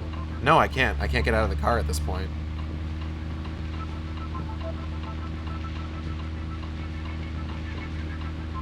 But yeah, Predator Killer of Killers is really good. I highly recommend checking it out.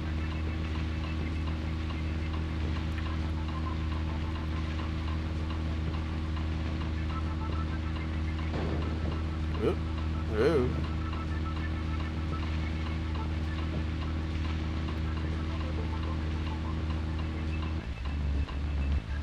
Let me through, let me through, let me through, let me through.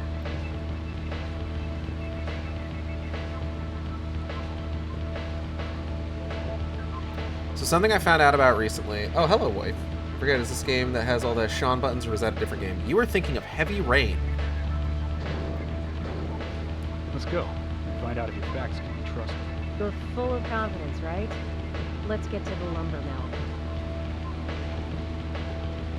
Where the hell... Also, hello. So, if you're familiar with me, or you were here back in like Christmas 2023 when I did the stream where I ranked all the Rankin Bass Christmas specials, you'll know that I have a particular history with one of them. In that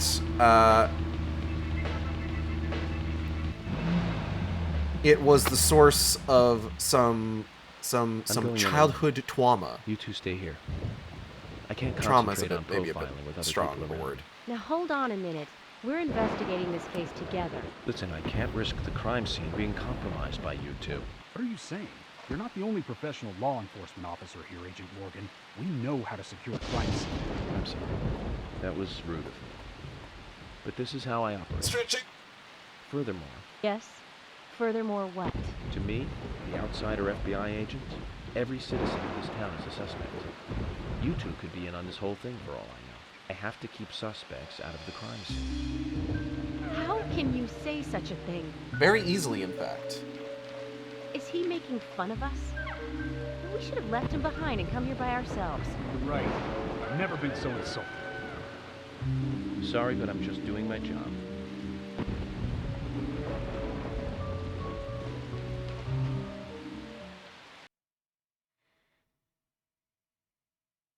Anyways, there is a particular Rankin Bass Christmas special. Did you hear that, Zach? If they're pros, then we should let every first-person shooter gamer out there join the SWAT team. You should do that, it'd be funny.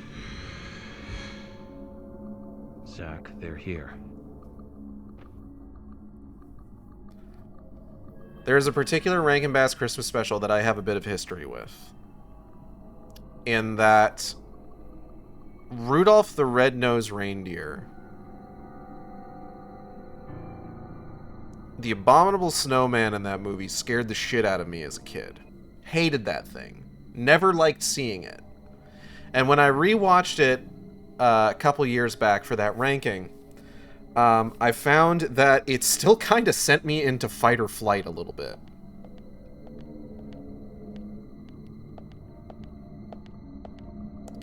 Which kind of surprised me, admittedly.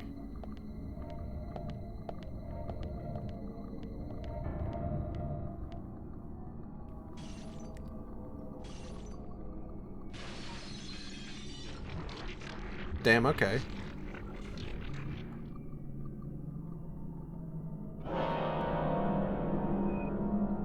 Oop.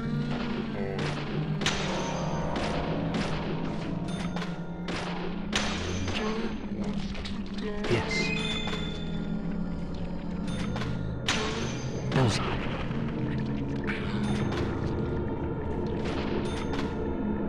Nice shot. Now you may be wondering, Gage, why are you bringing this up? They recently announced that there was going to be a video game adaptation of Rudolph the Red-Nosed Reindeer for the Switch.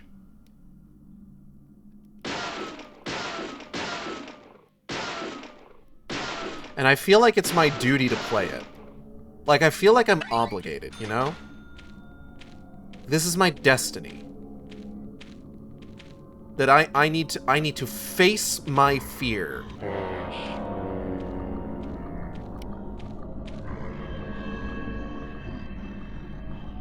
Bullseye. Bullseye. It's time to face my fear.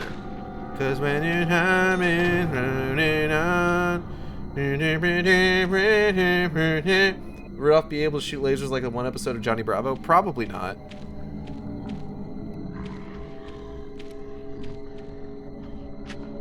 I don't know exactly how the game is going to control what sort of combat there's going to be.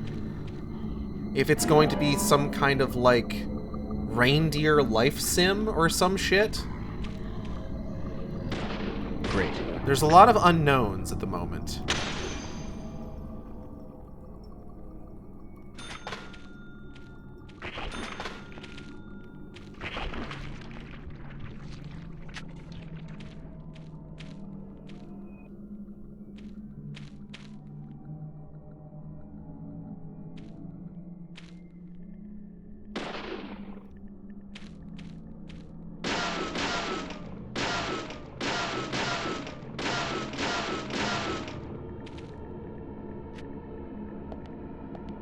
But I'm eager to find out.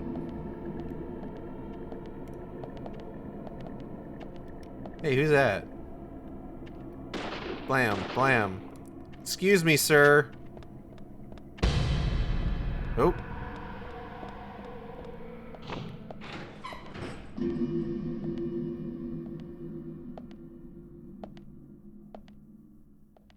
Huh. Just as I thought, Zack. This is where Anna was killed. Yeah, I'm getting that sense. Like, there's an altar here and everything. Definitely seems like the sort of room where you murder somebody.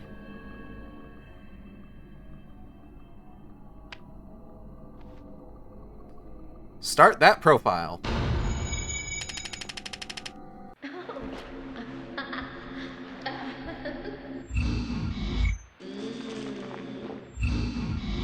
Hey. Come here.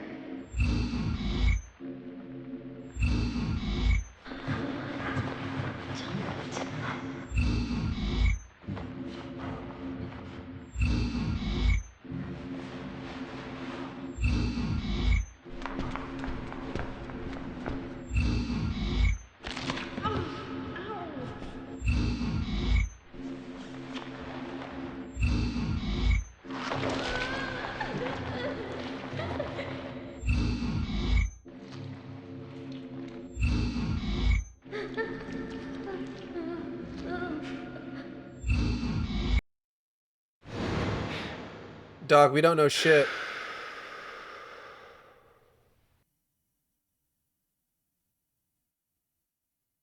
Too much noise. We're still missing a vital piece of the puzzle. We're missing a few vital pieces, but you know, whatever.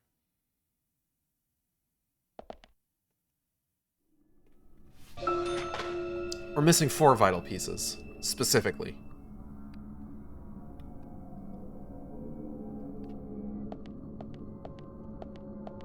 Alright, let's see if we can't find a save point.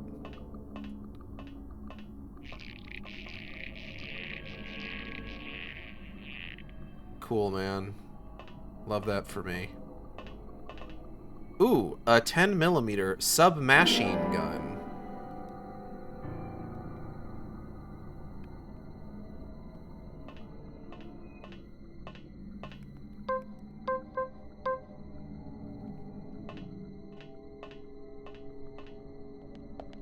Hello?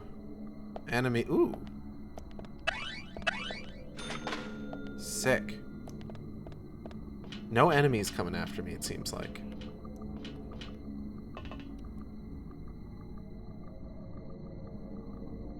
Zach, it's almost like an altar. Was the murder some kind of ritual? I'm getting the sense that maybe it was. It definitely seems that way.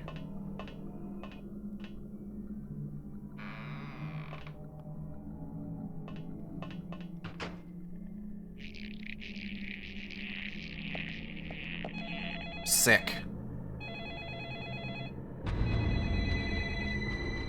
Are you gonna get that?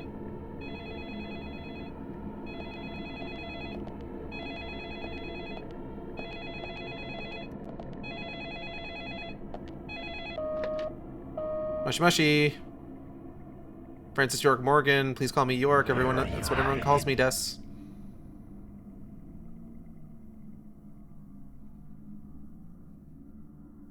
Oh.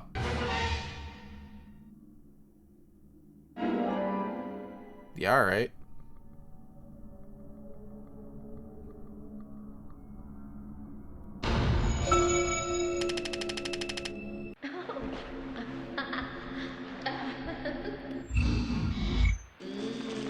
Oh, she's into it. We trying to reach you about your car's extended warranty.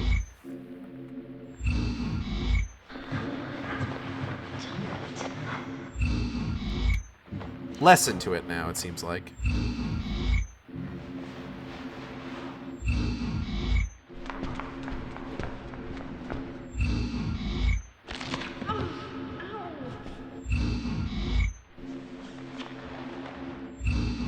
The cartoonish kissy noise is fucking sending me here.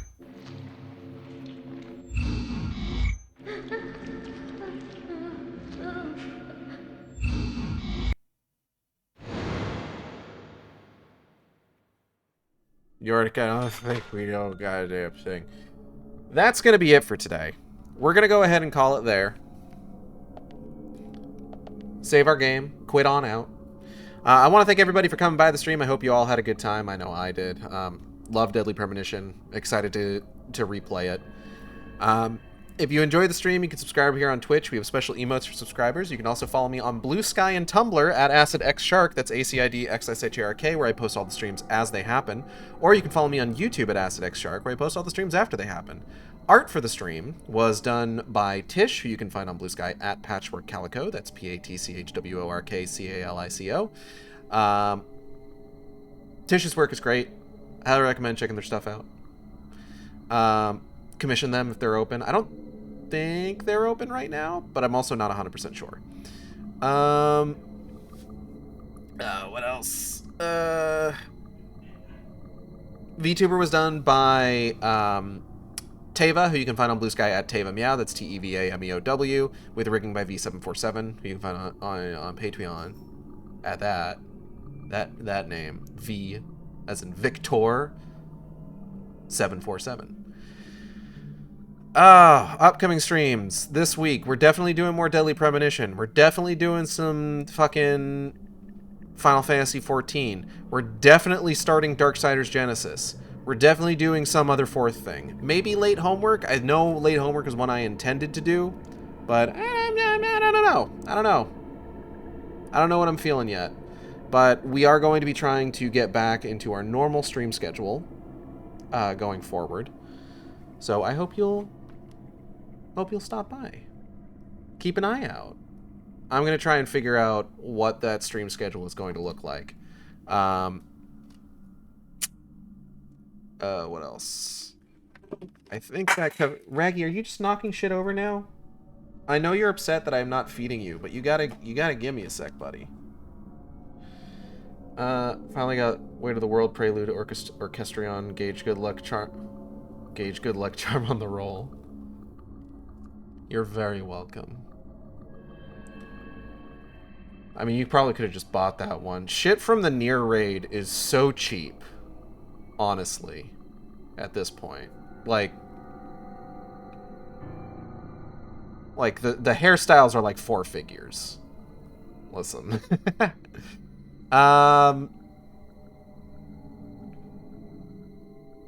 Is that everything? I forgot I didn't have it. It's my favorite song. It's so good. Okay, I can't talk about that now.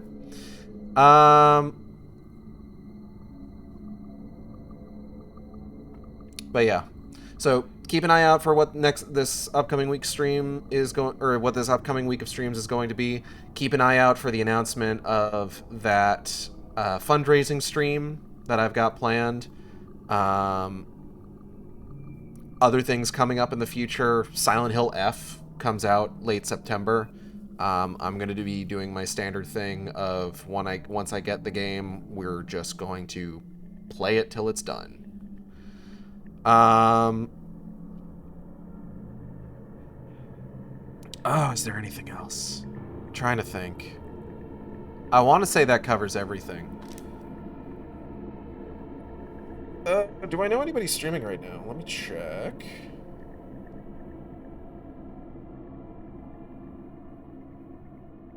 Xeris. Let's go ahead and raid Xeris. Hold on. What on earth is Xeris playing, actually?